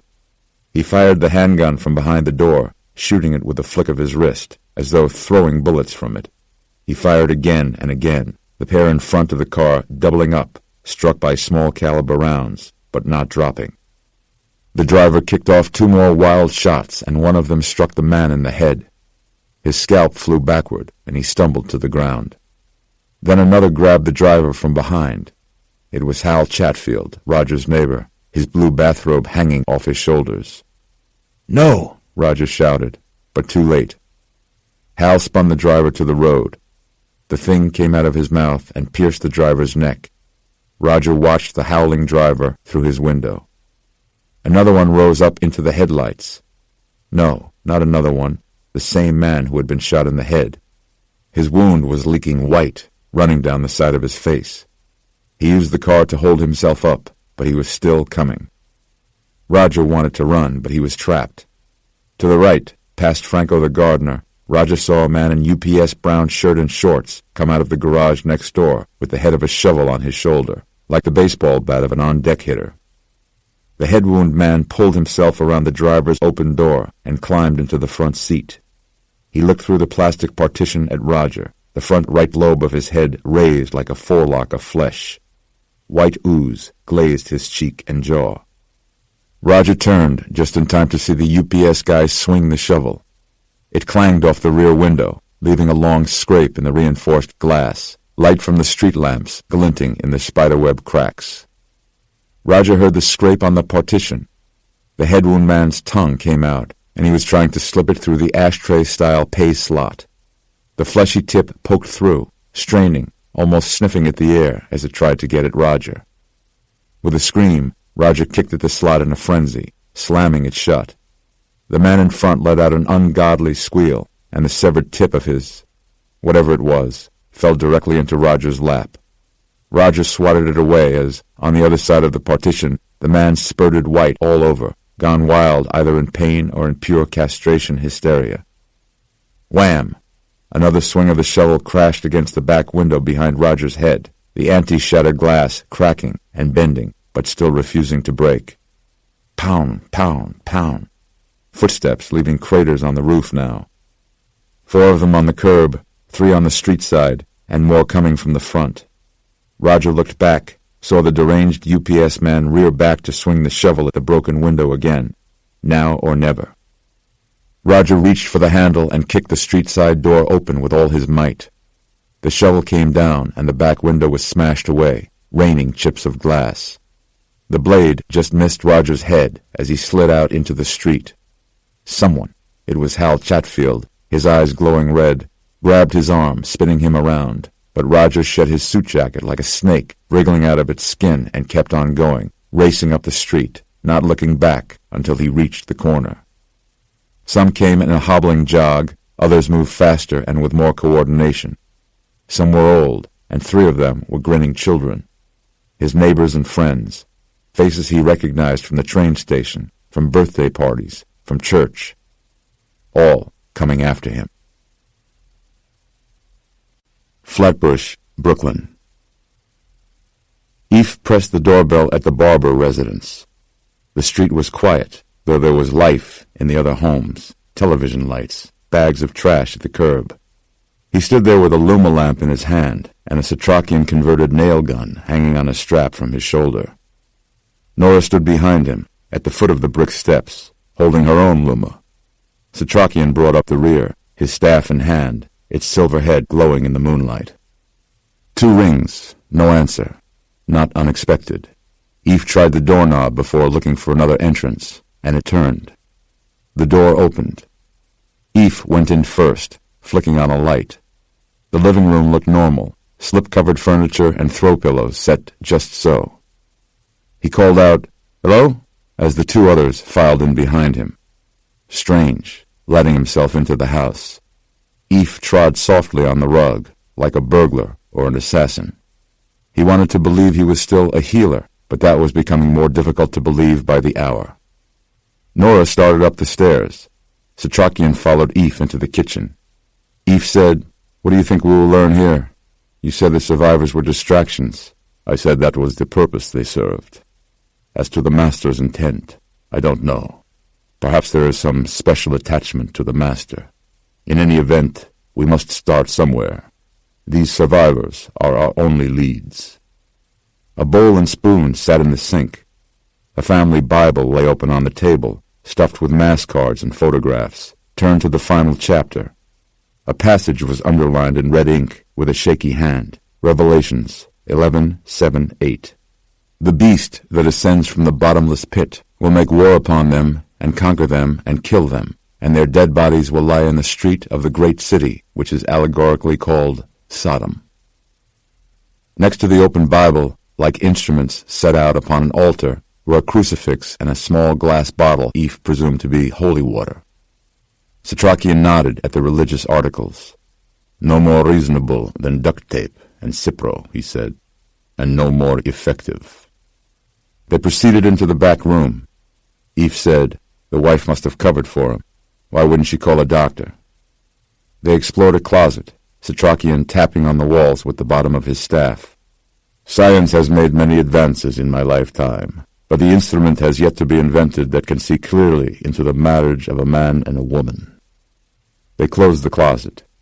Eve realized they were out of doors to open. "If there's no basement?" Setrakian shook his head. "Exploring a crawl space is many times worse." "Up here!" It was Nora calling down from upstairs, urgency in her voice. Anne-Marie Barber was slumped over from a sitting position on the floor between her nightstand and her bed, dead. Between her legs was a wall mirror that she had shattered on the floor. She had selected the longest, most dagger-like shard and used it to sever the radial and ulnar arteries of her left arm. Wrist cutting is one of the least effective methods of suicide, with a success rate of less than 5%. It is a slow death, due to the narrowness of the lower arm and the fact that only one wrist cut is possible. A deep slice severs nerves, rendering that hand useless. It is also extremely painful, and as such, generally successful only among the profoundly depressed or the insane. Anne-Marie Barber had cut very deeply, the severed arteries as well as the dermis pulled back, exposing both bones in the wrist. Tangled in the curled fingers of her immobilized hand was a bloodied shoelace, upon which was strung a round-headed padlock key. Her spilled blood was red. Still, Setrakian produced his silver-backed mirror and held it at an angle to her downturned face, just to be sure. No blurring. The image was true. Anne-Marie Barber had not been turned. Setrakian stood slowly, bothered by this development. "Strange," he said. Eve stood over her in such a way that her downturned face, her expression one of bewildered exhaustion, was reflected in the pieces of shattered glass. He noticed, tucked beneath a twin frame containing photographs of a young boy and girl on the nightstand, a folded piece of notebook paper. He slid it out, paused a moment with it in his hand, then opened it carefully. Her handwriting was shaky, in red ink, just like the notation in the kitchen Bible. Her lowercase i's were dotted with circles, giving the penmanship a juvenile appearance. "To my dearest Benjamin and darling Haley," he began reading. "Don't," interrupted Nora. "Don't read it. It's not for us." She was right. He scanned the page for pertinent information. The children are with the father's sister in Jersey, safe. Skipping down to the final passage, reading just that bit. I am so sorry, Ansel. This key I hold I cannot use. I know now that God has cursed you to punish me. He has forsaken us, and we are both damned. If my death will cure your soul, then he can have it. Nora knelt, reaching for the key, drawing the bloody shoelace away from Anne-Marie's lifeless fingers. So, where is he? They heard a low moan that almost passed for a growl. It was bestial, glottal, the kind of throaty noise that can only be made by a creature with no human voice, and it came from outside. Eph went to the window. He looked down at the backyard and saw the large shed. They went out silently into the backyard to stand before the chained handles of the twin shed doors. There they listened. Scratching inside, guttural noises, quiet and choked. Then the doors banged. Something shoved against it, testing the chain. Nora had the key. She looked to see if anyone else wanted it, and then walked to the chain herself, inserting the key in the padlock and turning it gingerly. The lock clicked, and the shackle popped free. Silence inside. Nora lifted the lock out of the links, Setrakian and Eph ready behind her, the old man drawing his silver sword from its wooden sheath. She began unwinding the heavy chain, threading it through wooden handles, expecting the door to burst open immediately. But nothing happened. Nora pulled the last length free and stepped back. She and Eph powered on their UVC lamps. The old man was locked on the doors, so Eph sucked in a brave breath and reached for the handles, pulling open the doors. It was dark inside. The only window was covered with something, and the outward opening doors blocked most of the light coming down from the house porch. It was a few airless moments before they perceived the form of something crouching. Setrakian stepped forward, stopping within 2 paces of the open door. He appeared to be showing the occupant of the shed his silver blade. The thing attacked. It charged, running at Setrakian, leaping for him, and the old man was ready with his sword. But then the leash chain caught, snapping the thing back. They saw it now, saw its face. It sneered, its gums so white it appeared at first that its bared teeth went all the way up into the jaw. Its lips were pale with thirst, and what was left of its hair had whitened at the roots. It crouched on all fours on a bed of soil, a chain collar locked tight around its neck, dug into the flesh. Setrakian said, never taking his eyes off it, "This is the man from the airplane." Eve stared. This thing was like a demon that had devoured the man named Ansel Barber and half assumed his form. It was him. "Somebody caught it," said Nora. "Chained it here. Locked it away." "No," said Setrakian. "He chained himself." Eve then understood how the wife had been spared and the children. "Stay back," warned Setrakian. And just then the vampire opened its mouth and struck, the stinger lashing out at Setrakian. The old man did not flinch, as the vampire did not have the reach, despite his stinger being many feet long. It retracted in failure, the disgusting outgrowth drooping just past the vampire's chin, flicking around its open mouth like the blind pink feeler of some deep-sea creature. Eve said, "Jesus God." The vampire Barber turned feral. It backed up on its haunches, hissing at them. The unbelievable sight shocked Eve into remembering Zach's camera in his pocket, and he handed Nora his lamp, taking out the recorder. "What are you doing?" asked Nora. He fumbled on the power, capturing this thing in the viewfinder. Then, with his other hand, he switched off the safety on his nail gun and aimed it at the beast. Snap-chunk, snap-chunk, snap-chunk. Eve fired 3 silver needles from his nail gun, the long-barreled tool bucking with recoil. The projectiles ripped into the vampire, burning into his diseased muscle, bringing forth a hoarse howl of pain that tipped him forward. Eve kept recording. "Enough," said Setrakian. "Let us remain merciful." The beast's neck extended as he strained from the pain. Setrakian repeated his refrain about his singing sword, and then swung right through the vampire's neck. The body collapsed, arms and legs shivering. The head rolled to a stop, eyes blinking a few times, the stinger flailing like a cut snake, then going still. Hot white effluent bled out of the trunk of the neck, steaming faintly in the cool night air. The capillary worms slithered into the dirt, like rats fleeing a sinking ship, looking for a new vessel. Nora caught whatever sort of cry was rising in her throat with a hand clamped fast over her open mouth. Eve stared, revolted, forgetting to look through the viewfinder. Setrakian stepped back, sword pointed down, white spatter steaming off the silver blade, dripping to the grass. In the back there, under the wall. Eve saw a hole dug beneath the rear of the shed. "Something else was in here with him," said the old man. "Something crawled out, escaped." Houses lined the street on either side. It could be in any one of them, but no sign of the master. Setrakian shook his head. "Not here. Maybe the next." Eve looked deep into the shed, trying to make out the bloodworms in the light of Nora's lamp. "Should I go in and irradiate them?" "There is a safer way. That red can on the back shelf." Eve looked. "The gasoline can?" Setrakian nodded, and at once Eve understood. He cleared his throat and brought the nail gun up again, aiming it, squeezing the trigger twice. The weaponized tool was accurate from that distance. Fuel glugged out of the punctured canister, spilling down off the wooden shelf to the dirt below. Setrakian swept open his light topcoat and fished a small box of matches from a pocket in the lining. With a very crooked finger, he picked out one wooden match and struck it against the strip on the box, bringing it flaring orange into the night. "Mr. Barber is released," he said. Then he threw in the lit match, and the woodshed roared. Rego Park Center, Queens. Matt got through an entire rack of Junior's separates, and then holstered his barcode collection unit, the inventory gun, and set off downstairs for a snack.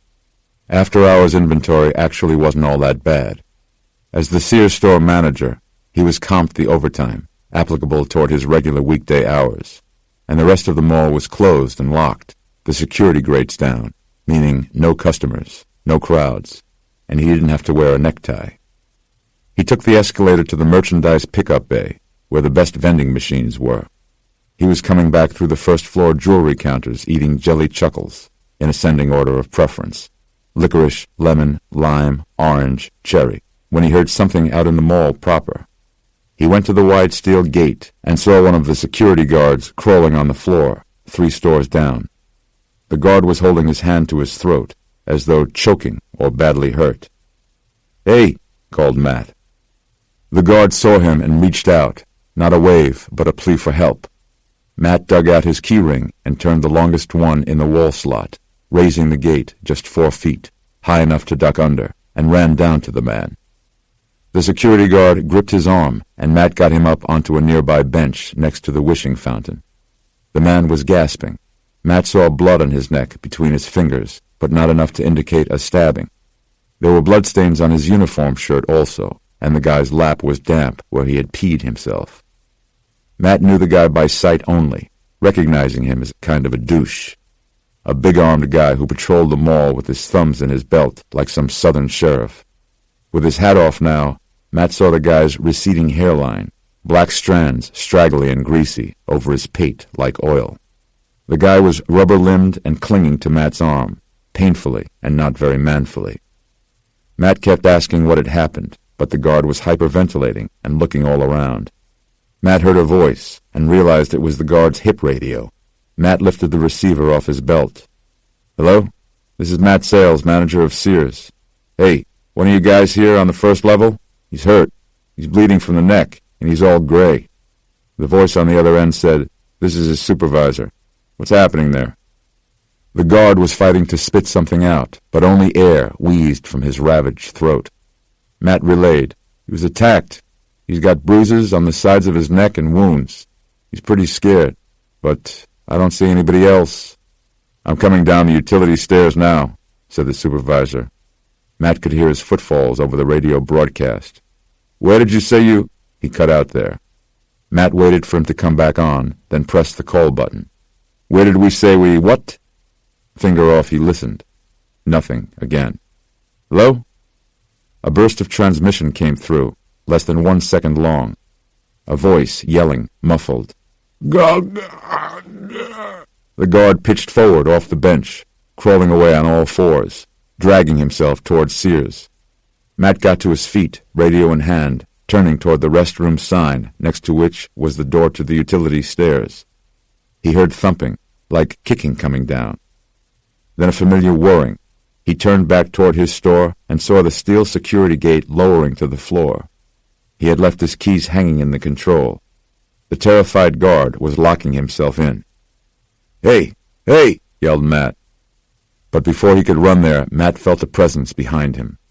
He saw the guard back off, big-eyed, knocking over a rack of dresses and crawling away. Matt turned and saw two kids in baggy jeans and oversized cashmere hoodies coming out of the corridor to the restrooms. They looked drugged out, their brown skin yellowed, their hands empty. Junkies. Matt's fear spiked, thinking they might have hit the guard with a dirty syringe. He pulled out his wallet, tossing it to one of them. The kid didn't move to catch it, the wallet smacking him in the gut and falling to the floor. Matt backed up against the store grate as the two guys closed in. Vestry Street, Tribeca. Eve pulled up across the street from Bolivar's residence, a pair of conjoined townhouses fronted by 3 stories of scaffolding. They crossed to the door and found it boarded up, not haphazardly or temporarily, but covered with thick planking bolted over the doorframe, sealed. Eve looked up the front face of the building to the night sky beyond. "What's this hiding?" he said. He put a foot up on the scaffolding, starting to climb.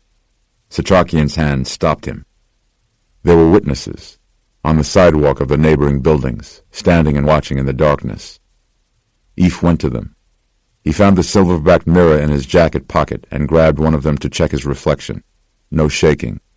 The kid, no older than 15, done up in sad-eyed goth paint and black lipstick, shook away from Eve's grip. Setrakian checked the others with his glass. None of them was turned. "Fans," said Nora. "A vigil." "Get out of here," snarled Eve. But they were New York kids. They knew they didn't have to move. Setrakian looked up at Bolivar's building. The front windows were darkened, but he could not tell at night if they were blacked out or just in the process of renovation. "Let's climb up that scaffolding," said Eve. "Break in a window." Setrakian shook his head. "No way we can get inside now without the police being called and you being taken away. You're a wanted man, remember?" Setrakian leaned on his walking stick, looking up at the dark building before starting away. "No, we have no choice but to wait. Let's find out some more about this building and its owner. It might help to know first what we are getting into."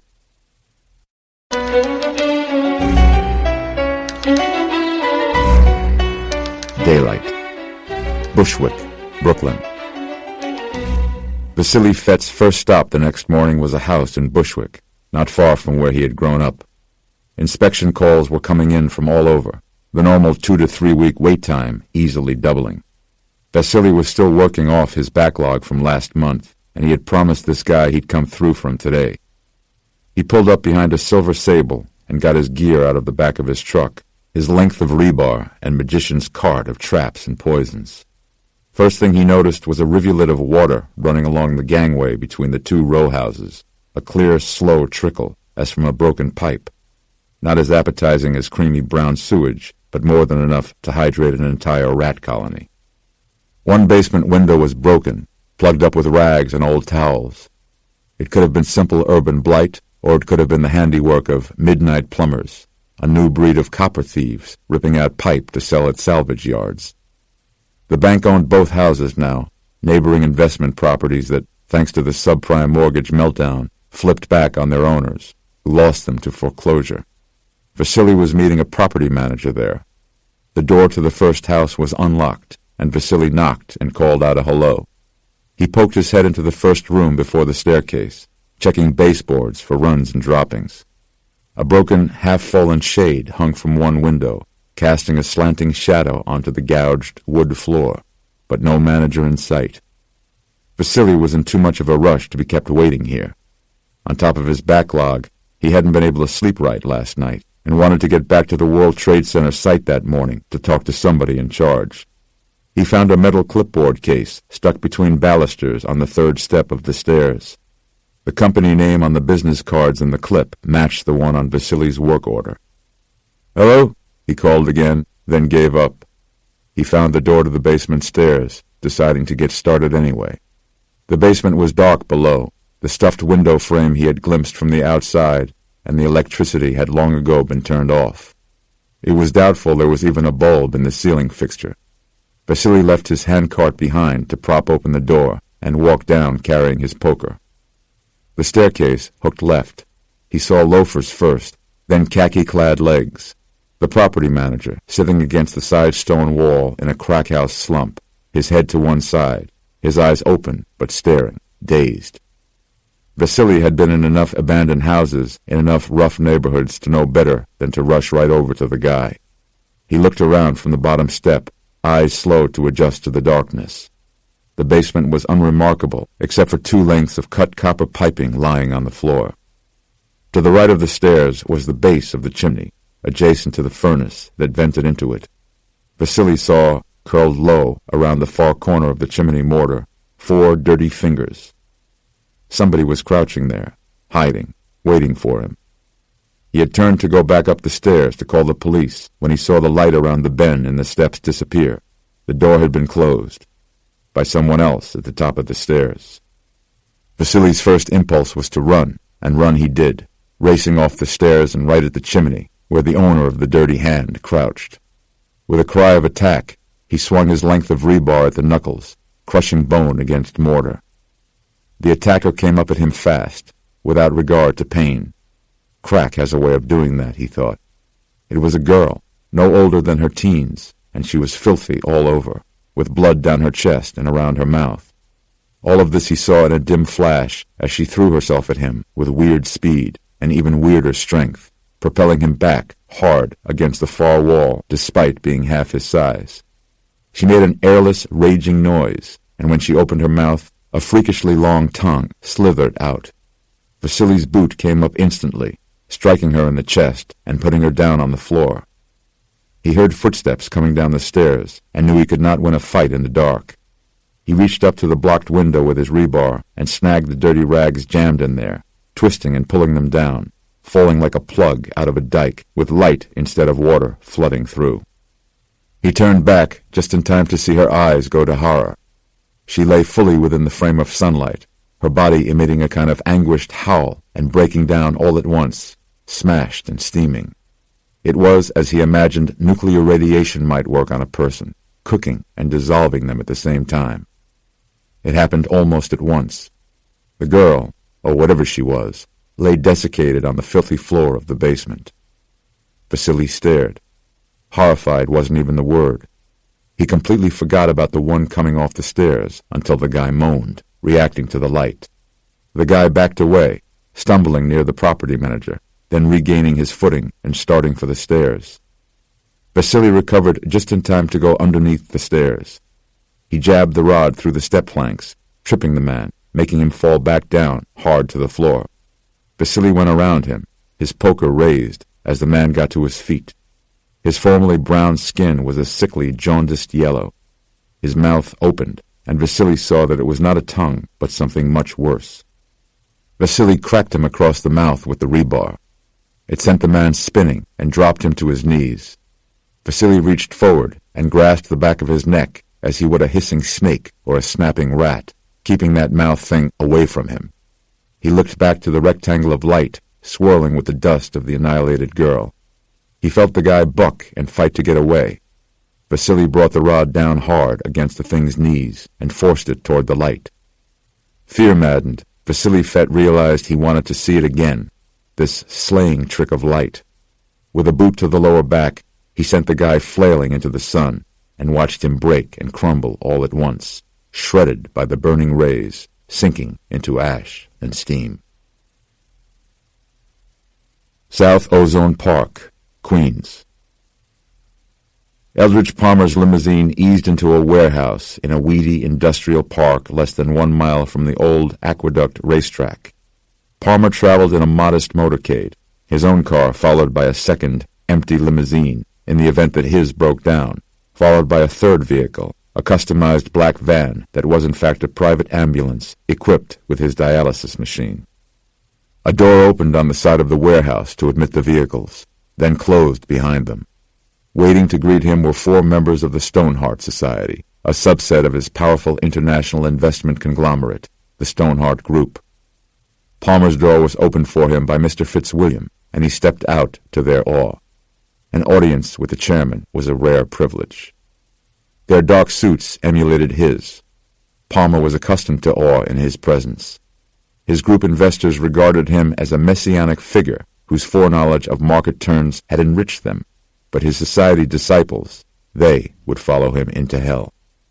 Palmer felt invigorated today and stood with only the aid of his mahogany cane. The former box company warehouse was mostly empty. The Stoneheart Group used it occasionally for vehicle storage, but its value today lay in its old-fashioned, pre-code underground incinerator, accessed by a large oven-sized door in the wall.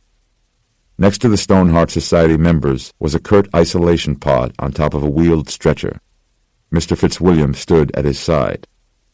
"Any problems?" said Palmer. "None, Chairman," they replied. The two, who resembled Doctors Goodweather and Martinez, handed over their forged Centers for Disease Control and Prevention credentials to Mr. Fitzwilliam. Palmer looked in through the transparent isolation pod at the decrepit form of Jim Kent.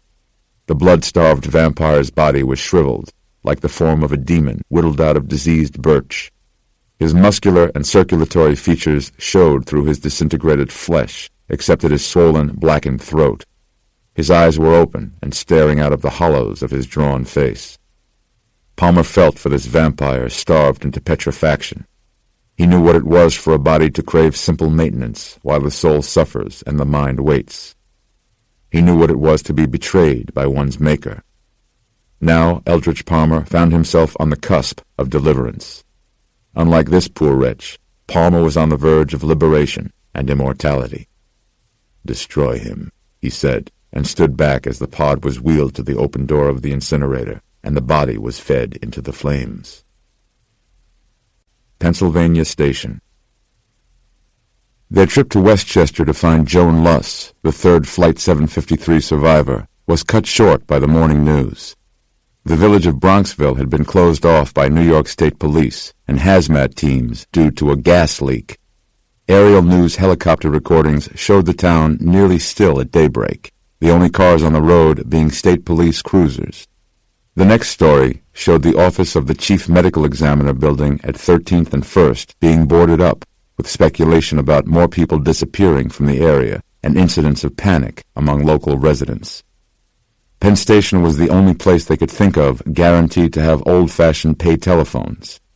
Eph stood at a bank of them, with Nora and Setrakian off to the side as morning commuters moved through the station. Eph thumbed through Jim's phone, the recent calls list, looking for Director Barnes' direct mobile line. Jim rolled close to 100 calls each day, and Eph kept scrolling through them, while on the landline, Barnes answered his phone. Eph said, "Are you really going with the gas leak, Gambit, Everett? How long do you think that's going to hold in this day and age?" Barnes recognized Eph's voice. "Ephraim, where are you? Have you been to Bronxville? Have you seen it now?" "I have been there. We don't know what we have quite yet." "Don't know? Give me a break, Everett." "They found the police station empty this morning. The entire town appears to have been abandoned." "Not abandoned. They're all still there, just hiding. Come sundown in Westchester County, it's going to be like Transylvania. What you need are strike teams, Everett. Soldiers, going house to house through that town, as if it's Baghdad. It's the only way. What we don't want is to create a panic. The panic is already starting. Panic is an appropriate response to this thing, more so than denial. The New York DOH syndromic surveillance systems show no indication of any emerging outbreak. They monitor disease patterns by tracking ER visits, ambulance runs, and pharmacy sales, none of which figures into this scenario. This whole city is going to go the way of Bronxville if you don't get going on it. Director Barnes said, "I want to know what you've done with Jim Kent." "I went to go see him, and he was already gone." "I'm told you had something to do with his disappearance." "What am I, Everett? The Shadow? I'm everywhere at once? I'm an evil genius?" "Yes, I am." "Ephraim, listen. You listen to me. I'm a doctor you hired to do a job. to identify and contain emerging diseases in the United States. I am calling to tell you that it's still not too late. This is the 4th day since the arrival of the plane and the start of the spread, but there is still a chance, Everett. We can hold them here in New York City. Listen, vampires can't cross bodies of moving water.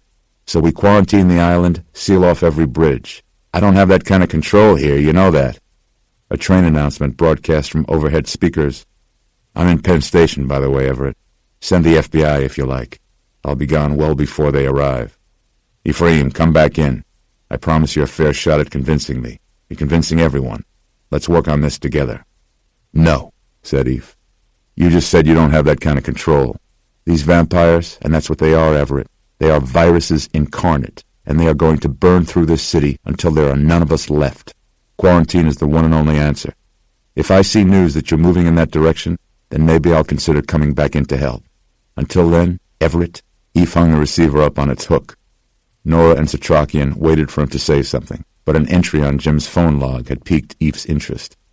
Each one of Jim's contacts was entered last name first, all except one, a local exchange, to which Jim had made a series of calls within the past few days. Eve picked up the landline and pressed 0 and waited through the computer responses until he got a real Verizon operator. Yes, I have a number in my phone, and I can't remember who it connects to, and I'd like to save myself some embarrassment before placing a call. It's a 212 exchange, so I believe it's a landline. Can you do a reverse lookup? He read her the number and heard fingers clicking on a keyboard. That number is registered to the 77th floor of the Stoneheart Group. Would you like the building address? I would. He covered the mouthpiece and said to Nora, Why was Jim calling someone at the Stoneheart Group? Stoneheart, said Nora. You mean that old man's investment company? Investment guru, said Eve. Second richest man in the country, I think. Something Palmer. Setrakian said, Eldridge Palmer. Eve looked at him. He saw consternation on the professor's face. What about him? This man, Jim Kent, said Setrakian. He was not your friend. Nora said, What do you mean? Of course he was. Eve hung up after getting the address. He then highlighted the number on the screen of Jim's phone and pressed send. The number rang. No answer, no voicemail recording. Eve hung up, still staring at the phone. Nora said, Remember the administrator for the isolation ward after the survivors left isolation? She said she had called. Jim said she hadn't. Then he said he just missed some calls. Eve nodded. It didn't make any sense. He looked at Setrakian. What do you know about this guy Palmer? Many years ago, he came to me for help in finding someone I was keenly interested in finding. Sardou, guessed Nora. He had the funding. I had the knowledge. But the arrangement ended after only a few months.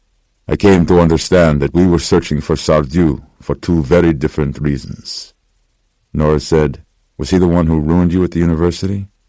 Setrakian said, I always suspected. Jim's phone buzzed in Eve's hand. The phone did not recognize the number, but it was a local New York exchange. A callback from someone at Stoneheart, maybe. Eve answered it. Yeah, said the voice. Is this a CDC? Who's calling? The voice was gruff and deep. I'm looking for the disease guy from the Canary Project who's in all that trouble. Any way you can put me through to him? Eve suspected a trap. What do you want him for?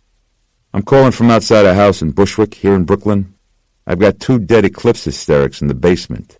Who didn't like the sun? This mean anything to you? Eve felt a tingle of excitement. Who is this? My name is Fett.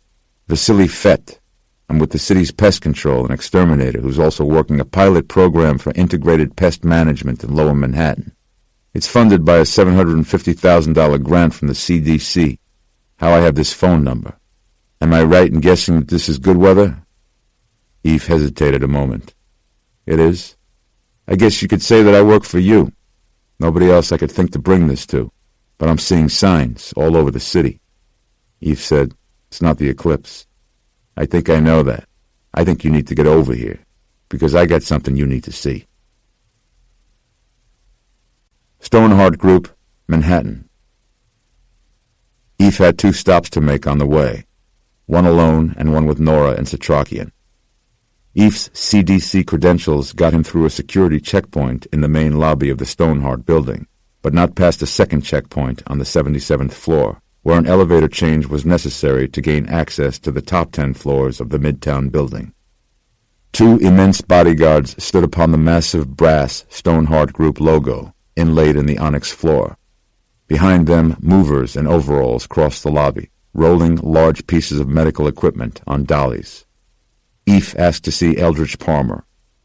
The larger of the two bodyguards almost smiled. A shoulder holster bulged conspicuously beneath his suit jacket.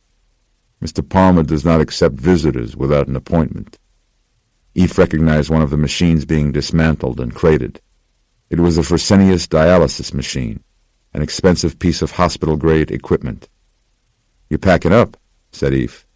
"Moving house. Getting out of New York while the getting's good? But won't Mr. Palmer need his kidney machine?" The bodyguards didn't answer, didn't even turn to look. Eve understood it then, or thought he did.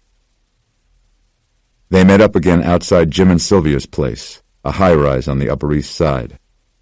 Setrakian said it was Palmer who brought the master into America.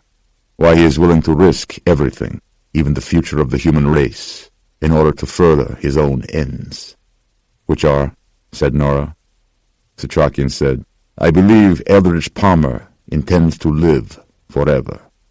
Eve said, "Not if we can do anything about it." "I applaud your determination," said Setrakian. "But with his wealth and influence, my old acquaintance has every advantage. This is his endgame, you realize. There is no going back for him. He will do whatever it takes to achieve his goal." Eve couldn't afford to think in big-picture terms, or else he might discover that he was fighting a losing battle. He focused on the task at hand. "What did you find out?" Setrakian said, "My brief visit to the New York Historical Society bore fruit. The property in question was completely rebuilt by a bootlegger and smuggler who made his fortune during Prohibition. His home was raided numerous times, but never more than a pint of illicit brew was seized, due, it was said, to a web of tunnels and underground breweries. Some of those tunnels were expanded later to accommodate underground subway lines." Eve looked at Nora. "What about you?" "The same, and that Bolivar bought the property expressly because it was an old bootlegger's pad, and because it was said that the owner before that was a Satanist who held black masses on the rooftop altar around the turn of the 20th century.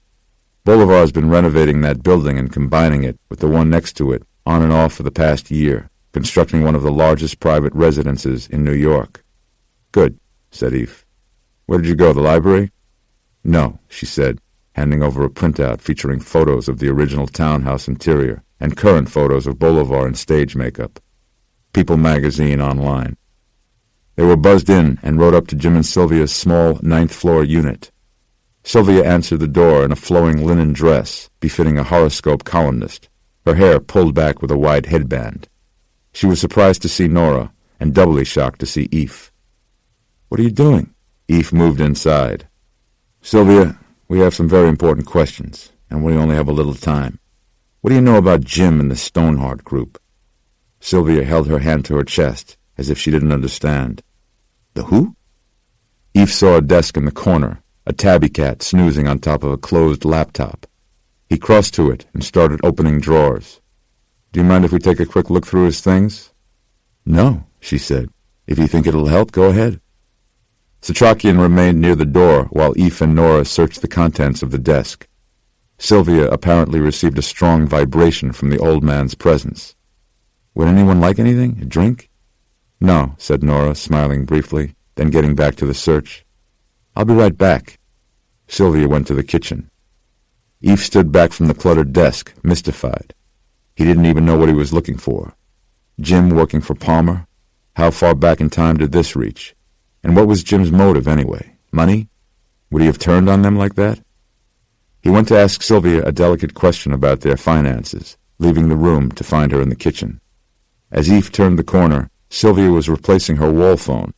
She stepped backward with a strange look on her face. Eve was confused at first. "Who are you calling, Sylvia?" The others came in behind him. Sylvia felt for the wall behind her, then sat down in a chair. Eve said, "Sylvia, what's going on?" She said without moving and with an eerie sense of calm behind her wide, damning eyes, "You're going to lose." PS 69, Jackson Heights. Kelly usually never turned her mobile phone on in the classroom, but now it sat to the left of her calendar blotter, set to silent. Matt had stayed out all night, not unusual for overnight inventories.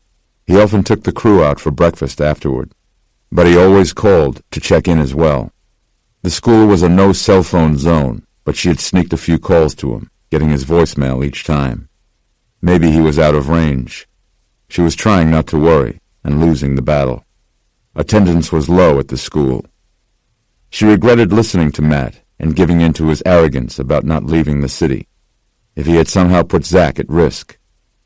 Then her phone lit up, and she saw the envelope icon, a text message from his mobile. It read, "Come home." That was it. 2 words, lowercase, no punctuation. She tried to call him right back. The phone rang and then stopped ringing, as though he had answered, but he didn't say anything. Matt? Matt? Her 4th graders looked at her strangely. They had never seen Mrs. Goodweather talking on the phone in class. Kelly tried their home phone and got a busy signal. Was the voicemail broken? When was the last time she'd heard a busy signal? She decided to leave. She'd have Charlotte open the door to her classroom next door, keep an eye on her students. Kelly thought about packing it in for the day and even picking up Zach at the middle school, but no. She'd shoot home, find out what was wrong, then evaluate her options and go from there. Bushwick, Brooklyn. The man who met them at the empty house filled most of the door frame. The shadow of a skipped shave blackened his jutting jaw like a dusting of soot. He carried a large white sack at his hip, one hand choking its neck, an oversized pillowcase with something heavy inside. After the introductions, the big man went into his shirt pocket and unfolded a worn copy of a cover letter bearing the CDC seal. He showed the letter to Eve. "You said you had something to show us," said Eve. "2 things. First, this." Fett loosened the drawstring on his sack and overturned the contents onto the floor. 4 furry rodents landed in a heap, all dead. Eve jumped back, and Nora gasped. "I always say you want to get people's attention, bring them a bag of rats." Fett picked one up by its long tail, its body twirling slowly back and forth under his hand. "They're coming up out of their burrows all across the city, even in daytime. Something's driving them out, meaning something's not right. I know that during the Black Death, rats came out and dropped dead in the streets. These rats here aren't coming up to die. They're coming up plenty alive and plenty desperate and hungry. Take my word for it. When you see a big change in rat ecology, it means bad news is on the way. When the rats start to panic, it's time to sell GE. Time to get out. Know what I mean?" Setrakian said, "I do indeed." Eve said, "I'm missing something here. What do rats have to do with—" "They're a sign," said Setrakian, "as Mr. Fett rightly states. An ecological symptom. Stoker popularized the myth that a vampire can change its form, transforming into a nocturnal creature such as a bat or a wolf. This false notion arises out of a truth. Before dwellings had basements or cellars, vampires nested in caves and dens on the edges of villages. Their corruptive presence displaced the other creatures, bats and wolves, driving them out so they overran the villages, their appearance always coinciding with the spreading sickness and the corruption of souls." Fett was paying close attention to the old man. "You know what?" he said. "Twice when you were just talking, I heard you say the word vampire." Setrakian looked at him evenly. "That you did." After a contemplative pause and a long look at the others, Fett said, "Okay," as though he was starting to get it. "Now let me show you the other thing." He led them down into the basement. The smell was one of foul incense, of something diseased that had been burned. He showed them the atomized flesh and bone, now cold cinder lying on the floor of the basement. The rectangle of window sunlight had elongated and moved, shining against the wall now. But it was beaming down here, and they went into it, and it cooked them in an instant. But before that, they came at me with this thing shooting out from underneath their tongues. Setrakian told him the short version. The rogue master stowing away on Flight 753, the disappearing coffin, the morgue dead rising and returning to their dear ones, the household nests, the Stoneheart group, Silver and Sunlight, the Stinger. Fett said, their heads tipped back and their mouths opened up, and it was like that candy, that kid's candy, the one that used to come with Star Wars character heads. Nora said after a moment, a Pez dispenser? That's it. You tip up the chin, candy pops out of the neck. Eve nodded, except for the candy part, an apt description. Fett looked at Eve. So why are you public enemy number one? Because silence is their weapon? Hell then, somebody has to make some noise. Exactly, said Eve. Setrakian eyed the light clipped on the side of Fett's belt. Let me ask you this. Your profession uses black light, if I am not mistaken. Sure, to pick up rodent urine traces. Setrakian glanced over at Eve and Nora. Fett took another look at the old man in the vest and suit. You know about exterminating? Setrakian said, I have had some experience. He stepped over to the turned property manager, who had crawled or dragged himself away from the sunlight and was now curled up in the far corner. Setrakian examined him with a silver-backed mirror and showed Fett the result. The exterminator looked back and forth between the property manager as he appeared to his eyes and the vibrating blur reflected in the glass. But you strike me as an expert on things that burrow and hide, creatures who nest, who feed off the human population. Your job is to drive out these vermin? Fett looked at Setrakian and the others like a man standing on an express train, gathering speed out of the station, suddenly realizing he had boarded on the wrong track. What are you getting me into here? Tell us then, please. If vampires are vermin, and infestations spreading quickly throughout the city, how would you stop them? I can tell you that, from a pest control point of view, poisoning and trapping are short-term solutions that won't work in the long run. Picking these babies off one by one gets you nowhere. The only rats you ever see are the weakest ones, the hungry ones. Smart ones know how to survive. Control is what works. Managing their habitat, disrupting their ecosystem, removing the food supply and starving them out. Then you get to the root of the infestation and wipe it clean. Setrakian nodded slowly, then looked back at Eve. The master, the root of this evil. Somewhere in Manhattan, right now. The old man looked again at the unfortunate curled up on the floor, who would animate after nightfall, became a vampire, vermin. You will step back, please, he said, unsheathing his sword. With his pronouncement and a two-handed stroke, he decapitated the man where he lay. As pale pink blood eked out, the host was not yet fully turned. Setrakian wiped his blade on the man's shirt and returned it to the walking stick. If only we had some indication of where the master might be nesting. The site would have been pre-approved and perhaps even selected by him. A lair worthy of his stature. A place of darkness, offering shelter from, yet access to, the human world on the surface. He turned back to Fett. Do you have any notion where these rats might be rising from? The epicenter of their displacement? Fett nodded immediately, his eyes staring into the distance. I think I know. Church Street and Fulton. In the declining light of day, the two epidemiologists, the pawnbroker and the exterminator, all stood on the viewing platform on the upper edge of the World Trade Center construction site, the excavation dug 1 block wide and 70 feet deep.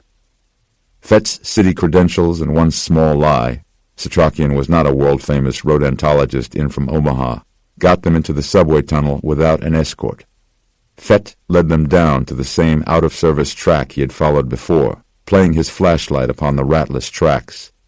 The old man stepped carefully over the ties, picking his way along the bedstones with his oversized walking stick. Eve and Nora carried lumalights. You are not from Russia, Setrakian said to Fett. Just my parents, my name. In Russia they are called Vurdalak. The prevailing myth is that one gains immunity from them by mixing the blood of the Vurdalak with flour and making bread from the paste, which must then be eaten. Does that work? As well as any folk remedy, which is to say, not very well at all. Setrakian remained far to the right of the electrified third rail. That steel rod looks handy. Fett looked at his length of rebar. It's crude, like me, I suppose, but gets the job done. Also like me. Setrakian lowered his voice to cut down on the tunnel echo. I have some other instruments you might find at least as effective. Fett saw the sump hose the sandhogs had been working on. Farther ahead, the tunnel turned and widened, and Fett recognized the dingy junction at once. In here, he said, shining a flashlight beam around, keeping it low. They stopped and listened to the dripping of water. Fett scoured the ground with his light. I put down tracking powder last time, see? There were human footprints in the powder. Shoes, sneakers, and bare feet. Fett said, who goes barefoot in a subway tunnel? Setrakian held up a wool-gloved hand. The tube-like tunnel acoustics brought them distant groans. Nora said, Jesus Christ. Setrakian whispered, your lamps, please, turn them on. Eve and Nora did, their powerful UVC rays illuminating the dark underground, exposing a mad swirl of colors. Innumerable stains splashed wildly against the floor, the walls, the iron stanchions, everywhere. Fett recoiled in disgust. This is all. It is excrement, said Setrakian. The creatures will shit while they eat. Fett looked around in amazement. I guess a vampire doesn't have much need for good hygiene. Setrakian was backing away. He had a different grip on his walking stick now, the top half pulled several inches out of the bottom half, bearing the bright, sharp blade. We must leave here, right now. Fett was listening to the noises in the tunnels. No argument from me. Eve's foot kicked something, and he jumped back, expecting rats. He shone his UVC lamp down and discovered a low mound of objects in the corner. They were mobile phones, 100 or more, piled up as though they had been thrown into the corner. Huh? Said Fett. Somebody dumped a load of mobile phones down here. Eve reached for some on the top of the pile. The first two he tried were dead. The third had just one blinking bar of battery life. An X icon along the top of the screen indicated that there was no reception. That's why the police can't find all the missing people by their cell phones, said Nora. They're all underground. Judging by the looks of this, said Eve, tossing the phones back onto the pile, most of them are here. Eve and Nora stared at the phones, quickening their steps. Quickly, said Setrakian, before we are detected. He led the retreat out of the tunnel. We must prepare.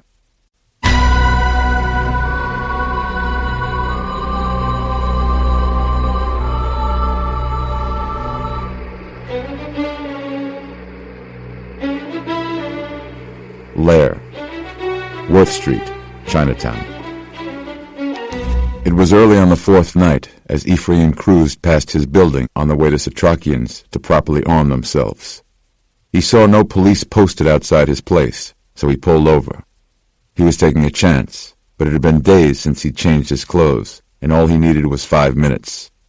He pointed out his third-floor window to them and said he would lower the blinds once he was inside if there was no trouble.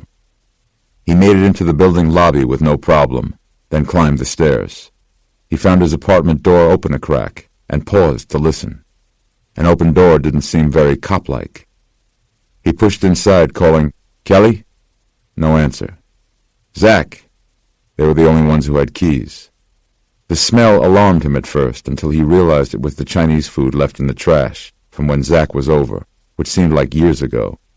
He entered the kitchen to see if the milk in the refrigerator was still good, and then stopped. He stared. It took him a moment to understand what he was looking at. 2 uniformed cops lay on his kitchen floor against the wall. A droning started inside the apartment, quickly rising to something like a scream, like a chorus of agony. His apartment door slammed shut. Eve whipped around to the closed door. 2 men stood there, 2 beings, 2 vampires. Eve saw this at once, their posture, their pallor. One of them he did not know.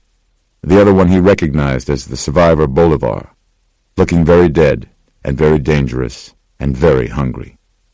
Then Eve sensed an even greater danger in the room, for these 2 revenants were not the source of the drone. Turning his head back toward the main room took an eternity, and it took only 1 second.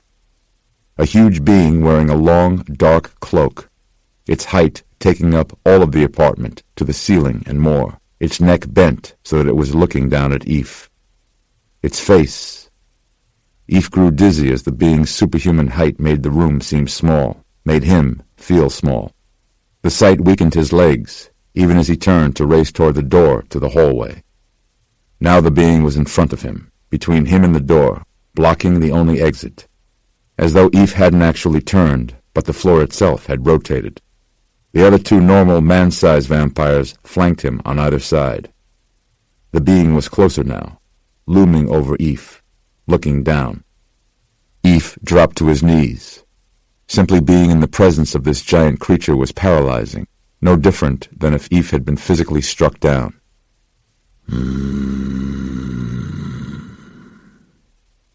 Eve felt this, the way you feel live music in your chest, a hum rumbling in his brain.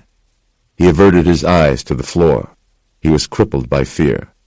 He did not want to see its face again. Look at me. At first, Eve believed that this thing was strangling him with its mind, but his breathlessness was the result of pure terror, a panic of his very soul. He raised his eyes just a bit. Trembling, he saw the hem of the master's robe, up to the hands at the end of the sleeves. They were revoltingly colorless and nailless and inhumanly large. The fingers were of uniform length, all oversized except for the middle finger, which was even longer and thicker than the rest, and hooked at the end like a talon. The master, here for him, to turn him. Look at me, pig. Eve did, raising his head as though a hand gripped his chin. The master looked down at him from where his head bent beneath the ceiling. It gripped the sides of its hood with its huge hands and pulled it back off its skull. The head was hairless and colorless. Its eyes, lips, and mouth were all without hue, worn and washed out, like threadbare linen. Its nose was worn back like that of a weathered statue, a mere bump made of two black holes. Its throat throbbed in a hungry pantomime of breathing. Its skin was so pale that it was translucent, visible beneath the flesh, like a blurry map to an ancient ruined land, were veins that no longer carried blood, veins that pulsed with red. The circulating bloodworms, capillary parasites coursing beneath the master's pellucid flesh. This is a reckoning. The voice rode into Eve's head on a roar of terror. He felt himself going slack, everything muddled and dimming. I have your pig wife. Soon your pig son. Eve's head was swollen to bursting with disgust and anger. It felt like a balloon forcing itself to pop. He slid 1 foot flat beneath him. He staggered to his feet before this immense demon. I will take everything from you and leave nothing. That is my way. The master reached forward in a fast, blurry motion. Eve felt as an anesthetized patient feels the pressure of the dentist's drill, a gripping sensation on the top of his head, and then his feet were off the floor. He swung his arms and kicked out his legs. The master palmed his head like a basketball, lifting him one-handedly toward the ceiling. To eye level, near enough to glimpse the bloodworms wriggling like plague spermatozoa. I am the occultation and the eclipse. Lifting Eve to his mouth like a fat grape, the mouth was dark inside, his throat a barren cavern, a direct route to hell. Eve, his body swinging from his neck, was nearly out of his mind. He could feel the long middle talon against the back of his neck, its pressure at the top of his spine. The master tipped Eve's head back, as though cracking open the pop-top of a beer can. I am a drinker of men. A wet, crunching sound, and then the master's mouth began to open. His jaw retracted and his tongue curled up and back, and his hideous stinger emerged. Eve roared, defiantly blocking access to his neck with his arms, howling into the master's savage face. And then something, not Eve's howl, something made the master's great head turn ever so slightly. The nostrils in his face pulsed, the sniffing of a demon without breath. His onyx eyes turned back to Eve, staring at him like two dead spheres. glaring at Eve, as though Eve had somehow dared to deceive the master. Not alone. At that moment, coming up the stairs of Eve's apartment building, 2 steps behind Fett, Setrakian gripped the handrail suddenly, his shoulders slumping against the wall. Pain burst in his head like a blinding aneurysm, and a voice, vile and gloating and blasphemous, boomed like a bomb exploding inside a crowded symphony hall. Setrakian. Fett stopped and looked back, but through wincing eyes, Setrakian waved him ahead. A whisper was all he could muster. He is here. Nora's eyes darkened. Fett's boots pounded as he ran up to the landing. Nora helped Setrakian, pulling him after Fett to the door, inside the apartment. Fett hit the first body he encountered, an open-field tackle, going in low and getting grabbed as he did, falling and rolling over. He popped up fast in a fighting stance and faced his opponent, seeing the vampire's face, not grinning, but with his mouth spread like a grin, ready to feed. Then Fett saw the giant being across the room, the master, with Eve in his grip, monstrous, mesmerizing. The nearer vampire came at him and drove Fett back into the kitchen, against the refrigerator door. Nora rushed inside, managing to switch on her Luma lamp just as the vampire Bolivar lunged for her. He hissed a breathless scream and reeled backward. Then Nora saw the master, the back of his downturned head against the ceiling. She saw Eve dangling by his head in the monster's grip. Eve! Setrakian entered with his long sword bared. He froze for a moment when he saw the master, the giant, the demon, here in front of him, now, after so many years. Setrakian brandished his silver sword. Nora, closing from a different angle, drove Bolivar back toward the front wall of the apartment. The master was cornered. Attacking Eve in such a small space had been a cardinal mistake. Setrakian's heart pounded in his chest as he turned the blade point out and ran it at the demon. The droning inside the apartment expanded suddenly, an explosion of noise inside his head, and Nora's and Fett's and Eve's, an incapacitating shockwave of sound that made the old man shrink back for a moment, just long enough. He saw a black grin snake across the master's face. The giant vampire threw the flailing Eve across the room, his body slamming into the far wall and dropping hard to the floor. The master hooked Bolivar by the shoulder with one of his long, taloned hands and lunged at the picture window overlooking Worth Street. A splintering crash shuddered the building as the master escaped in a rain of glass. Setrakian ran toward the sudden breeze, to the frame of the window edged with jagged shards. 3 stories below, the glass spray was just hitting the sidewalk, glittering in the streetlight. The master, with his preternatural speed, was already across the street and mounting the facing building. With Bolivar hanging from his free arm, he went over the top railing and disappeared onto the higher roof, into the night. Setrakian sagged a moment, unable to process the fact that the master had just been inside that very room and was now escaped. His heart was throwing a fit in his chest, pounding as if it was going to burst. "Hey, a little help!" He turned, and Fett was on the floor holding off the other vampire, Nora assisting with her lamp. Setrakian felt a new burst of rage and went walking over, his silver sword straight out at his side. Fett saw him coming, his eyes going wide. "No! Wait!" Setrakian struck, sweeping his blade through the vampire's neck, inches above Fett's hands, then kicking the decapitated body off of Fett's chest before the white blood could reach his skin. Nora ran over to Eve, lying crumpled on the floor. His cheek was cut, and his eyes were dilated and terrified, but he appeared unturned. Setrakian whipped out a mirror to confirm this. He held it to Eve's face and found no distortion. Nora shone her lamp on Eve's neck. Nothing. No breach. Nora helped him sit up, Eve wincing in pain when his right arm was touched. She touched his chin underneath his cut cheek, needing to embrace him, but not wanting to hurt him any further. "What happened?" she said. Eve said, "He has Kelly."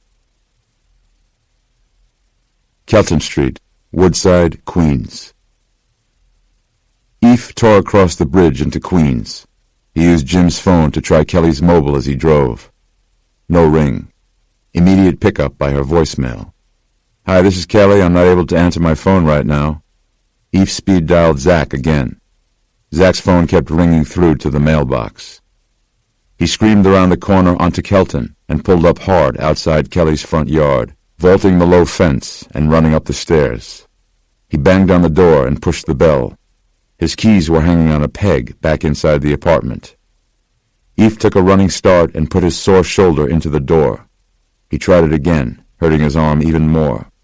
The third time he threw himself against the door, the frame splintered, and he fell sprawling inside. He got to his feet and rushed through the house, slamming into walls around corners, his feet kicking its steps up to the second floor. He stopped at the door to Zach's bedroom. The boy's room was empty. So empty. Back downstairs 3 steps at a time. He recognized Kelly's emergency go bag next to the broken door. He saw suitcases packed but not zipped. She had never left the city. "Oh, Christ," he thought. "It's true." The others reached the door just as something struck Eve from behind. A body tackling him. He fought back immediately, already primed with adrenaline. He rolled his attacker over, holding him off. Matt Sales. Eve saw his dead eyes and felt the heat of his overramped metabolism. The feral thing that was once Matt snarled at him. Eve braced his forearm against Matt's throat as the recently turned vampire started to open its mouth. Eve went up hard under his chin, trying to block whatever biological mechanism was about to unleash the stinger. Matt's eyes strained and his head shook all over as he tried to work his throat free. Eve saw Setrakian drawing his sword behind Matt. Eve yelled, "No!" and he drew from a ready well of rage to kick Matt off him. The vampire snarled, rolling to a stop, then popping up on all fours, watching Eve get to his feet. Matt rose, standing hunched over. He was doing weird things with his mouth, a new vampire getting used to the different muscles, his tongue swirling around his open lips in lascivious confusion. Eve looked around for a weapon, finding only a tennis racket lying on the floor outside the closet. He grabbed the tape grip two-handedly and spun the titanium frame on its side, going after Matt with it. All of his feelings for Matt, this man who had moved into his wife's house and bed, who wanted to be his boy's father, who sought to replace Eve, came surging up as he swung for Matt's jaw. He wanted to shatter it and the horror that lurked inside. The new ones weren't so coordinated yet, and Eve got in 7 or 8 good blows, chopping loose teeth and dropping Matt to his knees, before Matt lashed out, catching Eve's ankle and upending him. Some residual anti-Eve rage still boiled inside Matt, too. He rose up, gnashing his broken teeth, but Eve kicked Matt in the face, extending his knee and throwing Matt back. Eve retreated around the partition into the kitchen, and it was there he saw the carving knife stuck on a magnet strip. Rage is never blind. Rage is uniquely focused. Eve felt as if he were looking through the wrong end of a telescope, seeing only the knife, and then only Matt. Matt came at him, and Eve strong-armed him back against the wall. He grabbed a handful of hair and yanked it back in order to expose the vampire's neck. Matt's mouth opened, his stinger swishing out, trying to feed on Eve. Matt's throat rippled and bucked, and Eve attacked it, stabbing, knife, knife, knife, knife, knife, hard and quick, right through the throat and into the wall behind, the blade tip sticking, and Eve pulling out again. Crunching cervical vertebrae, white goo bubbling, body sagging, arms flailing. Eve stabbing until the head remained in his hand, but the body sagged to the floor. Eve stopped cutting then. He saw, without truly processing it, the head in his hands, with its stinger drooping through the severed neck, still twitching. He then saw Nora and the others watching him from the open door. He saw the wall and the white mess dripping down it. He saw the decapitated body on the floor. He saw the head in his hand. Bloodworms wriggled up Matt's face, past his cheeks and over his staring eyes, into Matt's thin hair, approaching Eve's fingers. Eve dropped the head, which struck the floor with a thud, not rolling anywhere. He dropped the knife, too, which fell soundlessly into Matt's lap. Eve said, "They took my son." Setrakian pulled him away from the body and the infested vampire blood. Nora turned on her lumilight and irradiated Matt's body. Fett said, Holy shit. Eve said again, both as an explanation and as a nail to be banged more deeply into his soul, They took my son. The homicidal roar in his ears was fading, and he recognized the sound of a car pulling up outside. A door opened, soft music playing. The voice calling out, Thanks! That voice. Eve went to the broken front door. He looked down the walk and saw Zach getting out of a minivan, shrugging a backpack strap over one shoulder. Zach made it only as far as the gate door before Eve wrapped him up in his arms. Dad? Eve checked him over, grasping the boy's head in his hands, examining his eyes, his face. Zach said, What are you doing? Where were you? At Fred's. Zach tried to wriggle out of his father's grip. Mom never showed, so Fred's mom took me over to their place. Eve let Zach pull back. Kelly. Zach was looking past him, at the house. What happened to our door? He took a few steps toward it, until Fett appeared in the doorway, Setrakian behind him. A big guy in a hanging flannel shirt and work boots, and an old man in tweed, holding a wolf's head walking stick. Zach looked back at his father, the troubled vibe now fully setting in. He said, Where's Mom? Knickerbocker Loans and Curios, 118th Street, Spanish Harlem. Eve stood in the book-lined hallway of Setrakian's apartment. He was looking in on Zach eating a devil dog at the old man's small kitchen table, where Nora was asking him about school, keeping him occupied and distracted. Eve could still feel the sensation of the master's grip on his head. He had lived a life built on certain assumptions, in a world based on certain assumptions, and now that everything he thought he could rely on was gone, he realized he didn't know anything anymore. Nora saw him watching from the hall, and Eve could tell by the look on her face that she was frightened by the look on his. Eve knew that he would always be a little insane from now on. He went downstairs 2 flights to Setrakian's basement armory. The UV alarm lights at the door were turned off, the old man showing Fett his wares. The exterminator was admiring the modified nail gun, looking like a longer, narrower Uzi submachine gun, but orange and black, and with its loading nail magazine feeding the barrel on a slant. Setrakian came straight over to Eve. Did you eat? Eve shook his head. How is your boy? Scared, but he won't let it show. Setrakian nodded. Like the rest of us. You've seen him before, this thing. The master. Yes. You tried to kill it? Yes. You failed. Setrakian squinted as though looking directly into the past. I was not adequately prepared. I will not miss again. Fett, holding a lantern-shaped object with a spike on the end of it, said, Not likely. Not with this arsenal. Some parts I pieced together myself, from things that came into the store, but I am no bomb maker. He clenched his gloved claws as proof of this. I have a silversmith in New Jersey who molds my points and needles. You mean you didn't pick this up at Radio Shack? Setrakian took the heavy lantern-shaped object from the exterminator's hands. It was constructed of shaded plastic with a thick battery base, a 6-inch spike of steel on the bottom. This is essentially an ultraviolet light mine. It is a single-use weapon that will emit a cleansing spray of vampire-killing light in the pure UVC range. It is designed to clear a large room and will burn very hot and fast once charged. You want to make certain you are out of the way when it does. The temperature and the radiation can get a bit uncomfortable. Fett said, And what's with the nail gun? This is powder-actuated, operating on a shotgun load of gunpowder to drive the nail.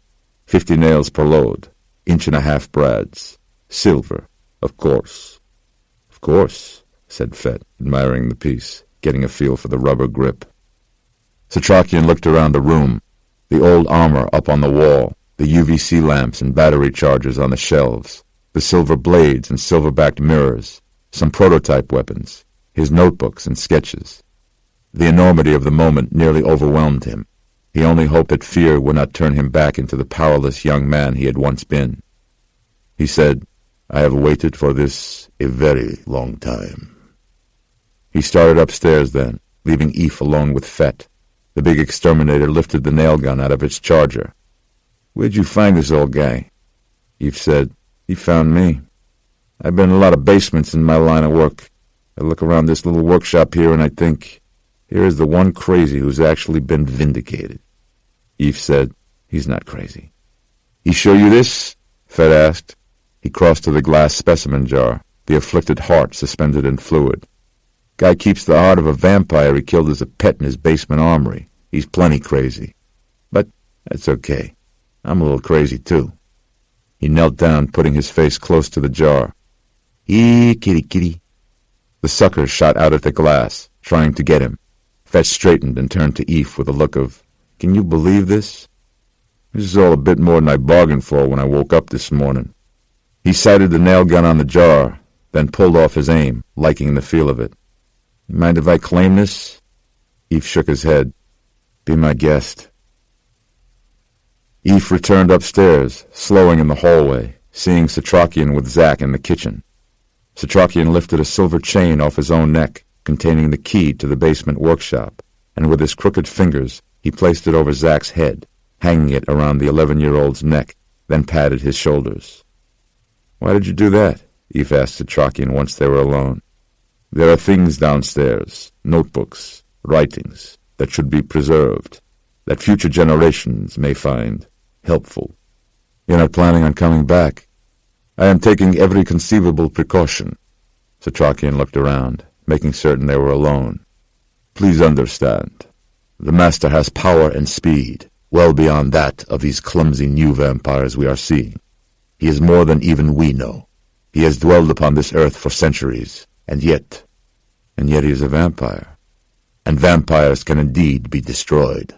Our best hope is to flush him out, to hurt him, and drive him into the killing sun. Why we must wait for the dawn. I want to go now." "I know you do. That is exactly what he wants. He has my wife. Kelly is where she is for one reason only, because of me. You have a personal stake here, Doctor, and it is compelling. But you must know that if he has her, she is already turned." Eve shook his head. "She is not. I don't say this to anger you. She is not." Setrakian nodded after a moment. He waited for Eve to compose himself. Eve said, "Alcoholics Anonymous has done a great deal for me, but the one thing I never got out of it was the serenity to accept the things I cannot change." Setrakian said, "I am the same. Perhaps it is this shared trait that has led us to this point together. Our goals are in perfect alignment." "Almost perfect," said Eve, "because only one of us can actually slay the bastard. And it's going to be me." Nora had been waiting anxiously to speak with Eve, pouncing on him once he stepped away from Setrakian, pulling him into the old man's tiled bathroom. "Don't," she said. "Don't what?" "Ask me what you're going to ask me." She implored him with her fierce brown eyes. "Don't." Eve said, "But I need you to. I'm scared shitless, but I have earned a place at your side. You need me." "I do. I need you here to watch Zack. Besides, one of us has to stay behind to carry on, in case." He left that unsaid. "I know it's a lot to ask." "Too much." Eve could not stop looking in her eyes. He said, "I have to go after her." "I know. I just want you to know." "There's nothing to explain," she said, "but I'm glad you want to." He pulled her close then, into a tight embrace. Nora's hand went up to the back of his head, caressing his hair. She pulled away to look at him, to say something more, and then kissed him instead. It was a goodbye kiss that insisted on his return. They parted, and he nodded to let her know he understood. He saw Zack watching them from the hallway. Eve didn't try to explain anything to him now. Leaving the beauty and goodness of this boy and departing from the perceived safety of the surface world to go down and face a demon was the most unnatural thing Eve could do. "You'll stay with Nora, okay? We'll talk when I come back." Zack's preteen squint was self-protective, the emotions of the moment too raw and confusing for him. "Come back from where?" He pulled his son close, wrapping him up in his arms as though otherwise the boy he loved would fracture into a million pieces. Eve resolved there and then to prevail, because he had too much to lose. They heard yelling and automobile horns outside. and everyone went to the west-facing window. A mass of brake lights clouded the road, some 4 or more blocks away, people taking to the streets and fighting. A building was in flames, and there were no fire trucks anywhere in sight.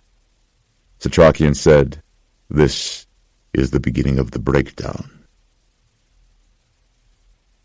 Morningside Heights. Gus had been on the run since the night before. The handcuffs made it difficult for him to move freely on the streets. The old shirt he had found and wound around his forearms, as if he was walking with his arms crossed, wouldn't have fooled many. He ducked into a movie theater, through the back exit, and slept in the darkness. He thought of a chop shop he knew over on the west side, and spent a considerable amount of time making his way over there, only to find it empty. Not locked up, just empty. He dug through the tools he could find there, trying to cut the links, joining the wrists. He even ran an electric jigsaw held with a vise, and nearly sliced his wrists open in the process. He couldn't do anything one-handed, and eventually left in disgust. He went by the haunts of a few of his cholos, but couldn't click up with anyone he trusted. The streets were weird. There wasn't much going on. He knew what was happening.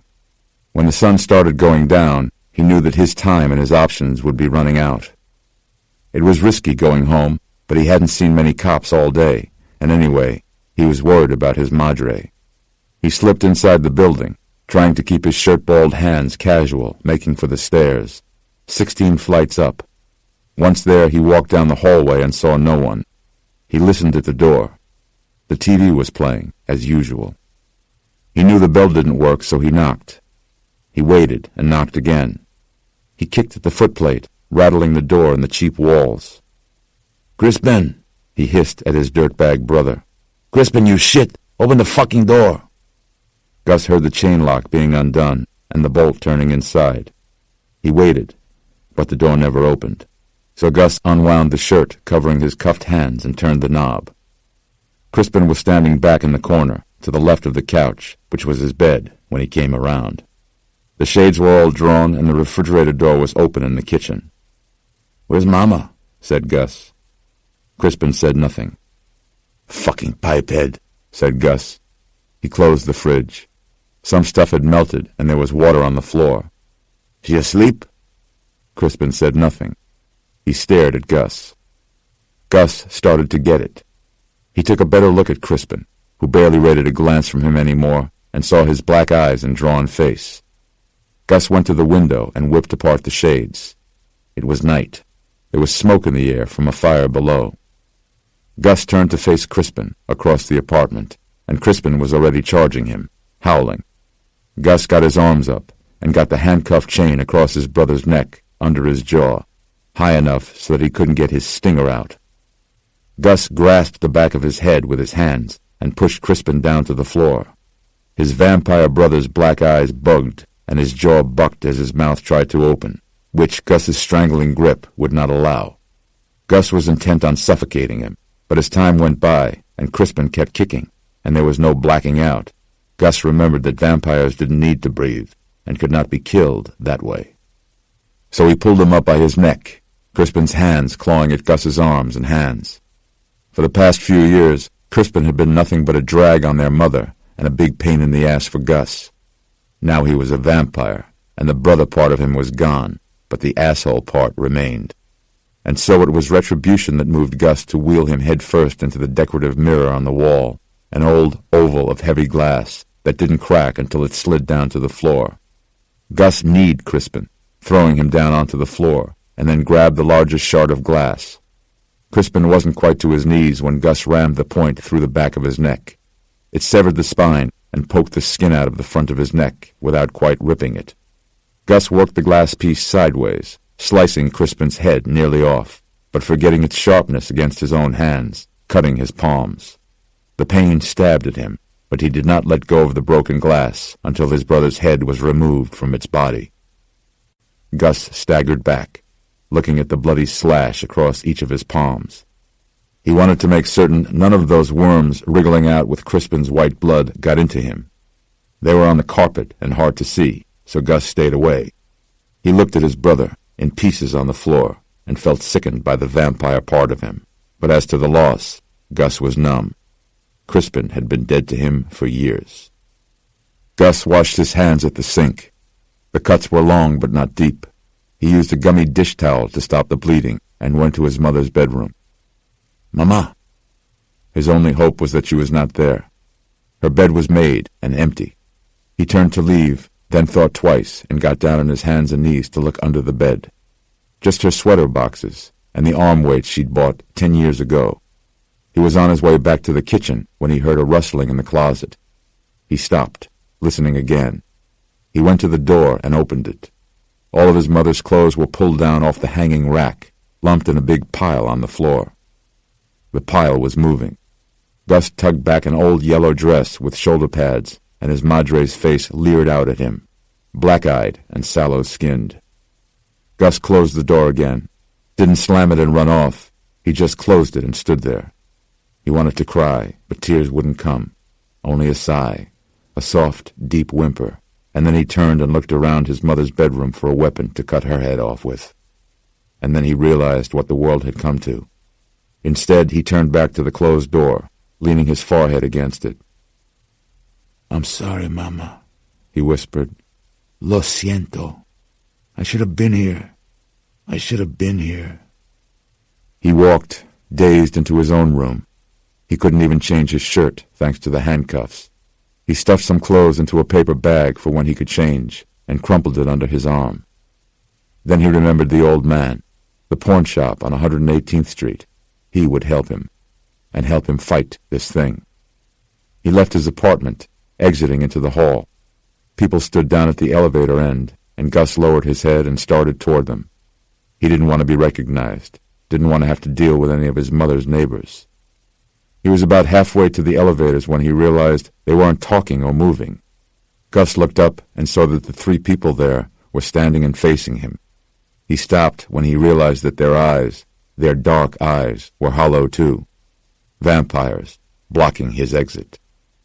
They started coming down the hall at him, and the next thing he knew, he was hammering away at them with his cuffed hands, throwing them against walls, smashing their faces into the floor.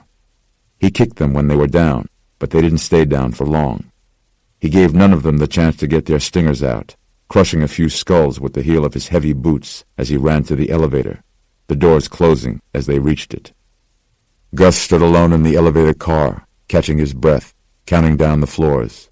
His bag was gone. It had ripped open, leaving his clothes strewn about the hallway.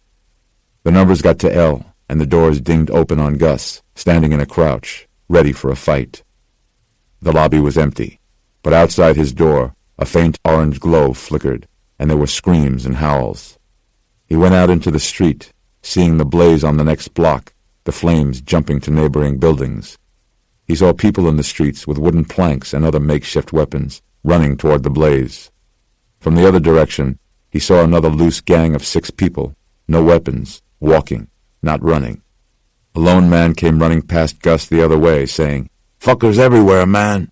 And then he was pounced upon by the group of 6. To an untrained eye, it would have looked like a good old-fashioned street mugging, but Gus saw a mouth stinger by the orange light of the flames.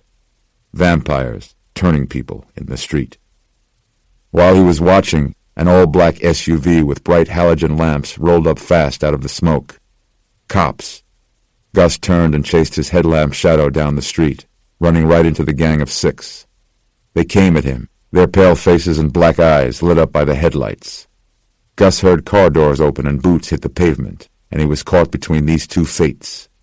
He raced at the snarling vampires, swinging his bound fists and butting them in the chest with his head. He didn't want to give them a chance to open their mouths on him, but then one of them hooked its arm inside Gus's cuffs and twisted him around, dragging him to the ground. In a second, the herd was on top of him, fighting over who would be the one to drink from his neck. There was a thwack sound and a vampire squeal, then a splat, and one of the vampire's heads was gone. The one on top of him was hit from the side and suddenly knocked away. Gus rolled over and got to his knees in the middle of this street fight. These weren't cops at all. They were men in black hoodies, their faces obscured, black combat pants and black jump boots. They were firing pistol crossbows and larger crossbows with wooden rifle stocks. Gus saw one guy sight a vampire and put a bolt in his neck. Before the vampire even had time to raise his hands to his throat, the bolt exploded with enough force to disintegrate his neck, removing the head. Dead vampire. The bolts were silver-tipped and top-loaded with an impact charge. Vampire hunters. Gus stared in amazement at these guys. Other vampires were coming out of the doorways, and these shooters were throat-accurate at 25, even 30 yards. One of them came up fast on Gus, as though mistaking him for a vamp, and before Gus could even speak, the hunter put a boot on his arms, pinning them against the road. He reloaded his crossbow and aimed it at the links joining Gus's cuffs. A silver bolt split the steel, embedding itself in the asphalt. Gus winced, but there was no explosive charge. His hands were apart, though still in cop bracelets, and the hunter hauled him up onto his feet with startling strength. "Shit, yeah," said Gus, overjoyed by the sight of these guys. "Where do I sign up?"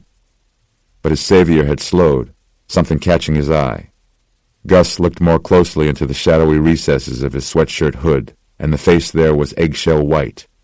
Its eyes were black and red, and its mouth was dry and nearly lipless.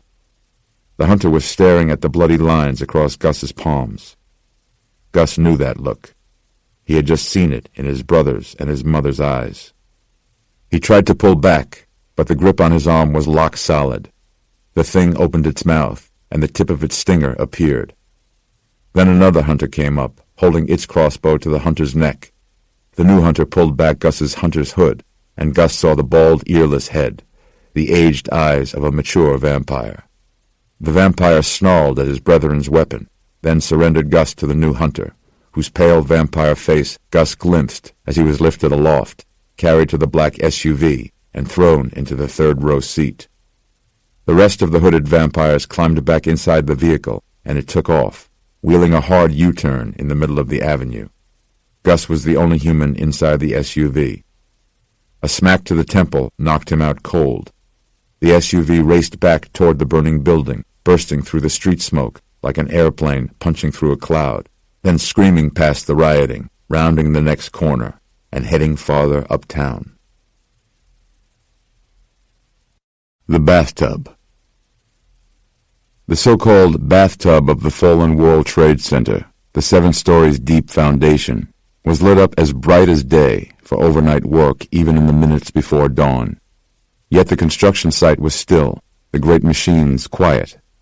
The work that had continued around the clock almost since the tower's collapse had, for the time being, all but ceased. "Why this?" asked Eve. "Why here?" "It drew him," said Setrakian. "A mole hollows out a home in the dead trunk of a felled tree. Gangrene forms in a wound. He is rooted in tragedy and pain."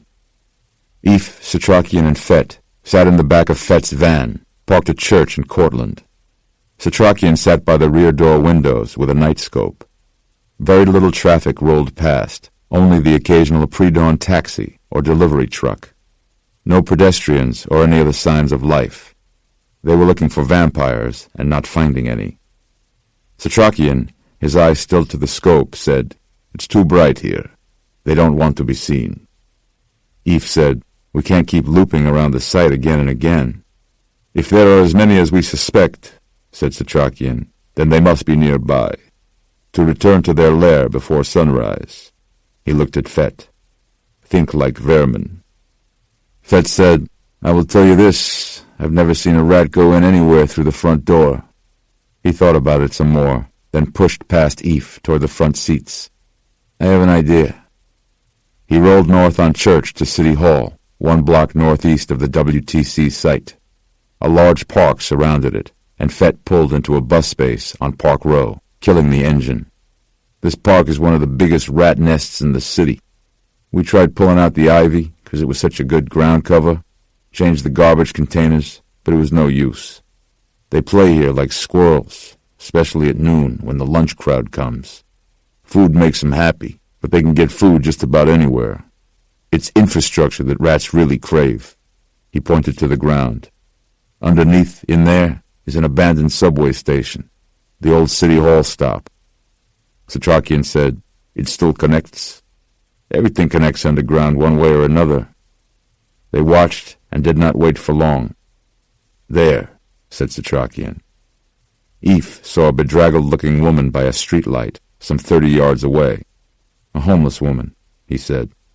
"No," said Setrakian, handing his scope to Eph. Eph saw through the scope the woman as a fierce blur of red against a cool, dim background. "Their metabolism," said Setrakian. "There is another." A heavy woman waddling, still getting her sea legs, staying in the shadows along the low iron fence ringing the park. Then another, a man wearing a newspaper hawker's change apron, carrying a body on his shoulder, dropping it over the fence, then clumsily scaling it himself. He fell going over, ripping one leg of his pants, standing back up without any reaction and picking up his victim and continuing into the tree cover. "Yes," said Setrakian. "This is it." Eve shivered. The presence of these walking pathogens, these humanoid diseases, repulsed him. He felt sick watching them stagger into the park, lower animals obeying some unconscious impulse, withdrawing from the light. He sensed their hurry, like commuters trying to catch that last train home. They quietly stepped out of the van. Fett wore a protective Tyvek jumpsuit and rubber wading boots. He offered spare sets to the others, Eve and Setrakian choosing only the boots. Setrakian sprayed without asking each of them from a bottle of scent-eliminating spray with a picture of a deer in red crosshairs on the label. The spray, of course, could do nothing about the carbon dioxide emitted by their breath, nor the sound of their pumping hearts and coursing blood. Fett carried the most. The nail gun was in a bag hung across his chest, complete with 3 extra loaders of silver brads. He carried various tools on his belt, including his night vision monocular and his black light wand, along with one of Setrakian's silver daggers in a leather sheath. He held a high-powered Lumalight in his hand and bore the UVC mine in a mesh bag over his shoulder. Setrakian carried his walking stick and a Lumalight, the heat scope in his coat pocket. He double-checked the pillbox in his vest, then left his hat behind in the van. Eve also carried a Luma, as well as, in a sheath strapped across his chest, a silver sword, the 25-inch blade and grip against his back. Fett said, "I'm not sure this makes sense, going down to fight a beast on its own turf." Setrakian said, "We have no alternative. This is the only time we know where he is." He looked up at the sky, bluing with the first faint glimmer of day. "The night is ending. Let us go." They made their way to the low fence gate, which was kept locked overnight. Eve and Fett scaled it, then reached back to help Setrakian. The sound of more footsteps on the sidewalk, moving quickly, one heel dragging, made them hustle deep into the park. The interior was unlit at night and thick with trees. They heard the park fountain running and automobiles passing outside. "Where are they?" whispered Eve. Setrakian brought out his heat scope. He scanned the area, then handed the scope off to Eve. Eve saw bright red shapes moving stealthily through the otherwise cool landscape. The answer to his question was, they were everywhere, and quickly converging on a point to their north. Their destination became clear. A kiosk on the Broadway side of the park, a dark structure Eve couldn't make much more of from that distance. He watched and waited until the numbers of returning vampires declined, and Setrakian's scope picked up no other significant heat sources. They ran to the structure. In the burgeoning light, they saw that it was an information kiosk, kept shuttered overnight. They pulled open the door and found it empty. They huddled inside the cramped space, the wooden counter taken up by wire racks full of tourist flyers and tour bus schedules. Fett turned his little mag light on twin metal doors in the floor. There were thick eye holes at either end, the padlocks gone. The lettering across the twin doors read, MTA. Fett pulled open both doors, Eve with his lamp at the ready. Stairs led down into darkness. Setrakian aimed his flashlight at a faded sign on the wall as Fett started down. "Emergency exit," Fett reported. "They sealed off the old City Hall station after World War II. The track turn was too sharp for newer trains, the platform too narrow, though I think the number 6 local still turns around here." He looked from side to side. "Must have demolished the old emergency exit and put this kiosk up on top of it." "Fine," Setrakian said. "Let us go." Eve followed, bringing up the rear. He did not bother to close the doors behind him, wanting a straight shot to the surface if they needed it. Grime coated the sides of each step, the middles cleaned by regular foot traffic. Darker than night down there. Fett said, "Next stop, 1945. The flight of stairs ended at an open door leading to a second flight of wider stairs, leading down to what had to be the old mezzanine. A tiled dome with 4 arched sides, rising to an ornate skylight of modern glass, was just starting to blue. Some ladders and old scaffolding had been laid against the wooden ticket room along one rounded wall. The arched doorways were without turnstiles, the station predating tokens.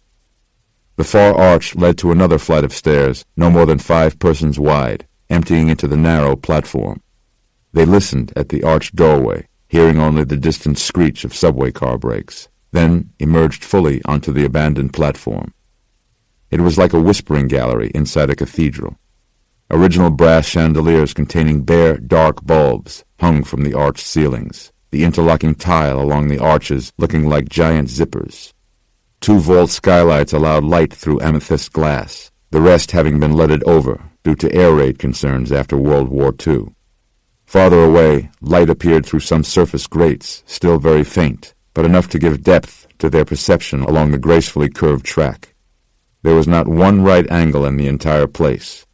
The tile work was damaged throughout, including the glazed terracotta of the nearest wall sign, done in gold with green borders, around white plates containing blue letters spelling City Hall. A film of steel dust along the curling platform showed the vampire's footprints, leading into the dark. They followed the footprints to the end of the platform, jumping down onto the still live tracks. Everything operated on a leftward curve along the train loop. They switched off their flashlights, Eve's Luma showing urine splashes everywhere, iridescent and multicolored, ending farther on. Setrakian was reaching for his thermal scope when they heard noises behind them. Latecomers, moving off the mezzanine stairs into the platform. Eve switched off his wand, and they crossed the 3 rails to the far wall, standing flat against the recessed stone. The latecomers came off the platform, feet scratching the dusty stones along the rail beds. Setrakian spied them through his heat scope, 2 bright orange-red forms, nothing unusual about their shape or posture. The first one disappeared, and it took Setrakian a long moment to realize that it had slipped into a seam in the wall, an opening they had somehow missed. The second form stopped at that same spot, but turned there instead of disappearing, looking their way. Setrakian did not move, knowing the creature's night vision was advanced but not yet matured. His thermal reading registered the vampire's throat as its warmest region. A spill of orange down its leg cooled immediately to yellow as it pooled on the ground, the creature emptying its bladder. Its head lifted like an animal scenting prey, looking up the tracks away from their hiding place, then ducked its head and disappeared into the crack in the wall. Setrakian moved back into the railway, the others following him. The foul smell of fresh, hot vampire piss filled the arched space, the burnt ammonia scent holding dark associations for Setrakian. The others stepped around the stain, on their way to the seam in the wall. Eve slid his sword out of the sheath across his back, taking the lead. The passageway widened into a hot, rough-walled catacomb, smelling of steam. He switched on his lumalight just in time to see the first vampire rising out of a crouch and driving at him. Eve could not get his silver blade up in time, and the vampire threw him back against the wall. His light lay on its side, near the steamlet of sewage lying along the guttered floor, and he saw by its hot indigo light that she was, or had been at one time, a woman. She wore a businesslike blazer over a dirtied white blouse, her black mascara rubbed into menacing raccoon eyes. Her jaw dropped, and her tongue curled back, and that was when Fett darted out of the passage. He went at her with his dagger, stabbing her once, low in the side. She rolled off Eve and came up in a crouch. With a yell, Fett jabbed at her again, this time right above where her heart would have been, into her chest, below her shoulder.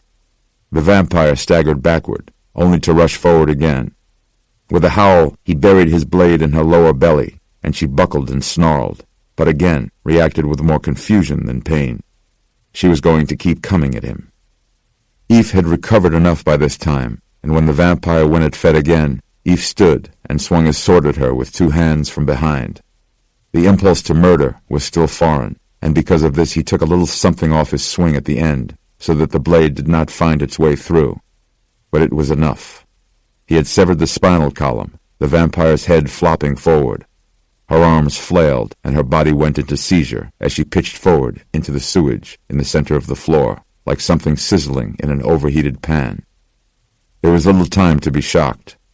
The splash, splash, splash, splash sounds echoing in the catacomb were the footfalls of the second vampire running ahead, racing to alert the others. Eve grabbed his Lumalight off the floor and took off after him with his sword at his side. He imagined that he was chasing the one who had lured Kelly here, and that anger carried him along the steamy passageway, his boots splashing hard.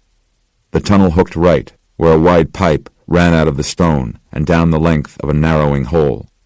The steam heat fostered algae and fungal growth that glowed in his lamplight.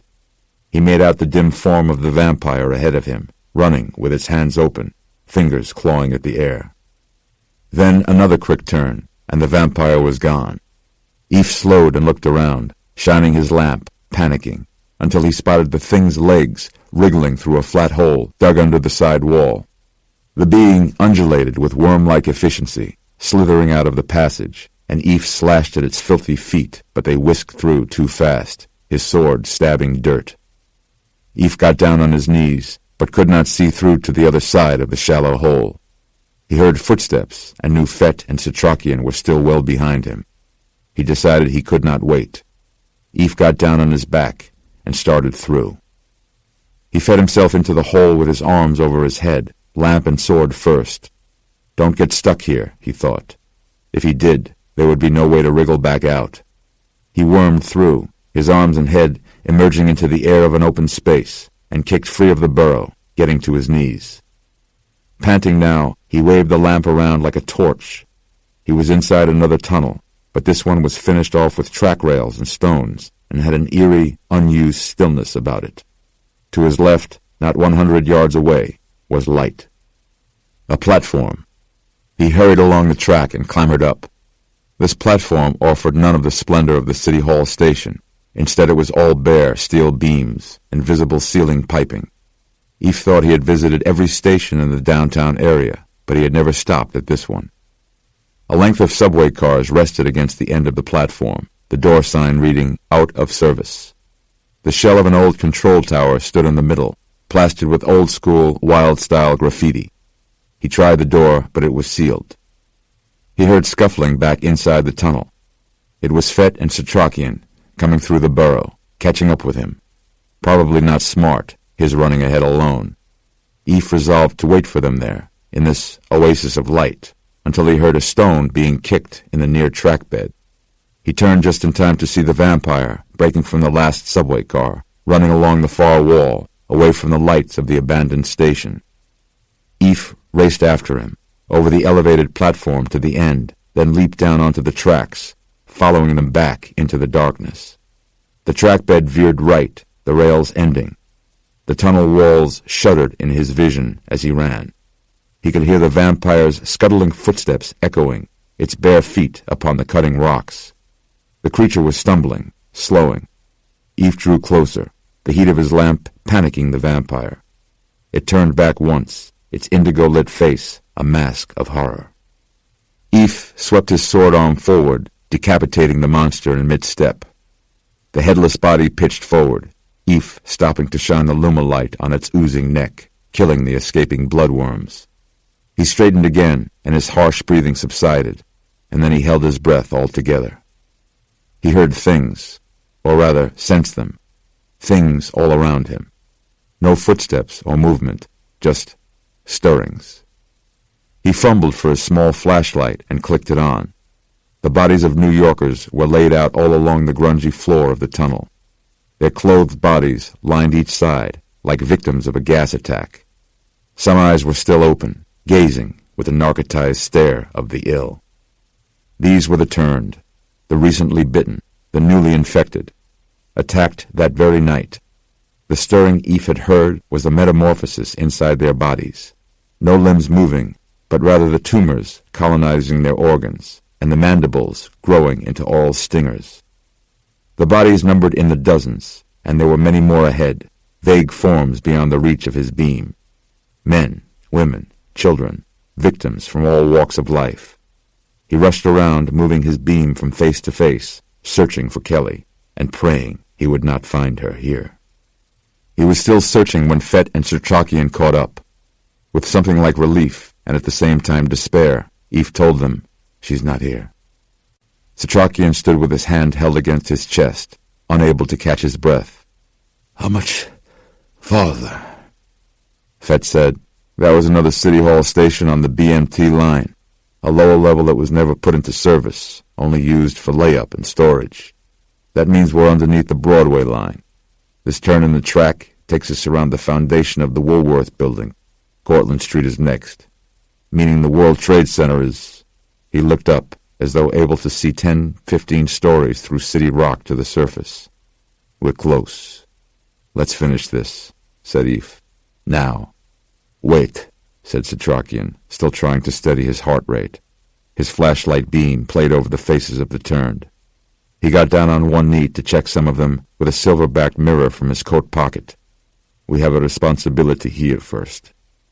Fett and Eve exterminated the nascent vampires by the light of Setrakian's flashlight. Each beheading was like a hack at Eve's sanity. Eve too had been turned, not from human to vampire, but from healer to slayer. The groundwater deepened farther into the catacombs with strange, sun-starved roots and vines and albino growths crawling down from the unfinished ceiling to feed off the water. The occasional yellow tunnel light showed a total lack of graffiti. White dust lay across the untouched sides of the floor, some of it very fine, coating the surface of pockets of stagnant water. It was residue from the World Trade Center. The three of them avoided stepping in it where they could, with the respect afforded a graveyard. The ceiling got lower, gradually dipping below head level, approaching a dead end. Setrakian's search beam found an opening in the upper part of the shrinking wall, wide enough to admit them. A rumbling that had been vague and distant began to gather in force. Their flashlight beams showed the water at their boots beginning to tremble. It was the unmistakable roar of a subway train, and each of them actually turned around to look, though the tunnel they were standing in contained no rail beds. It was in front of them, coming right at them, but on live tracks lifting over their heads, entering the active City Hall BMT platform above. The squealing, roaring, and shuddering became unbearable, reaching earthquake-like force and decibels, and at once they realized that this powerful disruption was their best opportunity. They pressed through the crack, hurrying into another man-made trackless passage, this one strung with unlit bulbs, construction lights dancing under the force of the passing subway train. Piles of dirt and debris had long ago been pushed back beyond steel beams rising some 30 feet to the ceiling. Around a long corner up ahead, jaundiced light shone faintly. They switched off their lumilights and rushed along the dark tunnel, feeling it widen as they rounded the corner into a long, open chamber. As the floor stopped trembling and the train noise faded like a passing storm, they slowed to keep their bootsteps quiet. Eve sensed the others before he saw them, their outlines, sitting on or lying about the floor. The creatures were roused by their presence, sitting up but not attacking. So he and Setrakian and Fett kept moving, wading forward into the master's lair. The demons had fed that night and were bloated with blood, like ticks, lying about and digesting. Their languor was death-like. They were creatures resigned to waiting for sundown and the opportunity to feed again. They started to rise. They wore construction clothes and business suits and workout clothes and pajamas and evening wear and dirty aprons and nothing at all. Eve gripped his sword, searching faces as he passed them. Dead faces with blood-red eyes. "Stay together," whispered Setrakian, lifting the UVC mind thing carefully out of the mesh bag on Fett's back as they walked. With crooked fingers, he peeled back a strip of safety tape, then rotated the top of the globe to ready the battery. "I do hope this works." "Hope?" said Fett. One came at him then, an old man, maybe not as sated as the others, and Fett showed him his silver dagger, and the vampire hissed. Fett put a boot on the man's thigh and kicked him back, showing the others his silver. We're digging ourselves into a deep hole here. Faces came out of the walls, flushed and leering. Older vampires, first or second generation, marked by their whitening hair. There were animal-like groans and glottal clicks from some, like attempts at speech, blocked by the vile appendages grown beneath their tongues. Their swollen throats twitched perversely. Setrakian said, walking between Fett and Eve, "When this spike makes contact with the ground, the battery should connect." "Should?" said Fett. "You must take cover before it ignites. Behind these supports." Rusted, rivet-studded beams stood at regular intervals. "You won't have more than a few seconds. When you do, shut your eyes. Do not look. The burst will blind you." "Just do it," said Fett, crowded by the vampires.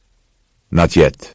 The old man opened his walking stick, just enough to bear the silver blade, and with the quick motion of flint striking stone, he ran the tip of 2 crooked fingers against the sharp edge. Blood dripped to the stone floor. The scent went through the vampires with a visible ripple.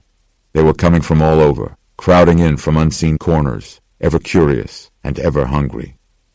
Fett swiped the dusty air with his dagger in order to maintain the few meters of open space around them as they moved. "What are you waiting for?" he said. Eve searched faces, scanning the dead-eyed women for Kelly. One made a move toward him, and he laid the tip of his sword against her breastbone, and she shrank back as though burned. More noise now, the front crowd being pressed closer from behind, hunger overriding hesitance, want trumping weight. Setrakian's blood dribbled to the floor, its scent, and the casual waste, driving them into a frenzy.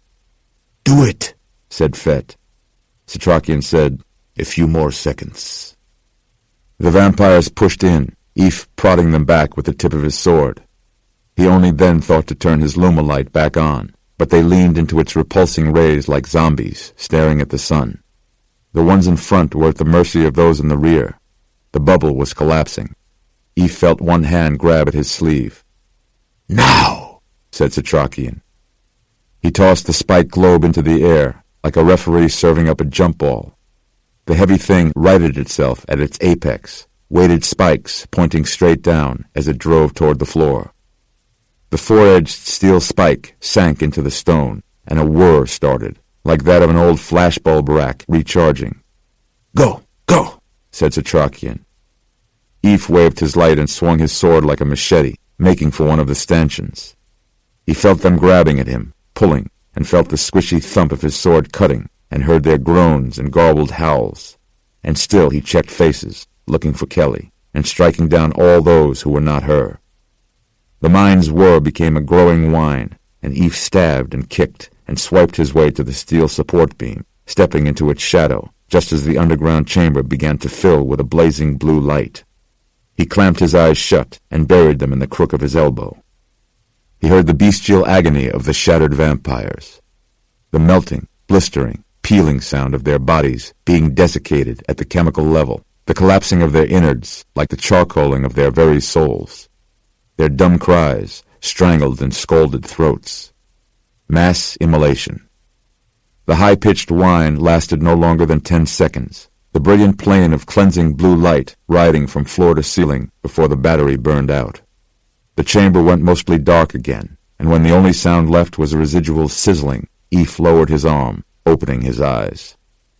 The nauseating stench of roasted disease rose in smoky steam from the charred creatures laid out over the floor. It was impossible to move without disturbing these rotted demons, their bodies crumbling like artificial logs, hollowed out by fire.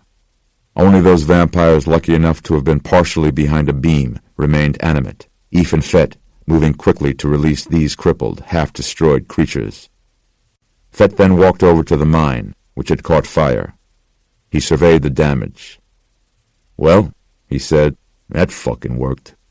"Look," said Setrakian. At the far end of the steaming chamber, set on top of the yard-high mound of dirt and refuse, was a long, black box. As Eve and the others approached it, with the dread of bomb squad agents approaching a suspicious device without wearing blast suits, the situation felt terribly familiar, and it was only a moment before he placed it. He had felt exactly the same walking toward the darkened airplane on the taxiway at the start of this whole thing. this sense of approaching something dead and not dead, some delivery from another world. He got close enough to confirm that it was indeed the long, black cabinet from the cargo hold of Flight 753, its top doors exquisitely carved with human figures, swirling as though burning in flames, and elongated faces screaming in agony. The master's oversized coffin, set here on an altar of rubble and rubbish beneath the ruins of the World Trade Center. "This is it," Eve said. Setrakian reached out to the side of the box, almost touching the carvings, then pulling back his twisted fingers. "A long time I have searched for this," he said. Eve shuddered, not wanting to meet this thing again with its devouring size and ruthless strength. He remained on the near side, expecting the top doors to burst open at any moment. Fett went around to the facing side. There were no handles on the top doors. One had to slip one's fingers in beneath the lip of the middle seam and pull up. It would be awkward and difficult to do quickly. Setrakian stood at the presumed head of the cabinet, his long sword ready in his hand, but his expression was grim. Eve saw the reason for this in the old man's eyes, and it deflated him. Too easy. Eve and Fett wriggled their fingers in beneath the double doors, and on a nod of three, pulled them back. Setrakian leaned forward with his lamp and his sword, and discovered a box full of soil. He probed it with his blade, the silver tip scraping the bottom of the great box. Nothing. Fett stepped back, wild-eyed, full of adrenaline he could not stifle. "He's gone." Setrakian withdrew his blade, tapping off the soil on the edge of the box. Eve's disappointment was overwhelming. He escaped. Eve stepped back from the coffin, turning to the wasteland of slain vampires inside the stultifying chamber. "He knew we were here. He fled into the subway system 15 minutes ago. He can't surface because of the sun, so he'll stay underground until night." Fett said, "Inside the longest transit system in the entire world. 800 miles of tracks." Eve's voice was raw with despair. "We never even had a chance." Setrakian looked exhausted but undaunted. If anything, his old eyes showed a bit of fresh light. "Is this not how you exterminate vermin, Mr. Fett? By rousting them from their nest, flushing them out?" Fett said, "Only if you know where they're going to end up." Setrakian said, "Don't all burrowing creatures, from rats to rabbits, construct a kind of back door?" "A bolt hole," said Fett. He was getting it now. "An emergency exit. Predator comes in one way, you run out the other."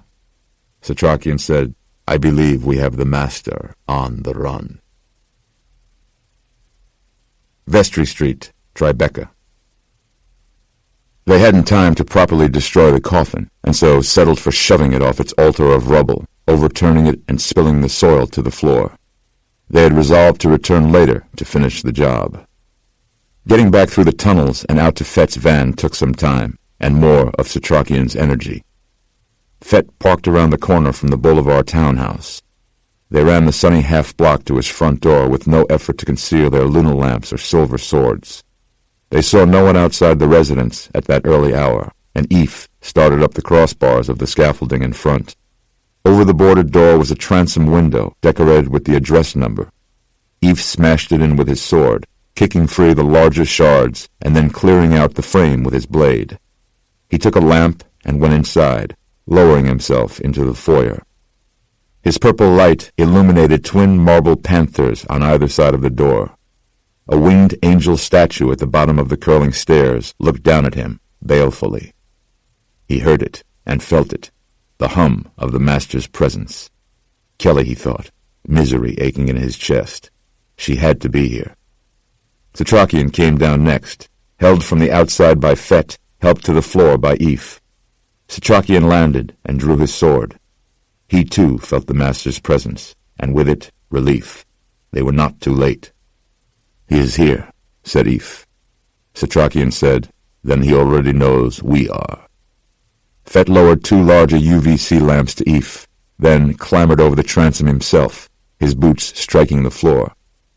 "Quickly," said Setrakian, leading them under the winding stairs, the bottom floor in the midst of renovation.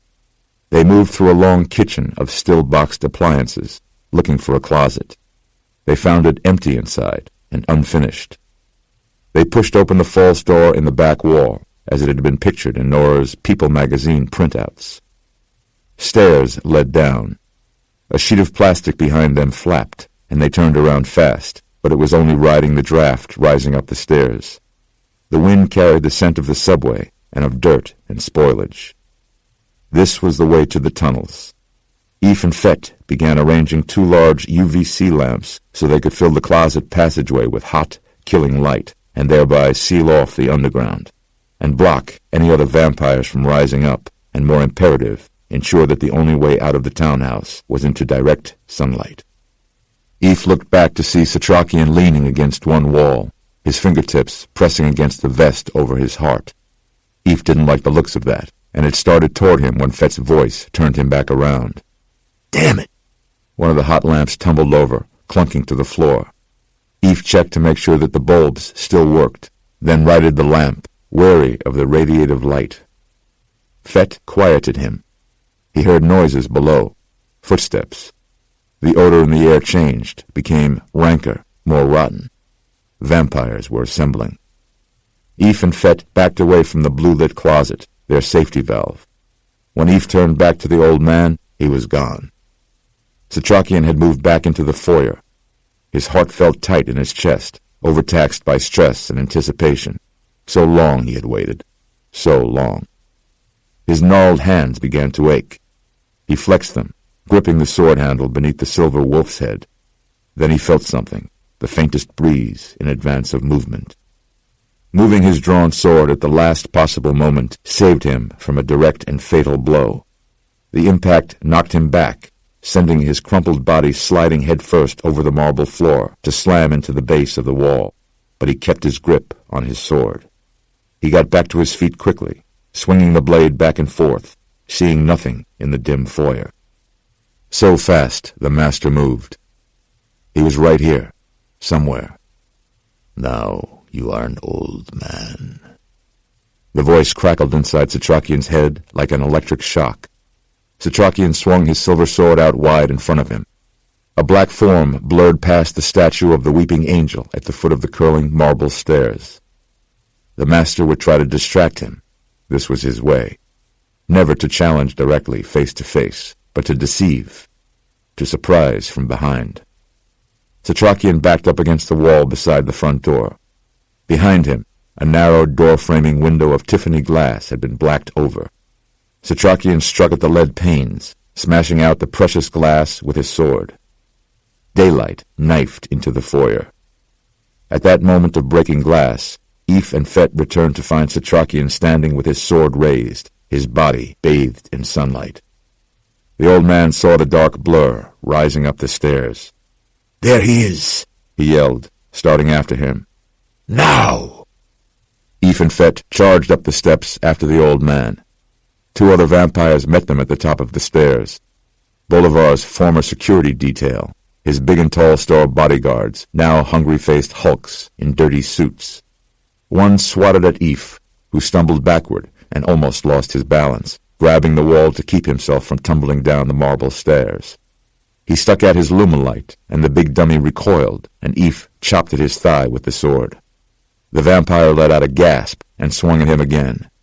Eve gutted him, running his sword most of the way through his belly before pulling it back, the vampire sinking to the landing like a stuck balloon. Fett held his at bay with his lamplight, sticking and cutting at the bodyguard's grabbing hands with his short-bladed dagger. He brought the light up, right into its face, and the vampire flailed and looked around wildly, temporarily blinded. Fett ducked him and got behind his back, stabbing the bodyguard in the back of its thick neck before shoving him hard down the stairs. Eve's vampire tried to rise, but Fett dropped him again with a kick to the ribs. The bodyguard's head lay off the top step, and with a cry of anguish, Eve brought his sword down. The head bumped down the stairs, gaining speed and rotation at the bottom, hopping the other vampire's body and rolling all the way to the wall. White blood oozed out of its opened neck onto the carmine runner. The bloodworms emerged, Fett frying them with his lamp. The bodyguard at the bottom of the steps was no more than a skin sack of broken bones, but he was still animate. The fall had not severed his neck, and so had not released him. His eyes were open, and he stared dumbly at the long staircase, trying to move. Eve and Fett found Setrakian near the closed elevator grate with his sword out, taking a swipe at a dark, fast-moving blur. "Watch out!" called Setrakian, but before the words were out of his mouth, the master struck Fett from behind. He went down hard, nearly smashing his lamp. Eve barely had time to react before the form flew past him, slowing down just long enough for Eve to see the master's face again, his wormy flesh and sneering mouth, and he was thrown back against the wall. Setrakian lunged forward, sweeping his sword two-handedly, driving the fast-moving form into a wide, high-ceilinged, floor-through room. Eve got himself up and followed, as did Fett, a lick of blood dribbling down his temple. The master stopped, appearing to them before the massive stone fireplace at the midpoint of the room. The townhouse had windows only at either end, leaving no sunlight in the middle to assist them. The master's cloak rippled and settled, and his horrible eyes looked down on them all, but mainly Fett, no small man himself. The blood trickling down his face. With something like a howling grin, the long-armed master grabbed up lumber and bales of electrical wire and any other debris within reach and hurled them at the three assassins. Setrakian flattened against the wall, Eve taking cover around the corner, Fett using a chunk of wallboard as a shield. When the assault ended and they looked up, the master was gone again. "Christ!" hissed Fett. He swiped the blood off his face with his hand, then tossed aside the wallboard. He threw his silver dagger into the cold fireplace with a clank and a thud, useless against this giant, and took Eve's lamp from him, giving Fett two, freeing Eve up to wield his longer blade with both hands. "Stay after him," said Setrakian, pushing ahead. "Like smoke rising up a chimney, we must force him to the roof." As they rounded the corner, 4 more hissing vampires came at them. They looked like former fans of Bolivar's with their razored hair and piercings. Fett went after them with the twin lamps, pushing them back. One got through, and Eve played backup, showing her his silver sword. This one looked like a chubby vampira in a denim skirt and torn fishnet stockings. She had that curious rapacity of the newly turned vampire that Eve had come to recognize. Eve aimed his sword at her from a crouch, the vampire feinting right, then left, hissing at him through white lips. Eve heard Setrakian yell, "Strigoi!" in that commanding voice of his. The chopping sound of an old man cutting down vampires emboldened Eve. The chubby vampira feinted too aggressively, and Eve jabbed her, his sword tip slicing into the front shoulder of her torn black cotton top, burning the beast within. Her mouth opened, and her tongue curled up, and Eve darted back barely in time, her stinger just missing his neck. She continued at him, mouth agape, and with a howl of anger, Eve ran his sword at her face. Straight at her stinger, the blade slicing right through the back of her head, the tip burying a few inches in the unfinished wall. The vampire's eyes bugged. Her stinger was cut and leaking white blood, filling her mouth and spilling down her chin, which she could not move. She was pinned to the wall. She bucked and attempted to cough her wormy blood onto Eve. A virus will propagate itself any way it can. Setrakian had slain the other 3 vampires, leaving the newly polished maple flooring at the end of the hall slathered in white. He returned to Eve, yelling, "Back!" Eve released his sword, the grip quivering out of the wall. Setrakian swung at the vampire's neck, and gravity pulled the headless body to the floor. The head remained speared to the wall, white blood spilling from its severed neck, the vampire's black eyes flaring wide at both men, then rolling upward and relaxing, holding still.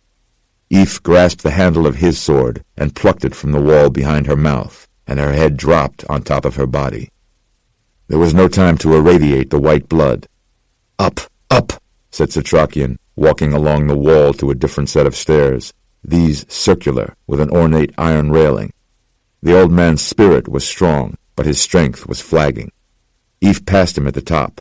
He looked right and left. In the dim light, he saw finished hardwood floors and unfinished walls, but no vampires. "We split up," said the old man. "Are you kidding?" said Fett, grabbing hold of him and helping him to the top. "Never split up. That's the first rule." One of his lamps fizzled. The bulb popped as the unit overheated and suddenly burst into flames. Fett dropped it, crushing the flames underneath his boot. Now he was down to one lamp. "How much more battery time?" Eve asked. "Not enough," said the old man. "He will wear us down like this, having us chase him until nightfall." "Gotta trap him," said Fett, "like a rat in a bathroom." The old man stopped then, turning his head to a sound. "Your heart is weak, you old wretch. I can hear it." Setrakian stood still, his sword at the ready. He looked all around, but there was no sign of the Dark One. He tapped the point of his sword on the floor. Pick, pick, pick. "Show yourself. You have fashioned a handy tool." "You don't recognize it?" said Setrakian aloud with heavy breaths. "It was Sardius, the boy whose form you took." Eve pulled closer to the old man, realizing that he was in conversation with the master. "Where is she?" he yelled. "Where's my wife?" The master ignored Eve. "Your whole life has led to this point. You will fail a second time." Setrakian said, "You will taste my silver, Strigoi." "I will taste you, old man, and your clumsy apostles." The master attacked from behind, throwing Setrakian to the floor again. Eve reacted, swiping his sword at the breeze he felt, a couple of guessing swishes. When he pulled back the blade, he found the tip sticky with white. He had hurt the master. He had cut him. But in the moment it took to process this fact, the master returned and swatted Eve in the chest with his taloned hand. Eve felt his feet leave the floor, his back and shoulders ramming into the wall, his muscles exploding with pain as his body fell to the side. Fett swept forward with his lamp, and Setrakian swung silver from one knee, pushing back the beast. Eve rolled over as fast as he could, bracing for more blows, but none came. They were all alone again. They could feel it. No sound except the tinkling of construction lights strung along the ceiling, swaying near the foot of the stairs. Eve said, "I cut him." Setrakian used his sword to get to his feet, as one arm was hurt and hanging limp. He moved to the next flight of stairs, going up. There was white vampire blood on the unfinished planking of the stairs. Sore but determined, they climbed the steps to the top. This was Bolivar's penthouse, the top floor of the taller of the two conjoined townhouses. They entered the bedroom half, looking for vampire blood on the floor. Seeing none, Fett went around the unmade bed to the far windows, tearing down the room-darkening curtains, letting in light but no direct sun. Eve checked the bathroom and found it even larger than he had expected, with facing, gold-framed mirrors reflecting him into infinity. An army of Ephraim Goodweathers with swords in their hands. "This way," gasped Setrakian. Fresh streaks of white stood out against a black leather chair in the broader media room. Two arched and heavily draped doorways along the eastern wall showed soft light edging beneath the hem of the long curtains. The roof of the adjoining townhouse lay beyond. There they found the master standing in the center of the room, his worm-infested face angled down toward them, onyx eyes staring, the dangerous daylight behind him. Iridescent white blood dripped, slow and irregular, down his arm and off his elongated hand, falling from the tip of his unearthly talon to the floor. Setrakian limped forward, his sword dragging behind him, scoring the wood floor. He stopped and raised the silver blade with his one good arm, facing the master, his heart racing at too many beats per minute. "Strigoi," he said.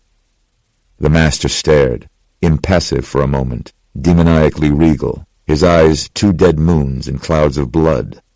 The sole indicator of his predicament was the excited wriggling of the blood parasites beneath his inhuman face. For Setrakian, the moment was nearly at hand, and yet his heart was locking up, shutting him down.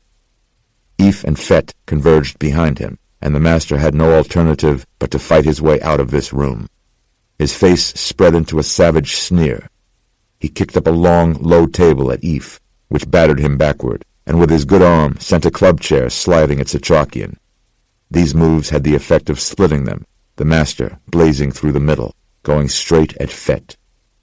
Fett raised his lamp, but the master dodged and came clawing at him from the side. Fett went down, falling, dazed, near the top of the stairs. The master lunged past him, but Fett was fast, swinging the lamp on him, right into the Dark One's snarling face. The UVC rays staggered him, driving him back against the wall, the plaster cracking against his great weight. When the master's claws came down from his face, his eyes were wider than before, and seemingly lost.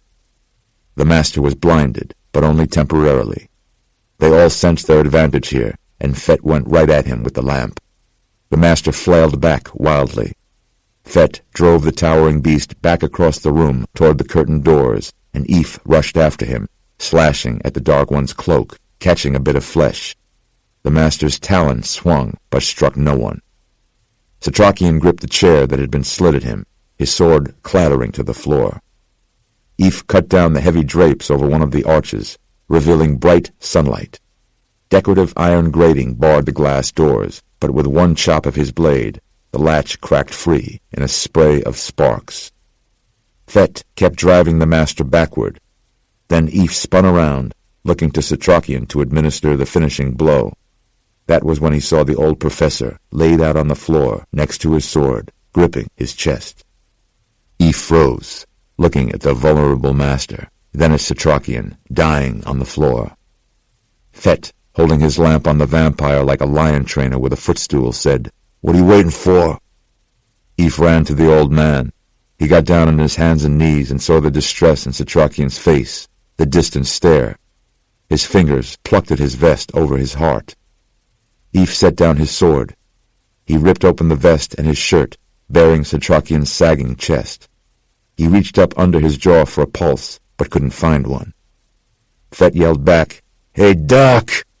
He kept pressing forward, pinning the master up against the edge of the sunlight. Eph massaged the old man's chest over his heart. He didn't start CPR right away because he was worried about the man's bones, about crushing his rib cage. Then he noticed that Setrakian's old fingers were no longer poking at his heart, but were reaching for his vest. Fett turned back in a panic to see what the hell was holding them up. He saw Setrakian laid out on the floor, and Eph kneeling over him. Fett looked for a moment too long. The master clawed at Fett's shoulder and pulled him in. Eph squeezed the pockets of Setrakian's tweed vest and felt something. He pulled out the little silver pillbox and quickly unscrewed the top. A dozen tiny white tablets tumbled to the floor. Fett was a big man himself, but he was a child in the master's grip.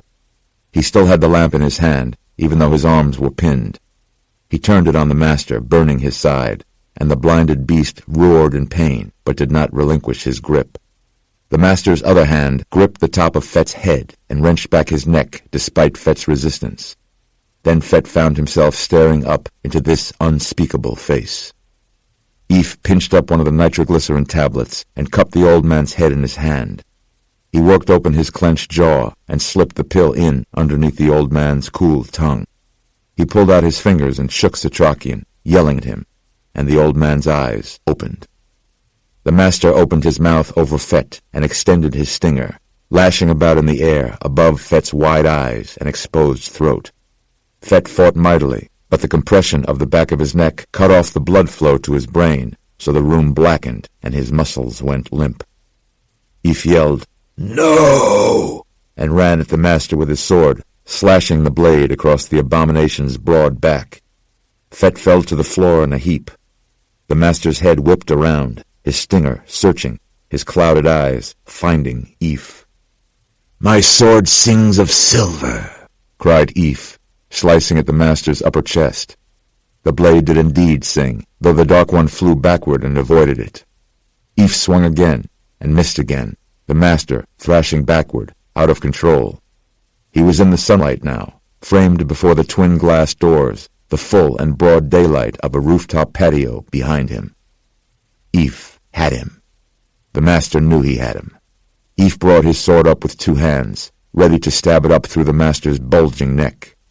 The king vampire stared down at Eph with something like outright disgust, summoned even more height, and raised the hood of his dark cloak over his head. "Die!" said Eph, running at him. The master turned and crashed through the plate glass doors and out onto the open patio. Glass exploded as the cloaked vampire fell, rolling onto the hot clay tiles, in full view of the killing sun. He came to a rest momentarily, hunched over on one knee. Eve's momentum carried him through the shattered glass, where he stopped, staring at the cloaked vampire, awaiting the end. The master trembled, steam rising from within its dark cloak. Then the king vampire stood to its full height, quivering as though in the grip of a violent seizure, his great claws curled into beast-like fists. With a roar, he threw off his cloak. The ancient garment fell away, smoking to the tile. The master's nude body writhed, his pearlescent flesh darkening, cooking, changing from fair lily white to a dead black leather. The slashing wound Eve had made across his back fused into a deep black scar, as though cauterized by the rays of the sun. He turned, still shaking, and faced Eve, and Fett standing in the doorway behind him, and Setrakian risen to one knee. He was ghoulishly lean, with a smooth and sexless crotch. His broiled back flesh writhed with pain-crazed bloodworms. With a most horrible smile, a sneer of intense pain and even triumph, the master turned his face toward the sun and let loose an open-mouthed howl of defiance. A true, demonic curse. Then, with dizzying speed, he bolted to the edge of the patio, slid over the low wall at the edge of the roof, and raced down the side of the building to the third-floor scaffolding, disappearing into the morning shadows of New York City.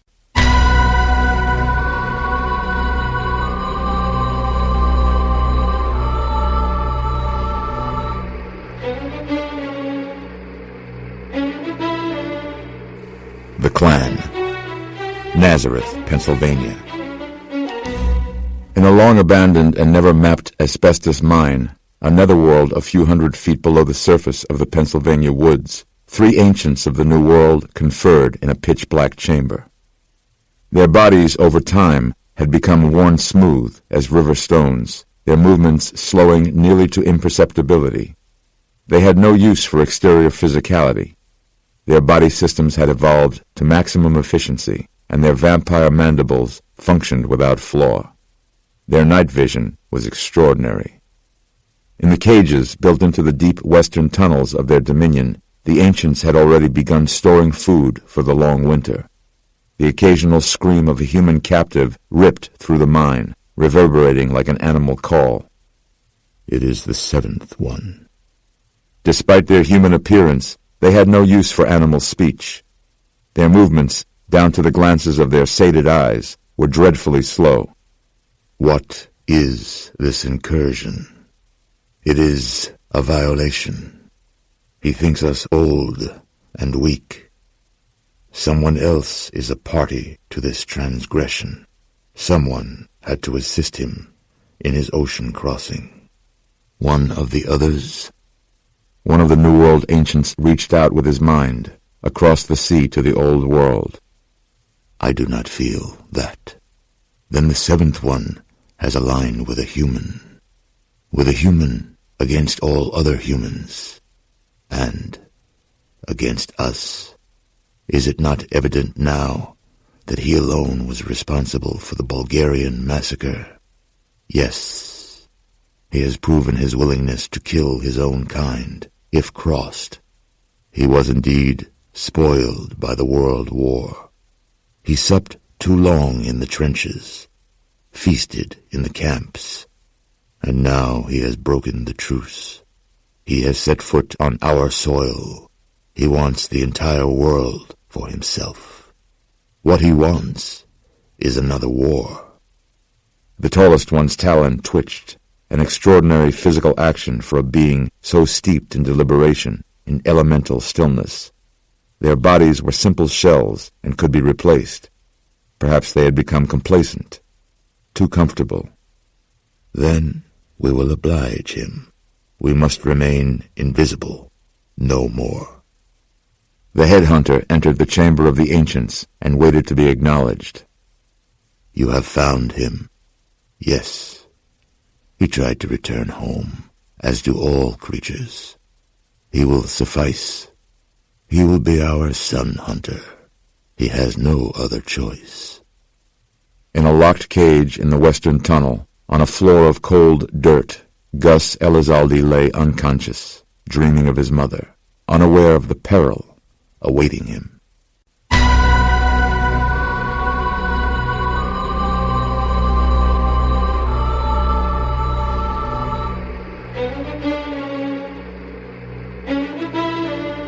Epilogue. Kelton Street, Woodside, Queens. They regrouped at Kelly's house, Nora bringing Zach home after Ethan Fett had cleaned up the mess that was Matt, burning his remains under leaves and brush in the backyard. Setrakian lay on a fold-out sleeper in the sunroom. He had refused to go to a hospital, and Eve agreed that was out of the question anyway. His arm was badly bruised but not broken. His pulse rate was low, but steady and improving. Eve wanted Setrakian to sleep, but not with painkillers. So before going in to check on him after nightfall, Eve opened Kelly's kitchen liquor cabinet.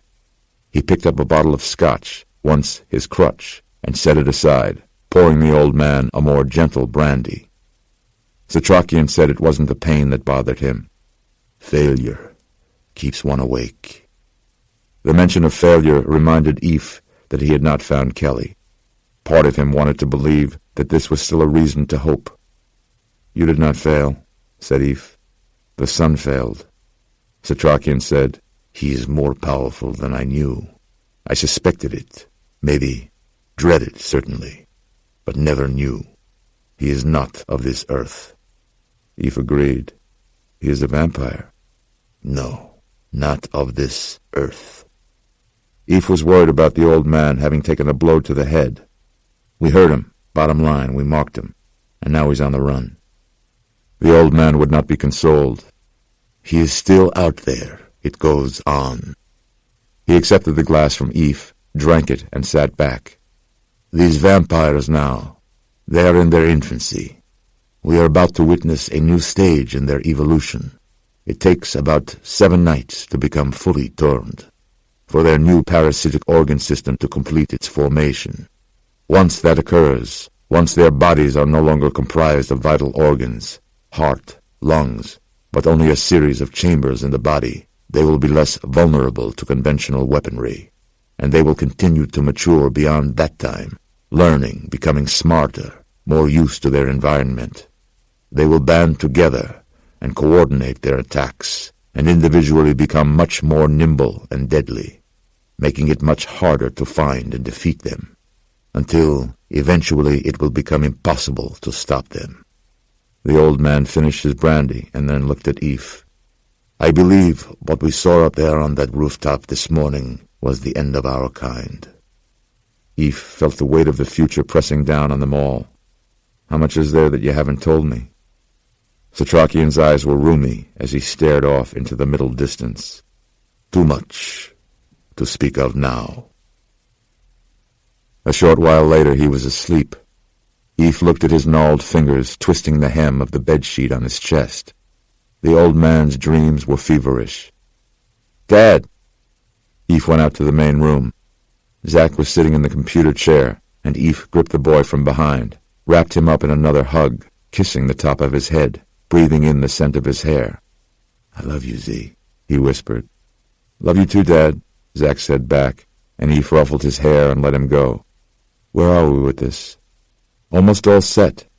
The boy returned to the computer. "I had to create a dummy email address. You pick a password." Zach was helping Eve upload the video of Ansel Barber in the dog shed, which Eve had not yet shown Zach, onto as many file-sharing and broadcast video websites as possible. Eve wanted true vampire footage out there on the internet for the world to see. It was the only way he could think of to reach people and make them comprehend. He wasn't worried about fostering chaos and panic. The riots continued, confined to poorer neighborhoods, though their spread was just a matter of time. The alternative of continued coordinated silence in the face of an extinction event was too absurd to consider. This plague would be fought at a grassroots level now, or not at all. Zach said, "Now I select the file, like this, and move it up as an attachment." Fett's voice came from the kitchen, where he was watching television, eating deli chicken salad out of a half-pound plastic tub. "Look at this." Eve turned. Helicopter footage showed a row of flaming buildings now, and thick black smoke filling the air over Manhattan. "It's getting bad," he said. As Eve watched, he noticed all of Zach's school papers on the refrigerator door lift and flutter. A napkin wafted across the counter, drifting to the floor at Fett's feet. Eve turned to Zach, who had stopped typing. "What was that breeze?" Zach said, "Back slider must be open." Eve looked around for Nora. Then the toilet flushed, and she stepped out of the hall bathroom. "What's up?" she said, finding everyone staring at her. Eve turned toward the other end of the house, looking at the corner that led around to the sliding glass door in the backyard. A person turned the corner, stopping there, her arms hanging limply at her sides. Eve stared, paralyzed. Kelly. "Mom!" Zach started toward her, and Eve reached out and grabbed him. His grip must have hurt Zach, because the boy pulled away in surprise, looking back at him. Nora rushed over and wrapped Zach up from behind. Kelly was just standing there, looking at them. No expression, no blinking. She looked shell-shocked, as though deafened by some recent explosion. Eve knew immediately. The pain in his heart was physical. Kelly Goodweather was turned. A dead thing returned to its home. Her gazing eyes found Zach, her dear one. She had come for him. "Mom?" said Zach, seeing that something was wrong with her. Eve felt quick movement from behind. Fett rushed into the hall and grabbed Eve's sword. He brandished it, showing Kelly the silver of the blade. Kelly's face curdled. Her expression collapsed into evil, and she bared her teeth. Eve's heart dropped through his chest and into his gut. She was a demon, a vampire, one of them. She was gone to him forever. With a muffled groan, Zach recoiled at the sight of his demonized mother, and then blacked out. Fett started after her with the sword, but Eve hooked his arm before he could follow through. Kelly recoiled from the silver blade, like a cat with its fur up. She hissed at them. She took one more baleful look at the unconscious boy, her intended, and then turned and fled out the back door. Eve and Fett rounded the corner, just in time to watch Kelly throw herself over the low chain-link fence separating their backyard from the neighbors, and run off into the new night. Fett closed the door and locked it. He drew the blinds over the glass, then turned to Eve. Eve said nothing, but returned to Nora, who was kneeling over Zach on the floor, her eyes keen with despair. He saw now how truly insidious this plague was, pitting family member against family member, pitting death against life. The Master had sent her. He had turned her against Eve and Zach, to torment them, to take his revenge. If the degree of devotion to a dear one in life bore any correlation to their desire to reunite in death, then Eve knew that Kelly would never give up. She would go on haunting her son, forever, unless someone put a stop to it. Their custody battle for Zach was not over. Eve looked at their faces, and then at the fires raging on television, and then turned to the computer. He pressed the Enter key, completing Zach's task. He dispatched video proof of the raging vampire into the world, and then went into the kitchen, where Kelly kept the scotch. For the first time in a long time, he poured himself a drink.